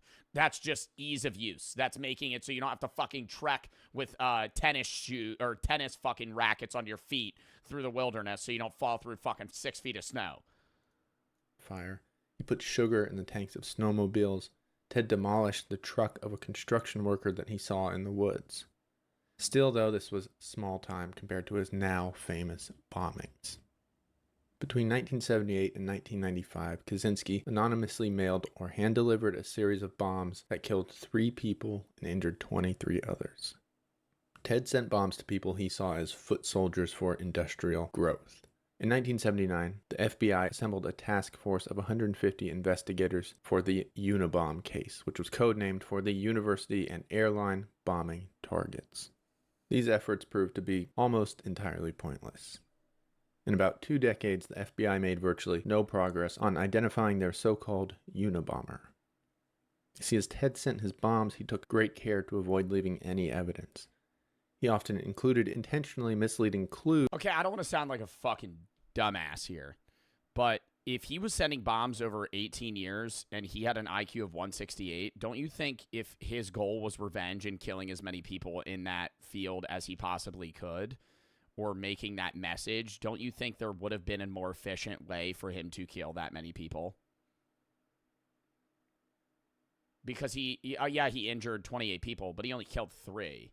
Like, 3 people still a lot of people to kill, but I'm saying I feel like he would have had a better means to target those individuals. I think that it was also just him wanting to cause some sort of disruption and fear, so he was able to broadcast his message rather than maybe kill as many people. Clues in the packages. Many of the bombs included fingerprints that didn't even belong to Ted. Still at large in 1995, Ted mailed his essay, Industrial Society and Its Future, to several media outlets. He demanded that it be published in a major newspaper. If his demands were met, Ted said he would stop the bombings. In this essay, also called the Unabomber Manifesto, Ted outlined his philosophy and his motivations for the attacks. All right, now Ted's we're getting manifesto into it. opens with what is basically his thesis. The Industrial Revolution and its consequences have been a disaster for the human race. Kaczynski argues that we have created a world that basically humans aren't evolved to live in. Throughout 35,000 words, Ted expounds on this idea and presents nature as an alternative to the problems plaguing modern society. I think that we are encountering a lot of problems in growing youth where people don't feel as if they can live in a modern society because we are, at the end of the day, just smarter animals living in a non-natural world. Depending on where you live in, you might live in a natural world. If you're somebody that lives in Wyoming and your house is fucking 25 miles away from somebody else, yeah, you're living in fucking nature.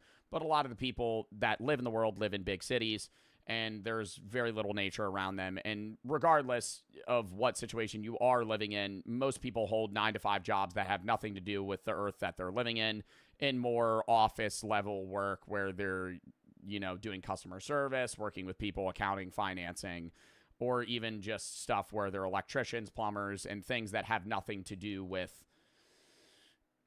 you know, earlier living 300 years ago. Do you think that's a problem, though, that we should revert back to the way that we used to live? No. Personally. Do I have some bias because modern technology has given me the job that I currently hold and is the reason that you guys are even able to hear the fucking words that I'm saying? Yeah.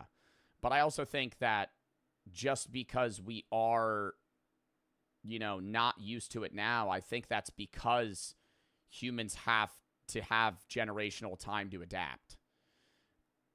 I think we're in a shitty position now where we're one of the first, not generations, but one of the first groups of people, 8 billion of us that are living on Earth, that are dealing with the modern technology that we have, and we're trying to adapt to it. I think 300-400 years down the line, yes, things are going to continue to progress, but more and more things are going to be more normalized. Modern technology like the radio and television aren't tainting humans and making society worse. I think it's a lot of the newer inventions that we aren't used to and don't know how to regulate or use in a manner that could be beneficial to society that are harming us. The radio ? Yeah. Like modern tech, I'm saying technology in general, I don't think is something that's bad for humans. I think there are things within that technology that need to be regulated better, but it's because everything's growing too fast. We're progressing at a rate technologically that we have never progressed at before. That is true. I think the spike was larger years ago because we were going from basically nothing to something technologically. Now it's just becoming more and more computer AI level growth where things are able to do tasks that humans alone were only capable of, and now computers can do at a much better level, much quicker, and for free. I think the worry that I have with modern technology is the lack of purpose that people are going to have on a day-to-day life. Because AI could eventually take over, AI and robots in general could eventually take over a lot of the jobs that people have and kind of force people to either do nothing or take up jobs that they would even like less. Then again, I don't really know. I don't want to say that's not our problem. We're all going to be dead when that occurs. When AI gets to the point where it's taking over every single job, we're either going to be old as fuck or dead. That's a problem that your grandkids are going to have when you're dead, when you're long gone. But I don't know. I don't know what'll happen. I agree that it is an issue. I don't think it's the Industrial Revolution has been a disaster for the human race. I wouldn't say a disaster, but it definitely has caused problems. Technology has turned us into an industrialized society. In this society, Ted argues the system is prioritized above all other things, including human freedom. Your behavior is regulated to make you more effective within the system, and your well-being is defined by your ability to be a productive part of that system. And I think that really applies to people that have ADHD specifically, where they're unable to like pay attention in a, you know, very bland and boring mindset. Like if you had ADHD and you were alive in BC times, that's not a problem. Having ADHD isn't going to hurt you. The only reason ADHD is bad is because we live in a society where that makes it where you're unable to keep your attention on specific tasks that you need to be an efficient citizen. If you had ADHD in times where you had to, you know, crawl through the jungle and fucking find animals to kill and eat, if anything, that might be a useful thing to have as an asset. Loke for the 4. Thank you for being amazing. My child has been pretty shitty. You've been helping me see the bright side of it. You're one of the reasons I keep going. Thank you so much. Well, I'm glad I'm able to help. I'm sorry I've been going through that. Maples for the 3. I just read that. Take, for example, attention disorders. These impact one's ability to be productive within the That's so weird. I swear to God I did not watch this. That's so weird that he just fucking mentioned that. But it was obviously, you know, just following suit with the point that he just made. Industrial system. And so they are addressed, even though there's nothing inherently harmful about having a short attention span. Clinical depression is on the rise. The societal conditions which cause this depression are left entirely unaddressed.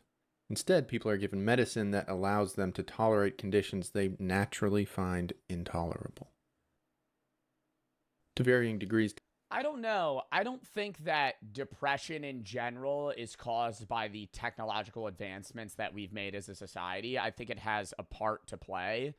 I think it's more so just the vaster knowledge that humans have in general and the perception of the people around them that make them feel like their life is worse. As fucked as it seems, the happiest countries in the world have the highest suicide rates. Not because their country is bad, but because people that are in shitty situations will a lot of the time view people that are happy. I need a restart. Some of the happiest countries in the world have the highest suicide rates. That is not because those countries aren't inherently doing anything wrong, in my opinion, but more because as somebody with depression living around people that are all happy, your life is going to seem even worse. You're going to dwell on it even more. People that are living in countries that have very shitty ways or very shitty systems of living and societies that they live in where they're struggling more, the net happiness level is so much lower that your life in comparison does not seem nearly as bad. That was going back to what I was saying on social media, where a lot of people that do feel depressed see everybody on social media being happy, in part as a facade, because people broadcast the best points of their life, not the worst points in their life, and it digs them to a deeper hole. I don't think that's just because technology and the daily 9 to 5 that you have to do is the sole reason that depression's on the rise. I think that plays a part, but I think a bigger part that is played is how people perceive their own happiness on a scale of others as well.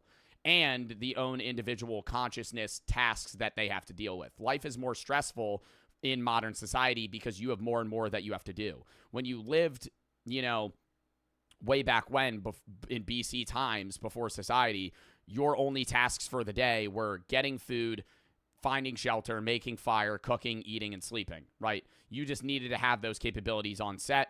And at some point, you probably were going to get some sort of disease or some shit that killed you at a young age. Now, a lot of those problems are solved, and you just need money to get those things. But to get money, you need to do a lot of different tasks. And then even when you have those different tasks and you have those different things, like a car to go to your job, which you need to make money, now you need to pay for your car. And when you make money, you need to give some of that to the government because the government's going to pay the roads that you need your car for to get to your job.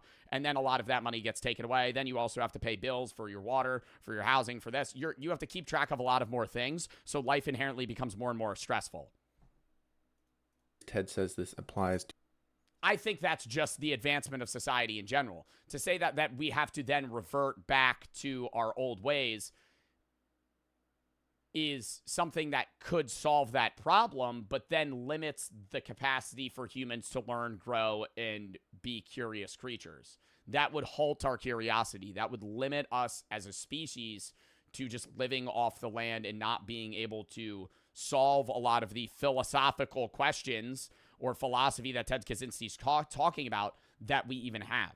We're never going to be able to understand more things if we don't advance as a species, because the more technologically advanced we get, the more we are able to understand the world around us. To all aspects of modern life. Kaczynski believed this was unavoidable in industrial society. Initially, technology seemed wholly beneficial. Plumbing, electricity, telecommunications, who in their right mind would resist these conveniences? Kaczynski argued that one by one, though, these technologies would integrate themselves so profoundly into our lives, they would erode personal freedoms. As an example, Kaczynski points to the automobile. Owning a car was once an optional luxury, but slowly over time, our society was I just said that shit! constructed with cars in mind. Cities were designed around the idea of people owning cars. Now you're virtually required to own a car. So you are then in the United States, because we don't have a fucking train system. You know what we need to do? We need to be like other Eastern Asian countries that have good train systems and enable their people to get on a train and go somewhere very quickly instead of having to fucking get in a goddamn car and drive 45 minutes to your fucking job. Required to do all that entails. Working to pay for one, registering, and getting educated on the use of a car, etc. Even the pedestrians' freedoms have now been limited by cars. There are designated sidewalks and walkways, and even then, the pedestrian is constantly at risk to get killed by a reckless driver. Those who do not own cars rely on public transportation, which also limits your freedom of movement. You must go where the bus goes, you must go where the train goes, etc., etc. That's such a dumb fucking point. That's such a stupid fucking point. Yeah, you have to go where the car goes. You have to go where the train goes. Okay, let's get rid of that. Let's level the fucking city and make it all grassland now. Now it's gonna take you 7 days to fucking. You know how long it would take you to fucking drive. The amount of space you can cover in 30 minutes in a fucking car or a train is unfathomable for somebody living in the fucking the year 1350. They had to walk or ride a horse everywhere. That shit takes forever. You're able to cover more ground and experience more things in life with fucking modern technology. Ted recognizes that we do live in a so-called free society, but he argues we are only free up until a point where our actions impact the functioning of the system.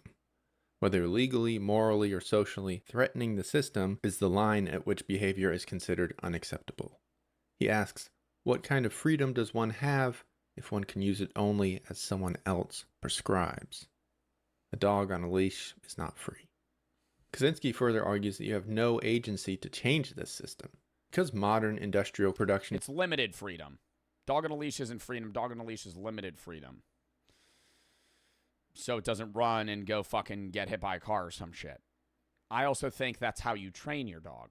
I think your dog can have freedom if... Also, get the fuck out of here. Dogs traded their goddamn freedom to be human companions so they had easier lives. That's something that happened with wolves. Obviously, they didn't self-domesticate themselves like cats did, but dogs, through human evolution and breeding, literally traded their wild freedom to have an unlimited amount of food, water, and care for them. They effectively got rid of the need to hunt and gather for themselves to rely on humans that used them as pets. That's the even trade-off. That is the fucking Nicomachean ethics, Aristotle trade-off between humans in our friend-to-friend relationship, that we just have dogs as companions and they have us as food and water machines that keep them alive. And is so complex. And that's also how you train your dog. My dog wouldn't run away on a leash. The world relies on or off a leash. The cooperation of very large numbers of people and machines. Decisions must Cats domesticating themselves? Yeah, and foxes are doing it now. Impact millions of people. So by necessity, those decisions are made by employers, politicians, or other authority figures.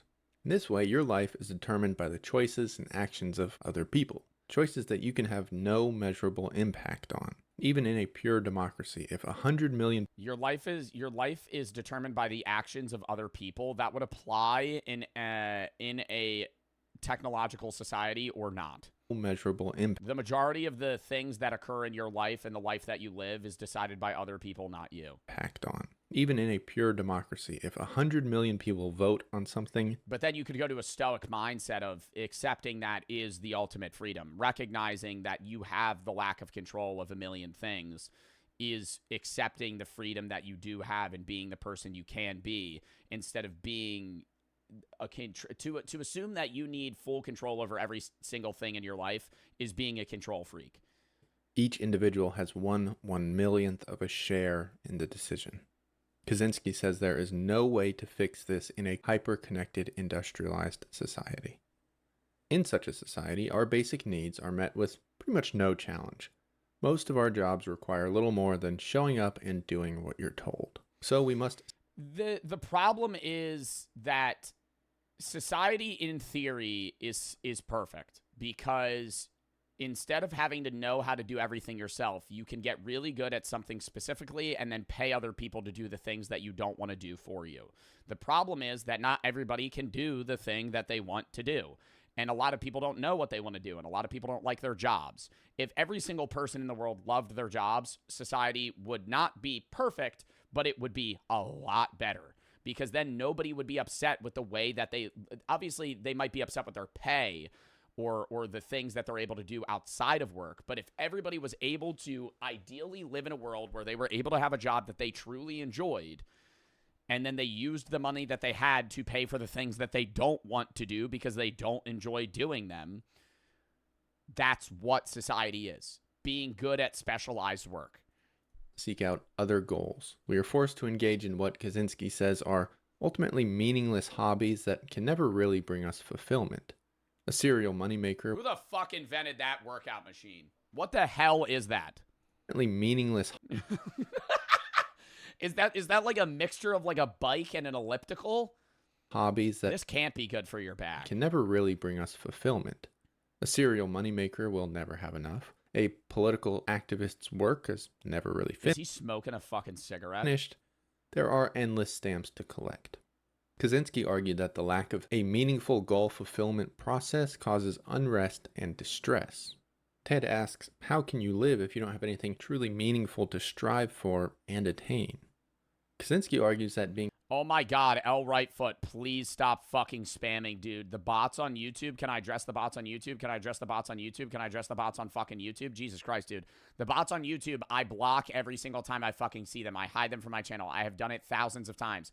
Just like TikTok, YouTube has hundreds, if not thousands of bots that comment on people's channels trying to bait them into clicking on fucking sketchy links. That's just a thing that is on YouTube's end. I obviously try to get rid of them as best as I can, but I can't limit their comments because I can't know their account names until they comment.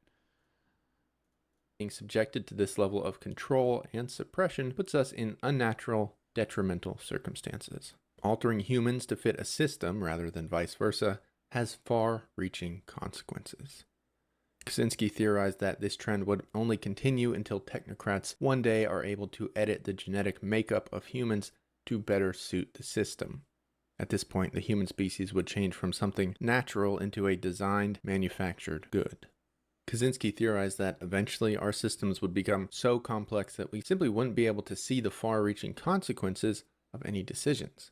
Only computers and artificial intelligence would have the ability to make good decisions. While AI wouldn't be sentient, it would be the only thing capable of governing our industrialized system. Effectively, control of our world would be given over to artificial intelligence. Kaczynski did not believe this system could be reformed. He found the concept of reform to be naive, saying that technology only got more and more prolific across the entirety of human history. Any truly significant reforms, he said, would bear far-reaching consequences that could very likely be disastrous. He did not believe traditional reformers would be willing to take this risk, especially given they are benefited by the system. Furthermore, Kaczynski argued against technophiles who believed science would solve all of these issues. Ted said, "We'd been hearing that for 200 years. The Industrial Revolution was supposed to solve world hunger, for example. The result had been quite the opposite, by Ted's estimation. Technophiles, he argued, continued to ignore that their solutions brought new problems. For example, scientists boast that they will end famine by creating new, genetically engineered food plants. But this will allow the human population to keep expanding indefinitely, and it is well known that crowding... The human population will not expand indefinitely, and that's shown through the currently decreasing population and birth rate in the majority of countries. Ted Kaczynski is literally just fucking wrong on that. The world population is estimated to continue to grow to around at most 10 billion people, and then basically halt and steadily stay at that point. Maybe decrease slightly, but it's not going to go more than that. The world will become overpopulated in many specific countries like India or China. Not China anymore, but India right now and other African countries that have very high birth rates. But the fucking world population isn't going to reach 25 billion ever. Ever. There's just a lack of land. You could say people are going to continue to reproduce, but when people realize that their kid would probably not live in a great society, they're just not going to have a kid. It's at 11 billion. There's not 11 billion people in the world. I think there's 9 billion people in the world right now. What is the human population? 8.2 billion. Leads to increased stress and aggression. So, Ted called for revolution. He said that it was basically time to start over, time to destroy everything. Kaczynski recognized that this revolution would cause a lot of suffering. He justified this cause a lot of suffering. If you dismantled modern society, you would have to kill off like half of the world's population. If we reverted back to old cabin level times of living, I always say cabin level because it's like living off-grid, like off-grid living. Maybe if you kept modern farming and other things, if you dismantled cities and modern ways of living, we would revert back to the world population being around like 1 to 2 billion people. which you could say is like good in his mind, but then you're gonna you would have to literally forcibly kill like 2/3 of the fucking planet. When your grandparents were alive, like say your grandparents were born in 1940. Say your grandparents were born in 1940. The world population was 2.3 billion people. The world population has risen by almost 6 billion people in 85 years. And so from his mind, it's going to keep rising. But now it's not, because you actually look at developed first world countries with high technological, advancement, their birth rates are declining, which is bad for like, societal levels of, enabling growth within an individual country, because you need a youthful population to help the growing population, or not the growing population, the growing older population live. The solution to that is immigration from other lower, I don't want to say advanced, but like non-first world countries. That's why it's bad to not have immigration. I don't want to say the immigration problem in the United States wasn't a problem, but if you look at countries like Japan, which have, very, very tight immigration laws, they are having a lot of problems in their own economy. That's due to a million reasons on how they perceive the housing market and a bunch of other reasons. But, mods, can we ban Joe Bart as my father, please? Jesus Christ. Anyways, he's just fucking spamming. Because of tourism? No, it's just you need, if you don't have a birth rate above like 2.1 to have a steadily increasing, not even increasing population. You need a 2.1 birth rate to have a steady population. You want people that are young to be able to work and basically pay and help people that are old live. And people are living longer and longer. So you need more and more people to help them. If you don't have people being born and younger people getting into, your own country, you need to have people from other countries come here. By pointing out that increasing industrialization would lead to even greater suffering. Further, Kaczynski believed that the larger the system was allowed to grow, the more suffering its eventual collapse would cause. So by destroying things now, he was actually choosing a more humane option. Now, as much as he hated technology, he loved nature.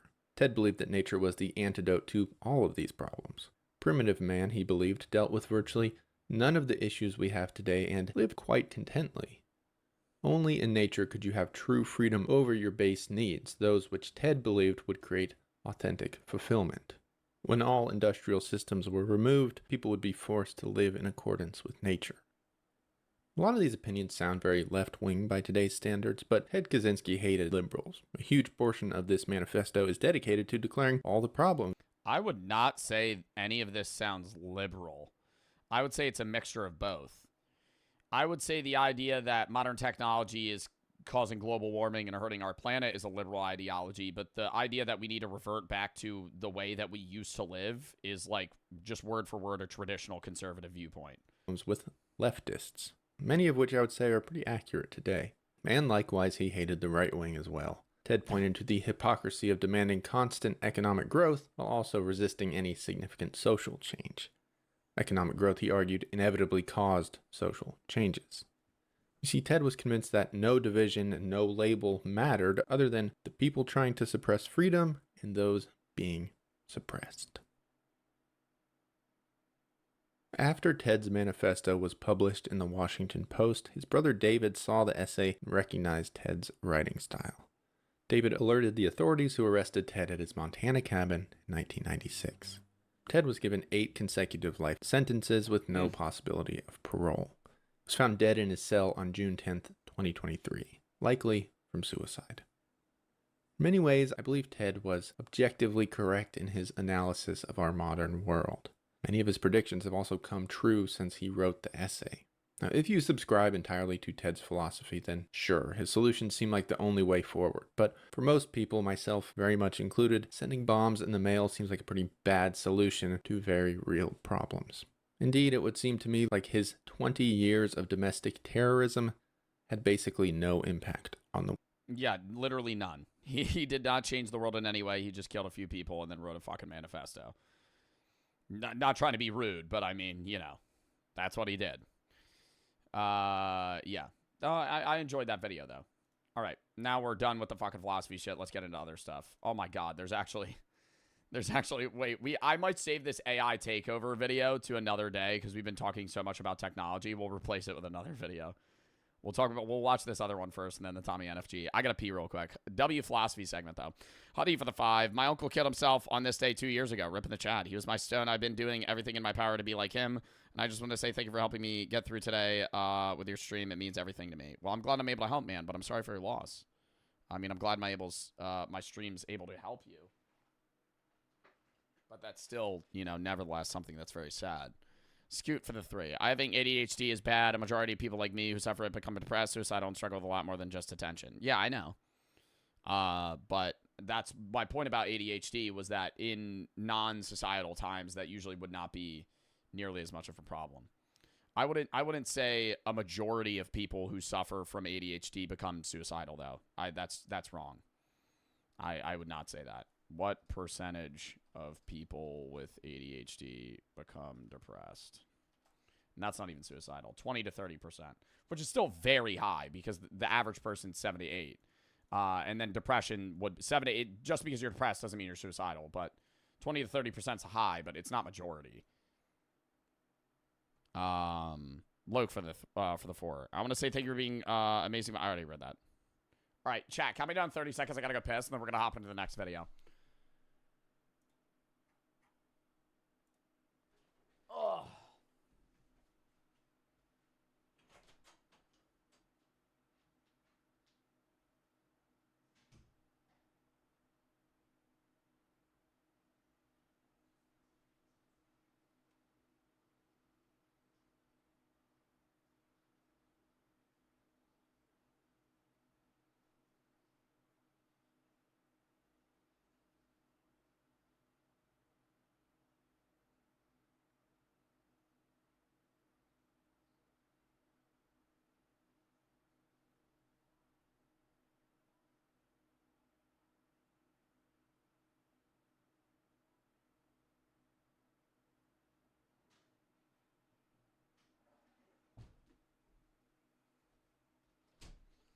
Oh.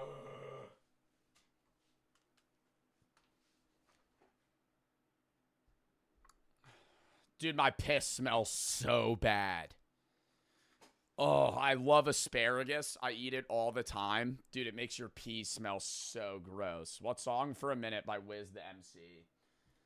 Next!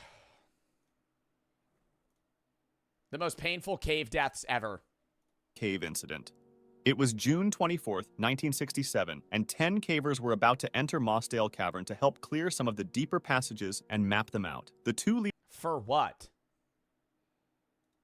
Like, I don't understand. I understand people, like, having the hobby of caving, but I don't get it. I don't get it.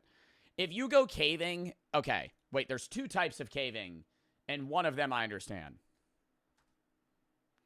If you go caving and you like going in caves like this, I understand that. Beautiful cave. Yeah, you might have to, you know, shimmy through a tight wall to get here. But, you know, there's water, there's moss, there might be stalagmites, stalactites. Fairly interesting. Enjoyable. Looks great. I get that. You got to go on a hike to get there. But if it's a cave, then there's this caving. Where you have a guy shimmying through a hole that is usually a lot smaller than this, not to get to the first image, but to do this, get to an area that's probably even smaller, and then turn around and go back. The level of anxiety I would have doing that is horrible. Now, here's this is 19 million views. The worst claustrophobic caving you'll ever see. Team can pass back on his first attempt to the tightest portion of the entrance. All right. One of the cavers has become stuck in the passage. These kinds of maneuvers can be dangerous. Are they having fun? Are they having fun? Are they... They never look. I'm never seeing somebody smile. You just got to move slow and then kind of wiggle your shoulders so that they come unstuck from the ceiling. Most of your clothes, though. You know how much I would panic. Like, I already know I would start. I'm going to scream. I would go. The thing that makes this scary is that there's no give. When you're stuck in a space like this, if I was able to, like, move and it would push what was on top of me. Like, have you ever been, like, rolled in a mat in, like, gym class? This is the best example that I could give. Have you ever been, like, rolled into a mat or something? Like, have you ever been confined in a space and you move and you can get out of it? Or there's give. Even if you can't get out of it and your friends are, like, trapping you in the mat or something, there's, like, enough. You have wiggle room. This, you're wedged between two rocks to where you move and it's just. I would immediately feel that zero give and just go, fuck. I would it just be sheer panic from me. Yeah, I mean that's why you got to wiggle your. It can definitely from the other side. Like, I would definitely faint. You can definitely whittle it down more. On it. You have to decide which way you want your head to be, because once you're locked into position, it's pretty much it. Okay, this is fun. Is it? I was hoping for this.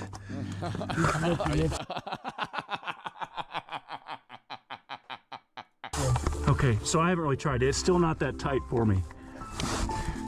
So he wants it to get smaller. Boy, this cardboard makes a big difference. Is this wider? So he's not scraping his fucking chin on sharp rock. Right here or less way? Okay. Yeah, that new caver tech. A piece of wet cardboard.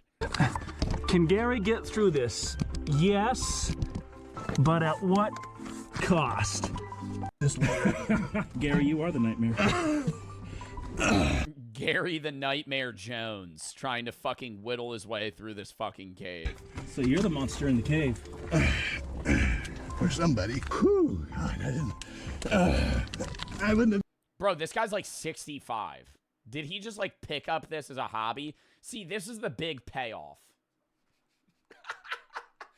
This is the, after hours of shimmying through holes, knowing that you're going to have to go back, this is the payoff. Wow. Look at these formations. I can't zoom in on them. I will in a second. But there are some big formations. Some of them touch. They're like a foot high. Those are very nice. That's a very nice set of formations. No, I was just guessing. Bro, it looks like wet sand. It looks like when I'm at the beach and I fucking get wet sand and I let it drip and make these weird like stalagmite-esque formations. This looks terrible. It looks like poop. All this stuff should... Oh, he's mapping it. So, just coming out of this and check out this room. Oh, I love the music building. This is a huge room. Wow. Wow, like 15-foot ceilings. Wow. Goes under that way. Oh, that's Who so knows sick. where? The guys are mapping behind me. They sent me up here because they said this was a cool room. And indeed, it is. So this is the back of the main portion of this cave. And this room is large. It's got 15... It would be cool to go to a cave like this if I was able to just walk inside of it. If the only way you could get to this point is doing what you had to do, I have no point in... there's no want for me to go to this. 15-foot high ceilings. When they come to this area, I drag myself into the shirt. So that is... Backpack. They do. I have other little ones in my backpack. Oh, he's got to keep the cardboard. Yeah, you got to reuse that. Oh, I worked up an appetite in there. Caveman makes his way to the surface. I would not be surprised at all if this guy was like mid-crawl and he went, I worked up an appetite and pulled out like a hard-boiled egg out of his pocket and just started snacking on it. Like right here. God, I'm pretty hungry. I think I'm going to take a break here. Ugh. And he just relaxes. Just rips out like a dirty, hard-boiled egg. Just starts fucking munching. Ugh. Anyways, back to the actual video we're watching. The 2 leaders of the group had already explored this cave before, which reassured everyone else. This particular cavern was known for its tight spaces and the very few areas where a person could fully stand. After a few hours inside, 4 of the cavers realized how difficult the cave actually was and decided to return to the surface. They noticed a cloudy sky, but nothing seemed out of the ordinary. Oh my god, it's gonna rain on them and they're gonna drown. Remaining cavers continued their descent until they reached the far marathon passage, which measured only 18 inches by 12 inches, with a small... How do you fit in that? How do you fit in that? I genuinely don't think this part of my body could fit in this. Why? Width? Length, yeah. Like, this way, I'm not a foot thick. But this way? Like, I would be like this. Like, crawling like... small stream of water flowing along the bottom. Everything seemed to be going well, and the group on the surface soon noticed that it had started raining, so they took cover. Initially, the rain did not seem concerning, but the cavers inside began to notice rising water levels. When the water became alarmingly high, they decided to end the day's work and head back, even though they were still 3 hours from the entrance. Meanwhile, the surface 3 hours? Group spotted something terrifying. A lake of water had formed around the cave's entrance. The cavers inside had no idea how much water was about to flood the cave. The surface group ran to get help, while the cavers frantically tried to reach higher chambers. However, the water continued to rise, pressing toward their faces. Rescuers and hundreds of volunteers worked tirelessly, pumping water out of the cave and pumping oxygen inside, hoping that the cavers had found a safe chamber. Unfortunately, every one of the cavers drowned. Shaft sinkhole tragedy. It was May 28, 1973, and a group of 9 diving experts had planned a dive at Mount Gambier's shaft. And did they go to get that? Like, why are we allowing people to do that? Why are we allowing people to go into those fucking caves? Whatever country this cave is a part of should, like, wall that fill that shit with concrete and go, you're not allowed to go in there because you're just gonna somebody's gonna die. Sinkhole. This sinkhole had a unique feature. There was only a tiny opening leading to a cave with a lake 20 feet below. From this opening, a beam of light went down into the cave and onto the lake, which was extremely helpful for the diver's orientation. This beam was visible throughout most of the cave, unless divers ventured too deep into one of the 2 side branches. Everyone initially agreed that they would stay within a 200-foot maximum depth range so they could remain in the main chamber and still see the guiding light. This was their only plan. On the second day, however, 4 divers planned to go to the western section of the cave, aiming for a depth of 250 feet, which would have been a new record. This was deeper than initially intended and posed a significant... They ain't bring like a string? They ain't bring like a string. Like a rope. And you go, oh fuck, I gotta go that way. And you start dragging yourself. Some shit like that. We're just fucking getting lost in this cave and going, I don't know where I am. Significant risk because in 1973, divers were still using regular air cylinders rather than mixed gas tanks. For this reason, they had to be more cautious as they went downwards because nitrogen narcosis might have settled in. As they went down, the increasing pressure would have pushed the nitrogen into the bloodstream, producing a state of consciousness that is similar to when people are drunk. Keep in mind that these divers were not very experienced in cave diving. They were more accustomed to standard open water scuba diving. This added even more risk to their plan. They started going downwards into the western section of the cave, and one experienced diver noticed that nitrogen narcosis was kicking in, so he immediately went back out. Several of them followed him and went back to the surface as well, but 4 of them kept going, determined to set the record and get a quick look before resurfacing. After a minute or so, the group at the surface became concerned, realizing the 4 divers would soon exhaust their air supply. A few returned to the cave to... I'm not going back down. I ain't going back down, bro. If I had a walkie-talkie, I would deadass say that. I would go, I'm not coming to get y'all. I'm turning around. I feel like I'm a fucking pass out. Don't die. Bye. to find them, and they discovered a flashlight and a camera on the bottom, but no trace of the divers. There was a problem that we haven't yet mentioned: silt. The movements of the 4 divers Oh my god, did it collapse on them? stirred up the long settled silt into a sand cloud that would take a lot of time to settle back. This reduced visibility to less than an arm's length, removing any hope for orientation for the underwater divers. Without being able to see anything, oxygen running dangerously low, and nitrogen narcosis kicking in, the 4 divers drowned. Jacob's Well tragedy. It's November 23rd, 1983, and 2 students from Texas State University named Richard and Clark are about to enter This is stressing me out so much. This is stressing me out so much. This is stressing me out so much. Oh my god. Oh my god. Oh my god. How are they doing these things that are so fucking dangerous without literally one plan? Literally one plan, no fucking backup. Like, I feel so bad they died, but I'm like, what the fuck is happening right now? Triatin, thank you for the fucking 25 gifted subs, you goddamn goat. Thank you for the fucking 25 subs. Triatin's Assinger. Am I saying that right? Triatin's Assinger. Thank you for the 25 gifted subs. Thank you for the fucking 25 gifted. Appreciate the goddamn subs, dude. Where did my sub goal go? Why can't I see subs anymore? What the flip? Refresh. Hello? I can't see subs now. YRG for the 1,000 biddies. Love your streams. Gives you happy birthday to my friend Treyana. Happy birthday. Triatin, thank you for the 1,050 bits. Got home from work. How's the day been? Good. How was yours? Google for the 3. Cave was only like 30-minute experience. Ben for the 3. Love your streams. They're the highlight of most of my days. Thank you for all that you do. You're amazing. Google for the 3. Went to a cave called Fat Man's Nightmare in Vermont. It was a public place for caving. It was very fun. It was fun when I was skinny. I mean, was it a tight cave experience? Well, it's for the 3. Watching you for 2 years. Enjoy your content. One of your favorite streams is your Totally Accurate Battle Simulator stream. Curious if you ever play that again. Maybe. Huddy for the 3. Dude, I can't see subs. Why can't I see subs? I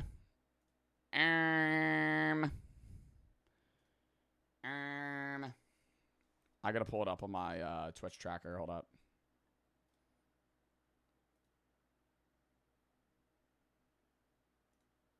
God damn it. I gotta go to my fucking stream manager. Why does OBS do this?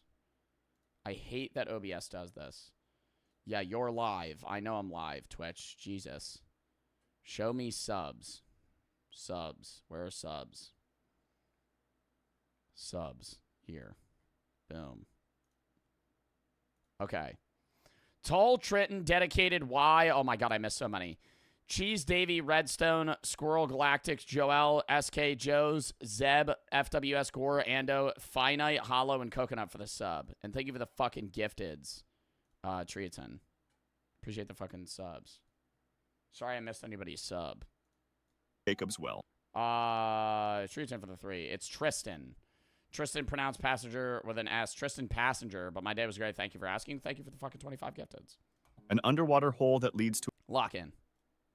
Texas State University, named Richard and Clark, are about to enter Jacob's Well, an underwater hole that leads to an underwater cave. This hole seems relatively shallow, around 25 feet, and many people try to touch the bottom and then come up. However, this is just a deceiving appearance because it actually leads to another underwater cave with 3 chambers. The first 2 are relatively open and easy to get through, but the third one has a really small squeeze to get into it. If you manage to squeeze through, you'll enter a room that is 10 feet tall, and you'll see a really small hole at the farthest edge, too small to pass through. This small tunnel was just 2 feet in diameter, and 2 years prior, 2 people died in it because after they managed to get through, a rock slide filled with gravel blocked. And they didn't fucking make it unaccessible to people.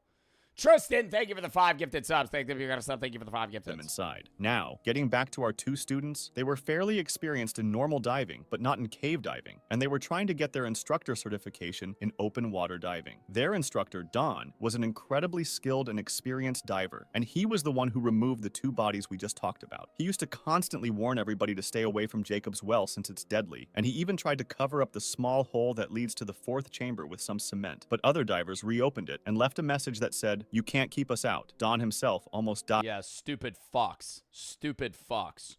You can't keep us out. Yeah, fucking freedom. Dumbass goes in the fucking 2-foot hole, buddy. Yeah, how fun. How fun. You gotta fucking go squeeze through a fucking water passage. Died in Jacob's well. When he tried to enter the fourth chamber, a gravel slide trapped him in the tunnel. He almost resigned himself to death. His tank was empty, and he had swallowed some water when his survival instinct kicked in, and he started rapidly moving until he cleared enough gravel to escape. When he did, he saw his diving colleague extending a regulator for him to breathe. As he started resurfacing, the air inside his body expanded until he reached almost 4 times his normal body size. By the time he broke the surface, he was screaming in pain. What the fuck? Hold up. I was responding to Brooke. Hold up.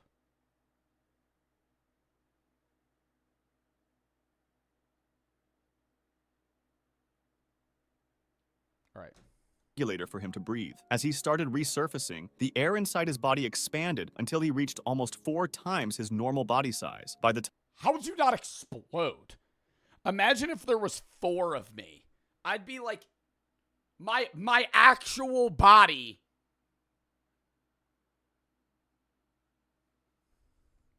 Would your skeleton stretch or your skin? Time he broke the surface, he was screaming in pain. His belly was huge because his stomach had completely ruptured. These stories caught the attention of Richard and Clark, who wanted to take a look for themselves, even though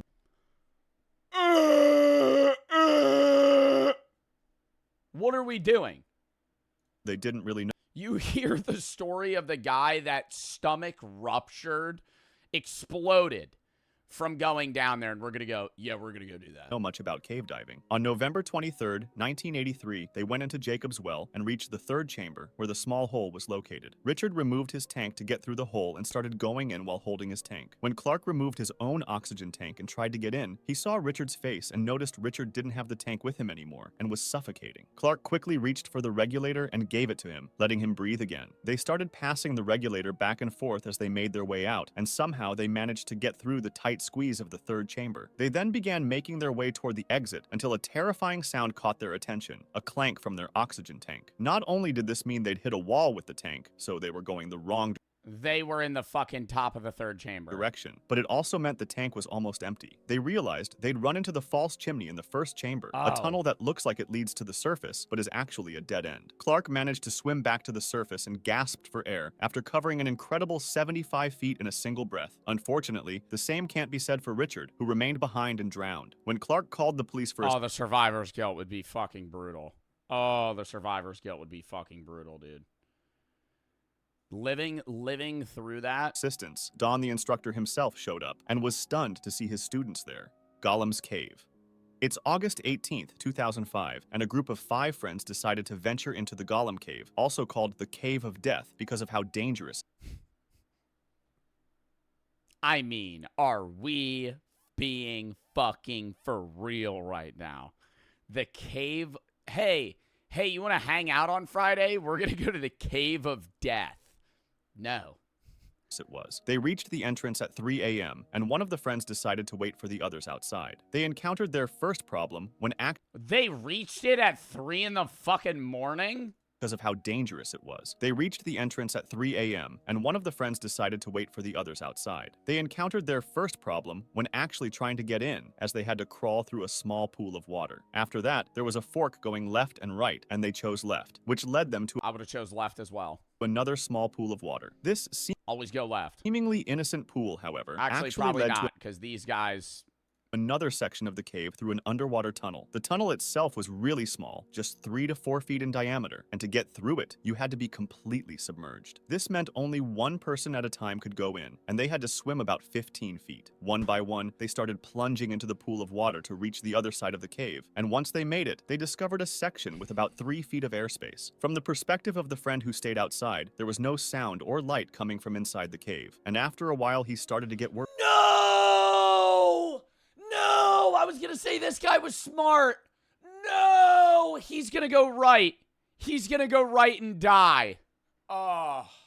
He went into the cave himself, but heard no noises and saw no lights. Not sure what to do, he first called some friends who had experience with caving, and then called the police. He couldn't have imagined what was happening inside. The 4 friends who went in probably realized that the 3 feet of airspace they'd reached had bad air, which is a term cavers use for air that doesn't have the normal balance of gases, meaning there's more carbon dioxide and less oxygen. This reduces your ability to think, move, and breathe properly, making the return swim through that narrow tunnel super risky. They tried to get back back out one at a time, but the first person who went underwater was unable to find the exit hole before running out of breath. That happened because the increased carbon dioxide messed with her ability to hold her breath and think clearly. After 30 to 60 seconds, the second person went in and found the first and saw her dead body. Oh my god!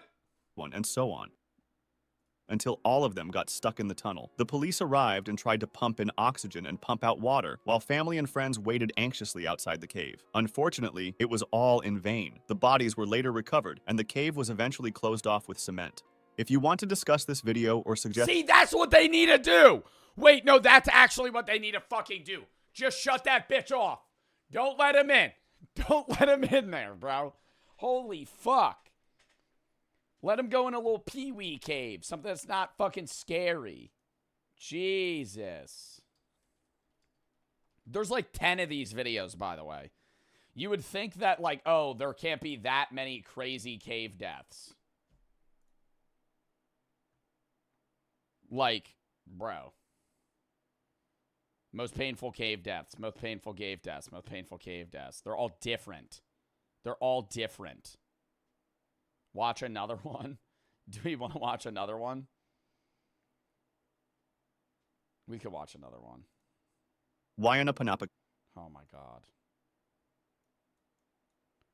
It's up for the 3. I disagree with you saying if everybody had their favorite job, it would be better because that would cause most people not to want to work in jobs, factories, and mines, but instead be a YouTuber, astronaut, and stuff. I'm saying if everybody, not if everybody had their favorite job. You misinterpreted what I was saying. I said if everybody's job they enjoyed. If everybody's current job they actually liked it, that would not cause problems. I'm not saying if everybody actually got the job they currently want, because then yes, there would be too many influxes of specific people. Tristan for the 3. Sassinger, gotta pronounce the S, man. It's Tristan Sassinger. Ethan and Minnie for the sub. Bert for the sub. I'm going to let you know, Tristan, I'm probably going to say your name wrong forever. Caves. All right, we're watching another one. Wayanapanapa Caves. On January 29, 2017, 32-year-old Gregory Wilhelm was vacationing in Maui, Hawaii with 3 friends, when a fun day at Wayanapanapa State Park turned into a nightmare. While visiting the park, Wayanapanapa, the group discovered the entrance to the Wayanapanapa Caves. The 4 of them, 2 men and 2 women, decided to take a swim in the well-lit pool near the cave entrance, just as many tourists had done before. While the women stayed by the pool, Gregory, eager to explore, convinced his male friends to join him inside the cave. Gregory decided to— Yeah, just bro shit. Just bros. Just bros being bros. Yeah, you want to go squeeze through this tight cavern? Improvise and used his phone as a flashlight. He put it inside a Ziploc bag to avoid it getting wet. If they had been planning to do— That would be about 1 foot of fucking light visibility. Your iPhone flashlight in a plastic bag, that's giving you no fucking light. That's like lighting a match. Cave exploration to begin with, they probably would have brought a proper flashlight. The women decided to wait at the swimming pool at the cave entrance. Gregory and 1 friend ventured into the darkness. After only a few feet, they reached an area where the water rose to their waists and encountered a boulder blocking the way. Beneath the boulder was a deep pool, a popular spot for divers, but without proper equipment, they agreed to do just a quick dive of about a minute before resurfacing. Since Gregory was the only one with a working light, his friend followed him underwater. Soon, they discovered that the depth was much greater than expected.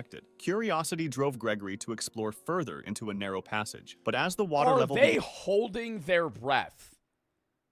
I don't even think I could hold my breath for a minute underwater, not moving. I don't think I could go, let me just fucking dive down and guess how much I'm able to breathe. Began to rise, his friend grew scared and swam back to the surface in total darkness without telling Gregory, leaving him behind. Eventually, though, Gregory needed air and tried to turn back, only to find himself surrounded by darkness. Panicked, he searched for an exit and managed to find a small pocket of air, but he soon realized how unpredictable the cave was. The water level shifted dramatically with time, and strong currents and violent waves were common. Forced to make a split-second decision before running out of air, he pressed on further into the cave. Meanwhile— Why? Gregory's friend miraculously resurfaced at the spot where they had originally dived, but there was no sign of Gregory. Worried, the 2 women decided to enter the cave, and inside, they found Gregory's friend in a state of panic and disorientation. Realizing that Gregory's life was in danger, his male friend re-entered the cave in total darkness. They don't have another light? I'm not, bro, no light. You're going in it's pitch black. It's pitch black in that bitch. You're going back down? Yeah, good friend. He's dying too. Darkness. He instructed both of the women to scream. Yo, if you're going to be a loser that just calls everything clip farming, I'm going to ban you from my chat. Tristan for the 5. You got to keep saying it wrong. Thank you. Under the clip.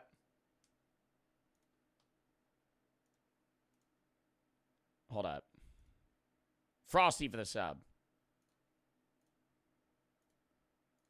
So he could use the sound as a guide. Zod redeemed somebody, raid somebody when stream ends. Oh my god, dude, I forgot you redeemed that the other day and I didn't do it. You gotta remind me when I end. To help him find his way back. After making a third dive, he spotted a tiny light in the distance that grew brighter as he approached. It turned out to be the flashlight on Gregory's phone. However, when he picked it up, Gregory was nowhere to be seen. He returned to his friends and together they rushed out of the cave to call the Hana Fire Department, which immediately Demonics, thank you for the 5 gifted subs. Thank them for getting us up. Thank you for the 5 gifted. contacted rescue crews. Later, reports indicated that Gregory had lost his sense of direction in a very tight passage. Each failed attempt to retrace his steps only made him more panicked. Eventually, he took a wrong turn, and by the time he tried to find his way back, it was too late. He drowned in total darkness. When rescuers finally arrived, they found Gregory's body 75 feet deep in the cave.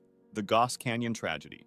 On September 17th, 2000, brothers Michael and Paul Hayden decided to explore an Mods, ban that guy. Mods, ban that guy. Mods, ban that guy.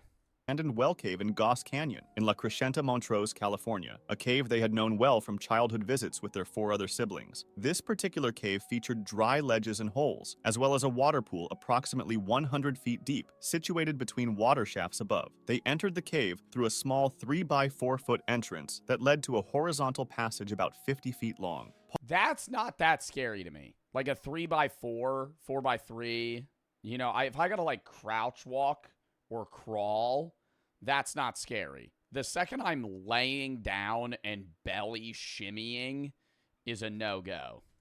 Paul, a master sergeant and elite scuba diver with the Air Force Pararescue Force, took the lead. He was equipped with scuba gear that provided him with 2 hours of air and had a GoPro strapped to his head to serve as a light. Meanwhile, Michael stayed near the pool area to monitor his brother. They used a rope tether system attached to a large boulder in the main cave. Michael would tug the rope to check on Paul's status, and Paul would respond with similar tugs to indicate he was okay. For the first 20 minutes, their communication system worked flawlessly. Then, when Michael pulled the rope twice, expecting a response, he received none. Pulling again, he found the rope was tight and immobile. Initially thinking Paul was stuck, Michael pulled as hard as he could. When nothing changed, he immediately left the cave to seek help from the local fire department, knowing that Paul had only 90 minutes of air remaining. Fortunately, the local fire department responded immediately, along with the LA Sheriff's Office and the LA Fire Department, and quickly traveled to the cave entrance to begin. I'm gonna sound like a fucking idiot here. Does the fire department have like scuba gear? I obviously I think this is areas where there's caves, because in like New Jersey,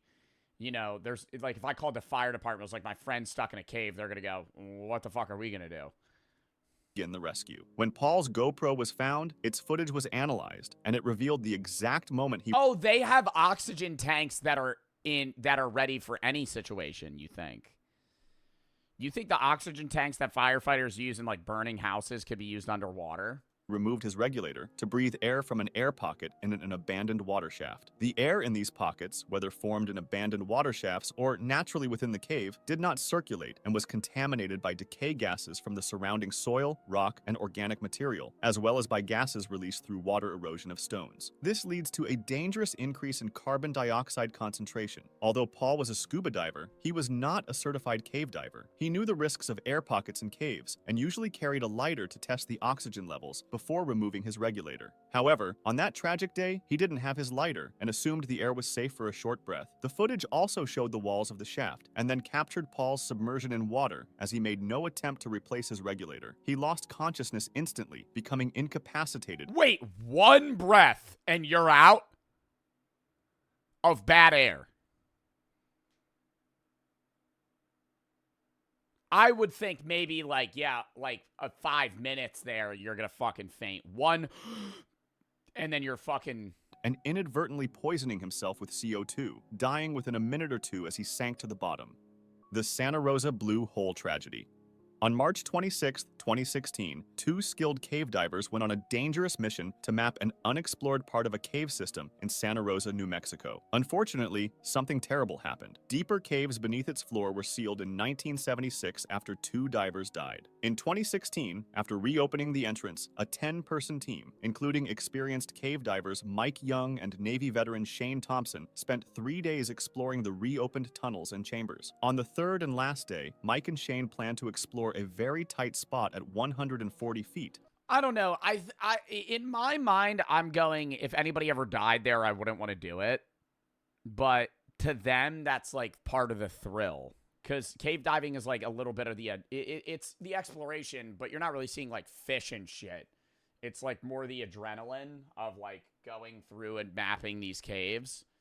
And hearing somebody die makes you want to do it more. Then moved down to another narrow opening at 165 feet. Shane was told to wait at the open area and not go past the second opening himself. Beyond the 165-foot point, there were 5 more tight spots before the cave's last known area. Mike followed a guideline that had been set earlier, moving through boulders and squeezing through narrow passages while carrying tanks on his side and a rebreather unit. Shane had been following Mike up to the 165-foot opening. There, Mike told him to wait. But as soon as Mike was out of sight, Shane decided to follow him, even though that was against their plan. Mike did not know that Shane was right behind him. Shane followed the guideline along a rocky path over large boulders and sharp bends until he reached a narrow 3-foot opening. At that point, the water was full of silt, and he ran into another tight passage. He turned his body and tried to pull himself along the wall, but his back-mounted rebreather got caught on a rock sticking out from the tunnel ceiling. With one arm forward and the other touching the cave wall and the guideline, he twisted, trying to free himself. Soon he found that he was stuck between the rocks. Moving backwards could have damaged his rebreather, which would have been very dangerous. As he panicked, his breathing became fast and shallow. Suddenly, Mike's arm hit Shane's head, and they ended up face to face at about 195 feet deep. Mike was surprised to find Shane there, and Shane said he was stuck and needed help. Mike tried for several minutes to free him, but they began to panic because the tunnel was too tight for both of them to move if Shane remained trapped. Finally, Mike pushed Shane in. I would be so fucking mad.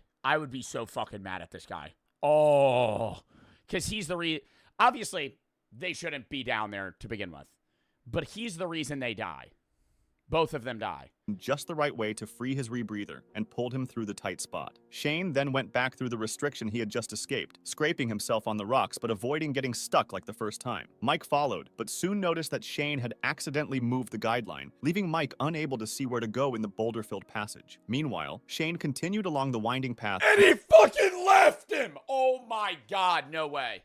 Faced yet another narrow passage. Still in panic, he moved too quickly and got the guideline tangled around his legs. He managed to free himself but lost the guideline in the process. His heart began to race and his breathing sped up. This was dangerous because rebreathers needed controlled breathing to work properly. With no clear exit and only tight holes around him, he could not reach the guideline he had seen just outside where he was trapped. He started to hyperventilate and could not calm down. At that moment, Mike reappeared. Seeing that Shane was very scared, Mike moved around the rocks to find an opening. He grabbed Shane by the shoulders and turned him around. Shane, seeing a way out, lunged forward and swam under Mike, but he became trapped again. This time, underneath my god, Mike's I'm body. knocking him out. I'm knocking him out. I'm knocking him out and I'm leaving there. I'm knocking him out and I'm leaving him there. Holy fuck. Dude, this guy is actually just getting them killed. Unable to move forward. In desperation, Shane thrashed and kicked while Mike protected his face from the blows. During the struggle, Shane's heels tore Mike's suit and scraped him against the rocks before Shane finally broke free. Afterwards, Mike realized he was still able to function and that his equipment was mostly okay, except for a ripped suit valve that let the 52 degrees Fahrenheit water in. He had also lost a fin, but managed to get it back soon after. With his nerves wrecked, Shane continued along the guideline, determined to escape. I hope Mike at least lives, bro. Rebreather could not keep up with his fast breathing, so he switched to his emergency bailout tank for air. Approaching another series of tight spots, he pulled himself through with all his strength, but got stuck for the third time. And this time, Mike was nowhere in sight. Meanwhile, Mike had climbed a little and found a hole leading back to the guideline. Believing that Shane had gone ahead, he followed the line upward toward the next restriction. Feeling tension on the line, he assumed that Shane was pulling from the front. At the next tie-off, however, Mike realized that Shane was actually behind him, still attached to an earlier part of the guideline. Fearing the worst for Shane, Mike backtracked through the tight passages and boulders. But soon, the line stopped moving, a sign that Shane was in serious trouble. Pressing on, Mike discovered Shane wedged tightly in a narrow opening, lifeless, and no longer wearing his rebreather mouthpiece. His bailout tank was empty, his suit was torn, and the cord to his dive computer was ripped away. It was clear that Shane had fought hard to free himself, but had not survived. Mike tried to free Shane, but soon realized he had to start to get out and— Hey, you gotta leave him. You gotta leave him. You gotta leave him. He's dead. He's dead. Okay? Even if he's not dead in this moment, you're not getting him out in time to where he's alive. Like, it's fucked to say, but, like, he has to think for himself in that point. Report the tragedy to the rest of the team. Oh, my God. Okay, he lived. Turned the next day to recover Shane's body, having navigated those tight, maze-like passages through the boulder field all by himself. Culverson Creek tragedy. At around 3:45 p.m. on November 28, 1985, 7 cavers entered the Fuller's entrance of Culverson Creek Cave, a 20.8-mile-long system in Greenbrier County, West Virginia. The group had originally planned to explore Friar's Hole, but high water levels because of heavy rain forced them to switch to a cave less prone to flooding. None of the cavers had been in Fuller's before. The entrance passage was a canyon between 5 and 8 feet wide, with a 6 to 12-inch deep stream flowing swiftly over small, loose rock slabs. About 50 feet inside. How many people have died in caves, bro? This is like the second of fucking 30 videos that this one YouTuber has made. I did not know this many people have died in caves. On a downhill slope, a boulder stood in the center of the passage, with the stream flowing by on the left. At 3:50 p.m., 3 cavers passed the boulder. Millions? Get the fuck out of here. Millions of people. How many people have died caving? 81 fatalities? That's... During a study period.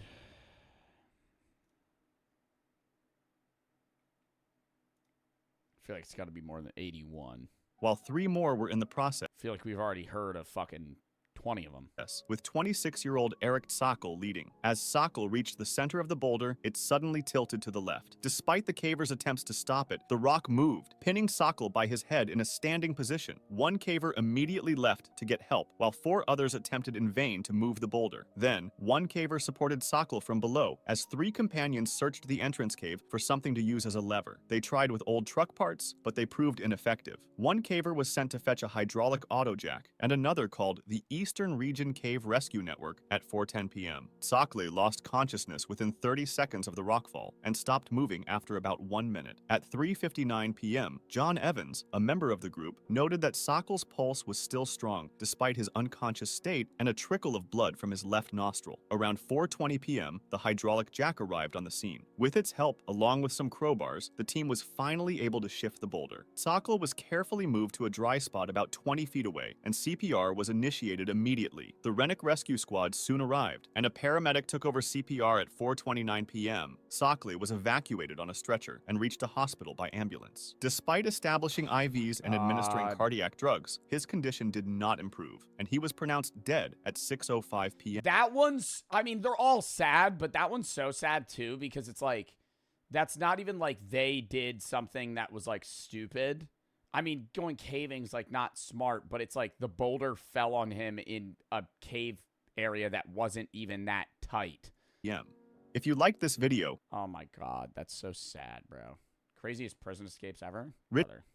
This guy has so many videos. I gotta sub to this, dude. Chad, if you have more fucking caving videos or pain explainer videos, send those in the video /app, game /app. It's find most of the videos that I watch games I play. We still have one more video, though.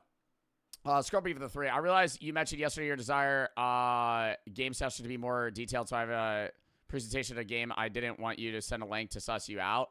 I mean, I'm not going to look at that right now. You could just send it in the game session tab, though.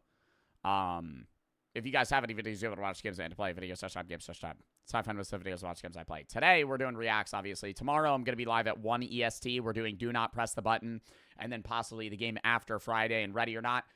Sunday, I'm going to be live at 2 p.m. EST. It is 4:20. We're going to be doing reacts, gaming, and maybe a little bit of Schedule 1.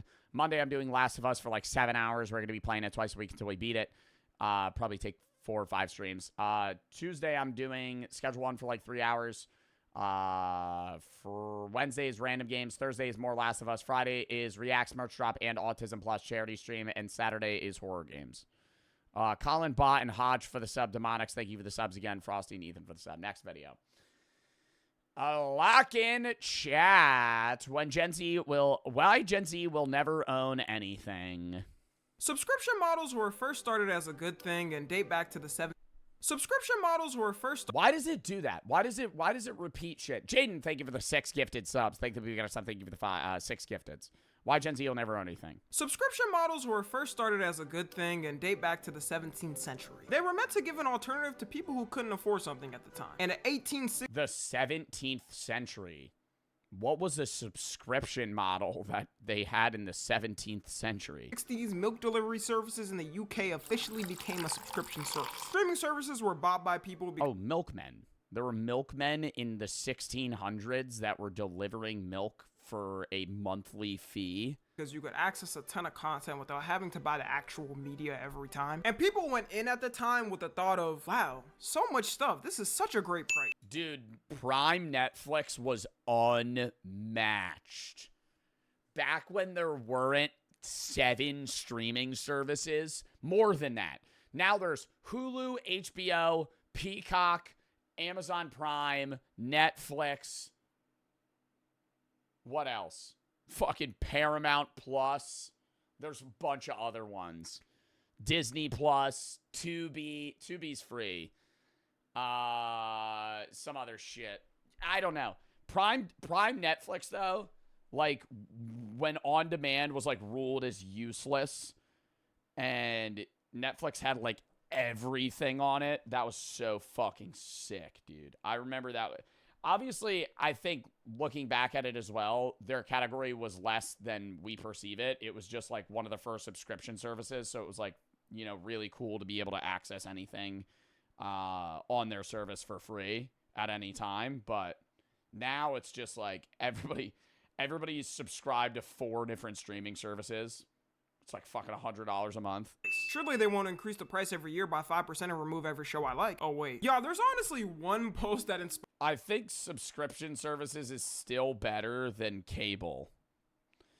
I think if you have subscription services and don't have cable TV, that's still worth it.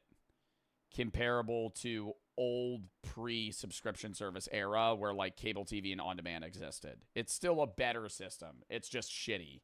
It could be better. Make this entire video, and you may have probably already heard about it. DoorDash announces buy now, pay later partnership with Klarna. Like, how can you see this as a human being and think the world is doing okay? Imagine getting your car repoed because you were a year. Well, buy now, pay later is something that exists for anything. You could do buy now, pay later for the most random shit that costs like $12. Which, and that's, honestly, that's Klarna. I think Klarna itself is bad. I don't think that, you know, the use of buy now, pay later in itself is a bad thing. It just promotes financial recklessness because people will spend money they don't have. But that just goes back to the idea of credit in general. And you need good credit, at least in the United States, to be able to fucking buy anything. If you want to fucking not finance, but if you want to buy anything, if you don't have a good credit score, they're not going to trust you. But it's just a shitty, flawed system to be able to own something and not having paid for it. It makes sense with big purchases, but it also promotes specific groups of people that are financially irresponsible to blow money on shit they actually can't afford. Colleen for the 3. It's nice when these Adobe prices are getting out of hand. What do you mean Adobe? And Bigfoot Italian, Jakey, and Simply for the sub. You're late on that Chipotle burrito order you bought one day. It looks like more and more that not only have we turned into a subscription-based society, but we're turning. What's the highest credit score you could get? It's in the 800s. Is it an 850? to a buy now and pay later society. Soon enough, everything's gonna have a Klarna tag on it and you can buy now, pay later with it. Need to get on the subway but don't have $1? 4 easy payments of 25 cents each month. Need an Uber to drop you off somewhere but don't got the money? 4 easy payments of $5 a month. And take a wild guess at the generation that uses the subscription model the most. According to stats, 93% of Gen Z have at least one subscription service. And we're the biggest drivers of this whole subscription economy. And I'm calling it now. Give it a couple of years and we'll be the biggest drivers in the buy now, pay later model. I think at the end of Gen Z's run, I think buy now, pay later is going to build hype more and more until it actually collapses multiple people's savings and financial stability to where they actually go broke, and then people are going to just stop using it. It existing itself isn't bad. I think it needs to exist. I think it needs to exist, and people need to realize that it's stupid, and then they'll stop using it. Demonics, thank you for the 20 fucking gifted subs, dude. You did not need to do that. Thank you for the fucking 20 gifted. Thank them if you got a sub. Thank you for the fucking 20 gifted. Demonics P666. Appreciate the fucking subs, dude. Damn. Thank you for the 20 subs. Just like how every generation has certain things they're known for, we'll be known as the generation that own nothing. Before the subscription model dominance, everyone would save up to actually buy things. If it was music, you went to a record store and bought the music of whoever you wanted to. If it was games, you went to the game store and... I think Spotify is one of the best things ever, though. Not for music artists, but for consumers. You remember, I mean, a lot of you guys might not remember this. I mean, I was also at the back end of this because I'm 23, but remember when iTunes existed and you had to pay for every song you wanted to own, and every song was like $1 to like $2? And so if you wanted to listen, say you had like a playlist of 100 songs, you're spending fucking $200 on that. And yeah, you could spend $200 on Spotify, but Spotify gives you access to basically an unlimited portfolio of music where you could have, I have playlists of 460 songs. If I had that in 2010, I'm paying $1,000 for that fucking playlist versus like, what is it, like $9.99 or some shit? And buy whatever games you... And you could have Spotify... Well, you could have Spotify free, but then you have to listen to ads, and you can't specifically pick songs. Wanted. And a lot of times, I feel like Gen Z forgets that we grew up in these times before everyone switched. Like, everyone got their own childhood game collection growing up. And it's sad to know, after the PlayStation 4 and Xbox... I miss the era. Hold up. Mooseman! Thank you for the 25 gifted. It's Mooseman323232.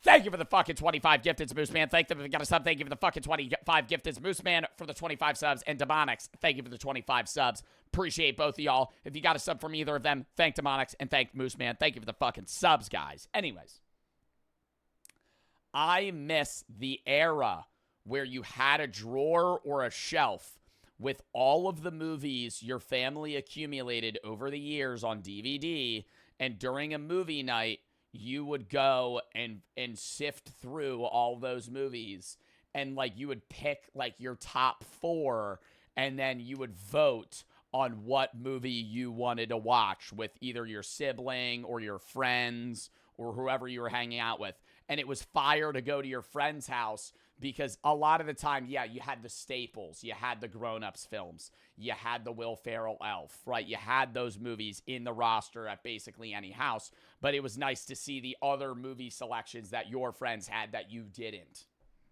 Now it's just, oh, what do you want to watch? Let's endlessly scroll fucking Hulu for 10 hours to not pick a movie.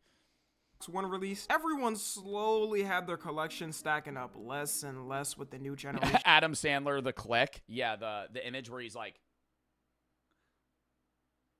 or it's like, I love that one guy that just collects Adam Sandler, The Click memorabilia.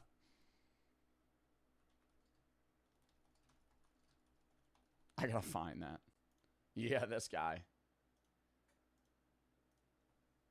It's a fucking blurry ass image. Adam Sandler, The Click collection so far, and it's just Adam Sandler Funko Pop, a bunch of like just Adam Sandler Click like editions in DVD, and then like these random like not posters but like fucking paintings or whatever they are. Oh, it's awesome. Or this. I would love to own this. Hold up. Just the Adam Sandler Click full collection. Fucking 40 copies. Watch a new copy every day of the month. Of consoles. I remember the feelings vividly of going to my homie's house and seeing what type of games they had in their collections. And I understand why people wouldn't want to go out to the store every time a new game releases. But the feeling of getting that game and that saran wrap and the beautiful packaging, it was just better. And I never was one of the buying a physical copy of a game felt a lot more rewarding than a digital copy. People that waited in line at midnight to get a game drop. But seeing the old videos of people waiting for the new Call of Duty to drop or anything is so nostalgic. And people's first worries with digital content taking over for the next generations was that because you didn't physically own it, they could take it at any moment and there's nothing you could do. But everyone thought surely that would... Dude, I don't like the fucking, the service some games are going down right now where they want you to pay for a subscription to the game rather than actually own the game. And I understand the premise of that for specific games, where, you know, it's a yearly game that you're only going to play for like 6 months, so it's actually cheaper to fucking rent the game than own it. But for specific games, it's just like, why the fuck would I not pay to own this game? Because then it's just, then you're never going to own a video game. Then you're going to be like, yeah, I rented this fucking 10 years ago and played it.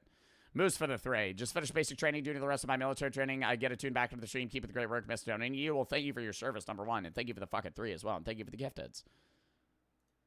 Never happen. That's too preposterous. How dare they? Until Sony tried it in 2023. Sony in 2023 announced it was going to remove Discovery Channel content for every PlayStation user's library because their licensing agreement was expiring. And the most interesting fact from this entire thing I learned is that Mythbusters has a game. I thought the Discovery Channel was just lines fighting and I didn't know they had something like that in their bag. And when they first announced it, you would think they would have at least told people whether or not they were getting refunds, but they had zero mention of it. So people got pissed off the fact that they were going to take away the games people bought and not give them a refund. They announced a couple weeks after that they're reversing the decision and managed to update the licensing arrangements. But if they were able to update it so fast, then why the didn't they do that in the first place? Because they didn't want to pay to update the licensing. And so they would rather take the risk of announcing that they were getting rid of it to, you know, just kind of crowd field the opinions of their audience. And they would have never re-upped it if people didn't get mad. It's looking like Sony was testing the waters to see what they could get away with at first. And I think things like... people didn't give a shit. This is a big part, and when people talk about Gen Z is the generation that will never own anything. No matter how annoying getting a physical copy will get, at least you know you 100% own it. And if Sony could do something like this potentially, then imagine all the major gaming storefronts. They probably got it written in the middle of the 1,000-page term and conditions that they could do it. Which is why I personally always read all terms and conditions in length before signing anything. Not risking them putting in small text that they could take my soul in any moment. Never read terms and conditions. Press down on the mouse wheel, scroll, accept, click. If I disobey them. Another reason on why people say most of Gen Z will never own anything is housing and the fact that most of... Bro, why? You've read through fucking 10 pages of terms and conditions for a random mobile game that you're playing. Gen Z will never own a house. I think most people probably won't even start the process of getting one. Like our generation's already having a hard time trying to get an apartment. Because nowadays, they be requiring you to make 3x the income just to rent it. Just worry if you get your money at the end of the month or not, my Don't worry on the ways I had to get it. Imagine you're someone making a good salary, like $6,000 a month. You think something like $3,000 a month is good because that's half your income and it's a nice place. Then they come back. That's dumb as hell. If you, I think if you make $6K a month, you're gonna be spending $3K a month on a place. That's pre-utilities, pre-fucking other expenses, bro. You're spending half your income on just rent. Saying you gotta make at least $9,000. How the f would I be able to cough up that money? I'm gonna have to go on the streets of Gotham as Batman to do that. The worst part about it too is there's not really anything we could do about it. All these massive investment companies have bought all the houses in America because they have yeah, but they do it under like fucking like facade like agencies or companies or people. Blackstone owns like half the houses within a fucking 3-mile radius of you, but you don't know it. Or BlackRock, not Blackstone. What the fuck am I saying? Why does it say Blackstone? Isn't it BlackRock? I thought it was BlackRock. Either way, I just think housing in general is becoming a less and less used trend by millennials and Gen Z. People like renting more instead of owning. I think it's just because of the prices of housing, honestly, and also just the, you know, things that come with owning a house, where you have to pay for specific things and you have to fix problems yourself. Owning a house is having to fix the problems yourself. When you're a renter, you have your landlord having to fix that. So it's just a much easier system for a lot of people, and houses are just fucking expensive as shit. It is Blackstone. I thought it was Black Rock. Mugs for the 6. Joe, are you gay? I would not self-identify myself as gay. No. RW for the sub. America because they have unlimited money. Not just in America too, they do it in other countries. And they put the prices at whatever they want to because they can do whatever they want. They own the market, which is why rentals are such a common thing now. But the older generation will still be like, grr, you doggone kids, always complaining and never working. Just work harder and you can buy a house like me when I was 18. Like, buddy, you bought a house for 2 chopsticks and a penny. Shut up. It took you 6 months of working. Well, a lot of old people will respond and say, well, that's because of inflation. But even if you take inflation into account, old people's homes were still drastically cheaper than they cost now. At McDonald's to put a down payment on that house. It's crazy to me how It was because there was less people. Land was cheaper. Land's way more expensive now. If you live somewhere, that's why a lot of people like buying houses in Texas and shit. You're gonna get way more. You're gonna get way more land. You're gonna get way more stuff. You're going to get a bigger house. In land is more valuable now than it used to be then, especially in higher populated areas. Somebody in chat earlier was like, well, now buying land and building on that land is the move. And that is true depending on the place that you live in. But like in New Jersey is the most densely populated state in the U.S. You're not going to fucking find much land to just buy you're going to build on. It just makes more sense to just buy a pre-owned house if you're somebody that's buying. But most people, it just makes more sense for, like, you know, people that are young like me, you, to just rent. The older generation still doesn't understand how much of a struggle it is to grow up in this time. They only started to realize after COVID hit and things started affecting them. The older they get, the less and less they want to listen though. And a lot of Gen Z will 100% follow what the older generation says, which I think is a big problem for us. The older generation is right on certain things, but other things, not so much. Like, for example, there are a lot of lazy that just sit down and scroll on TikTok all day. What do you think about living inside the body of a lizard? Hey, you do you. Not so much. Like, for example, there are a lot of lazy that just sit down and scroll on TikTok all day and just goon the OF girls and don't even try to find a job because they think things are so cooked that it's not worth even trying. And our generation also definitely doesn't handle confrontations well. But what they're 100% wrong on is the old system laid out for success. Like, in their time period, the things they're advocating for, yes, you could go to college, come out with your degree, and be guaranteed a nice cozy office job with benefits 99% of the time. But nowadays, you gotta be Spartan fighting with your peers on LinkedIn just to be able to apply for a job. You gotta be pulling some tragic levels of backstabbing just to make it up the ladder. The biggest regret I've noticed a lot of times for people that graduated and are in debt and still can't find a job is that they always say they felt pressure by their parents and family to finish school. There is the aspect.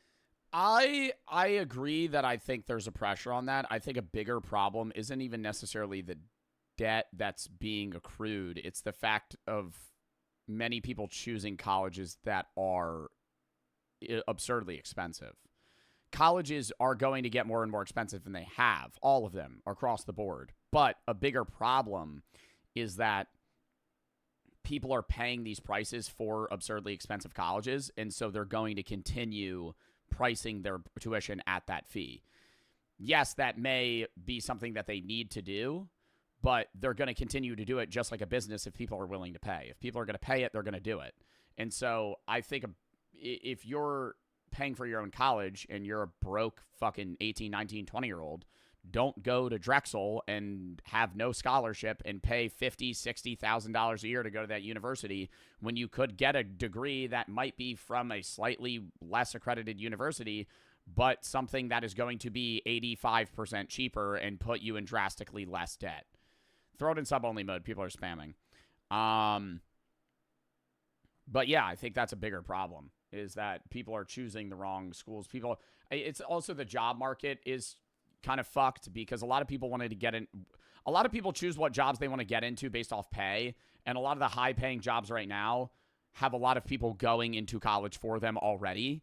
And so you go into college going, I'm going to get this job in this marketing field or this coding job because it's paying really high. But then there's going to be a massive influx of students that are getting degrees in that field and flooding the job market. And so the fucking demand is going to lessen because the supply is going to be so big. Of some parents do truly want the best for their kids and they think that's the way they should go about it. But then there's this other toxic aspect of they don't even want to listen and still think their system is 100% foolproof. And they'll never admit it, but it's less about their kids graduating and a lot of times for their ego. They be wanting to flex to everybody what school their kid is going to. Yeah, they want to live vicariously through their own children because they're upset about the successes that they didn't achieve in their own youth and adulthood. So they want to have and see those successes within their own children. And how good they're doing, especially in sports, in school. And a lot of those kids end up blaming and resenting their parents for it, which is why it could be hard, but you just got to make the decision for yourself. More and more. Not even true. It's so hard to achieve success. In what regard? But then your job isn't guaranteed. Connections are everything post-college. Yeah, no, connections are everything. Connections and experience outweigh anything that you could have in terms of a degree. More people of our... If you know the right people, that's what gets you places in life. Ace Vance, thank you for the 1,500 biddies. Hope life is good for you outside of streaming. Side note, you should react to Skyblock Minecraft parody. It's funny. Good day. I'm not watching that. Mugs for the 6. But thank you. I appreciate that, Vase. Our generation are realizing that, which I think has been a good thing. There is nobody out there who took that risk for something and it failed that say they regret taking the risk. Unless if, I don't know, maybe you try to rob a bank with your homies and you got arrested. Exactly, and those are at better colleges with worse financial aid options. Depends. I have friends that work in sports management that actively work with, like, big sports companies in hockey and baseball that went to $10,000 per year state schools. It is possible to get good connections at non-$50,000, $60,000 year university. If you think the only way you could get a connection is putting yourself $250,000 in debt, you are wrongly perceiving the education system. And got 20 years because you could always go back to that original formula and start again. It's not like school is ever going, and it's not the only way that the only way that you can make connections is not just through college.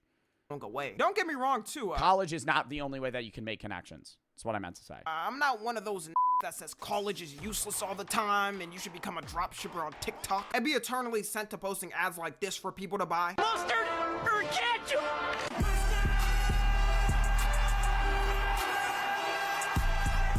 They be selling this shit, and then it has fucking 4,500 sold. And I'm going, who the hell's buying this? But something the older generations don't acknowledge is the amount of ways you can earn money nowadays. Everyone knows there's like a million ways you can make money online. Half of Gen Z is also Uber drivers and Door Dashers instead of even having a traditional job, which you can have pretty much zero education to do. Some of these people are high school dropouts and make more doing those jobs than a college grad. Don't drop out of high school though. Very much stay your ass in school until you graduate. But my point is, college is the no longer end all be all for your life. A lot of our generation will sacrifice our passions and just to do it. But even if you do have the ideal scenario for the way you wanted things to go, it's not like it matters because your ass will probably never ever be able to get a house. It's insane seeing the contrast between how much you made back then and how much a house costed. You could dead ass work for 2 years with a fully saved up salary and buy a house in full. Gen Z and millennials had the— I think it'll crash. I think it'll crash at some point. My non-educated Joe Bart prediction, I think the housing market's going to fucking tank at some point, and it'll become more affordable eventually. Because the system will be so fucked to the point where nobody's going to be able to buy a house, and everybody's going to be renting, and that's just a fucking shit-ass, what did Max say? It's a shit-ass society. Just be the coach that coaches people to be coaches.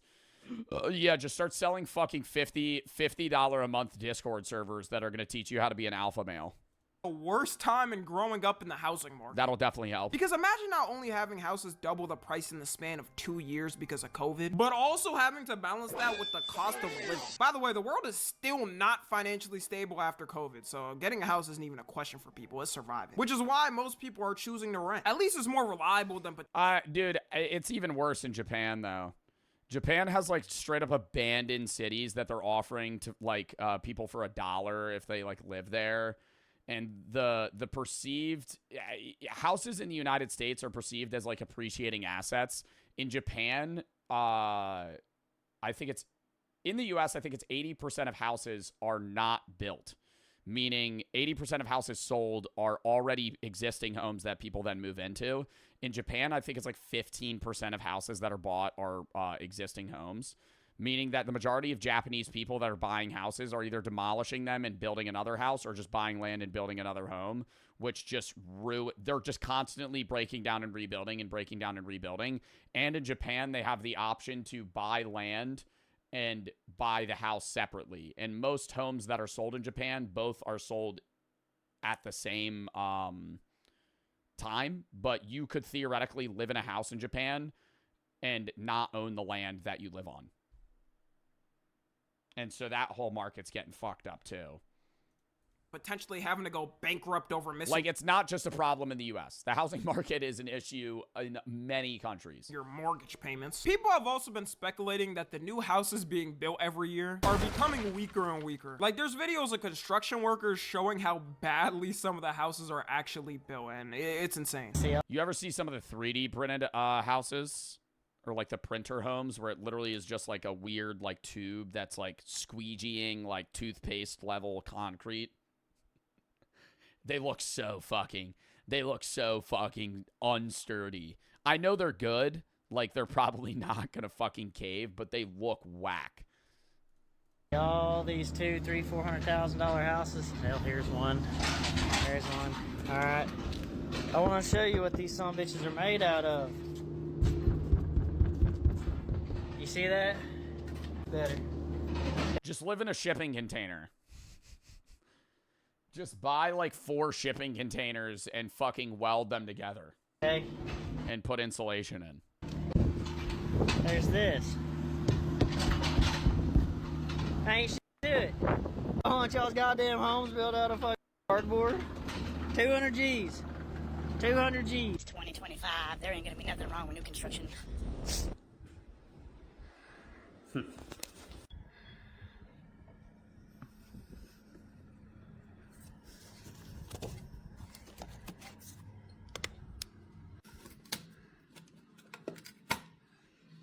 That's not your problem, though.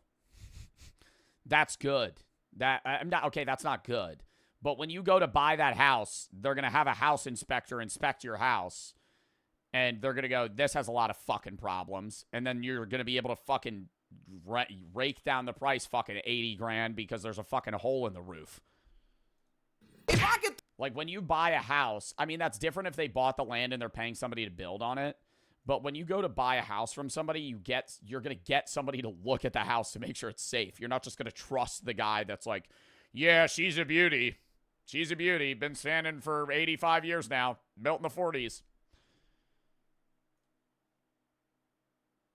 What did a cannonball go through this Throw house? a Hail Mary through the wall of my house and it makes a hole. I know that getting wiped clean when any natural disaster hits. A new house is out of the question for most of Gen Z anyways, but even if you could afford it, that's what you're dealing with. Which is why a lot of people are advocating for people to buy older houses because they say they're more reliable. That American dream of buying a new spanking house after working hard is dead though. Like I'm not buying a driveway house. And you'll be lucky if you can even find a job for Gen Z nowadays. The job market is so cooked for so many people of our generation, it's crazy. You'll hear countless stories of people applying to like 100 jobs and getting one response back, maybe. And it's only ramped up because of COVID.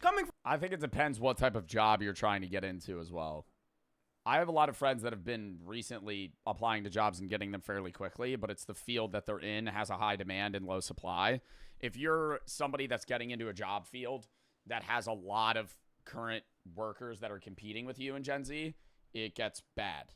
Stop saying that word. I'm going to say the word job, bro. If people are going, oh, sorry, I have to censor that. From someone who hasn't had a traditional job in years. I remember in like 2019 when I was in high school applying to a bunch and getting denied. But after about a week, I managed to work at this pizza place and get hired with 0 experience. It's almost impossible to have something like that nowadays. Nowadays, people are complaining that some internships. I think people also are really bad at applying to jobs as well. And a lot of them are online, but sometimes, like when I was applying to a job in high school, and this was like an entry-level job, I applied to like 40 places online. Not 40, like 20.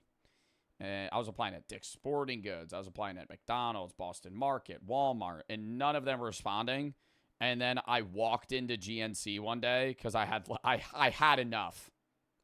I was applying to jobs too much. And I walked into GNC and I went, I need a job. Can I work here? I said it more professionally than that. I said, I'd love to work here. How do I get an interview? And she said, come back tomorrow. Interviewed me for like 5 minutes and was like, all right, I'll hire you. You'll work in 3 days. And I went, okay. And I hated that job. It was terrible.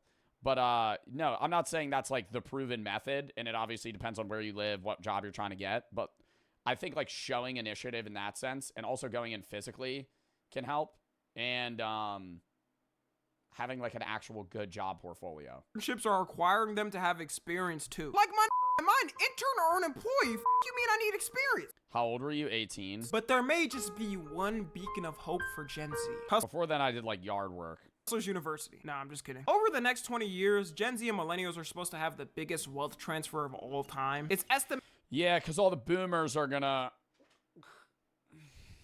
They're going to keel over.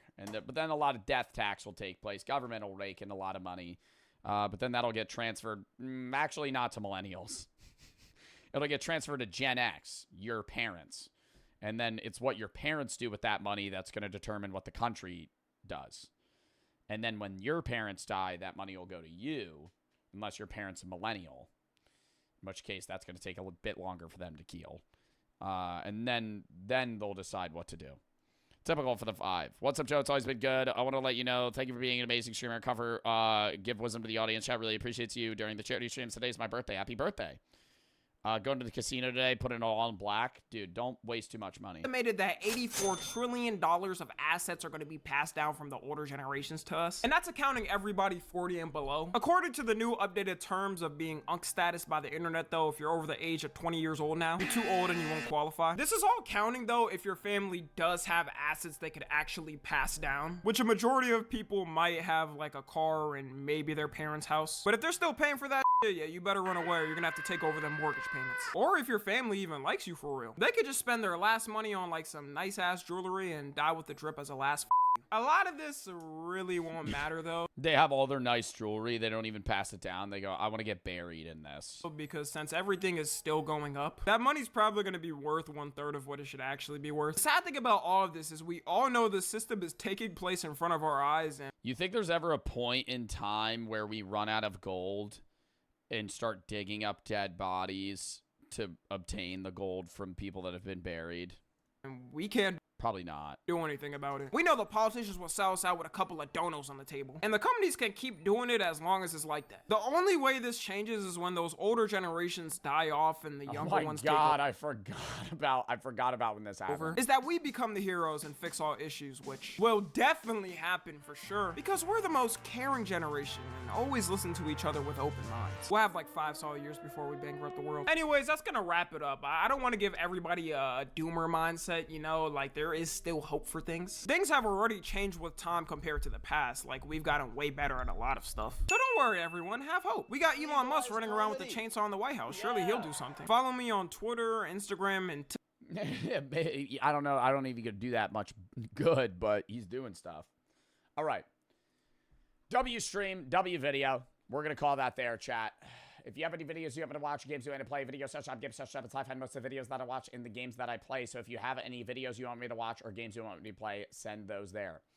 Outside of that, I will be live tomorrow at 1 p.m. EST. I'm going to be live early. We're going to be doing Do Not Press the Button, or you'll destroy the multiverse. It's like a 2.5-hour game. Maybe a bit of After Friday, or the whole game of After Friday. It's like a 20-minute game. And then maybe some Ready or Not.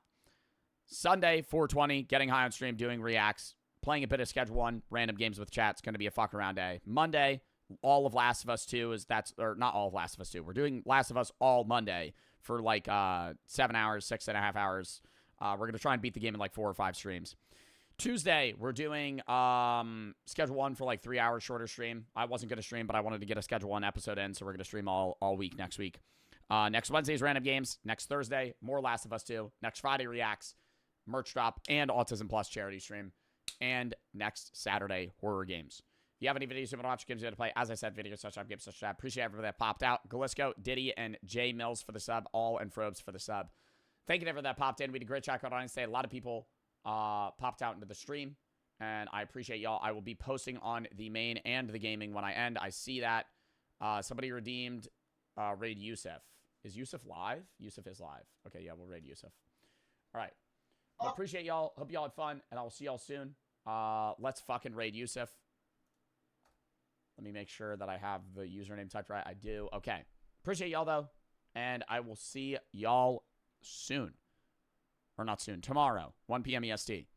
See y'all there. We're good. Rated 5, 4, 3, 2, 1. Go out to YouTube videos. Bye, chat.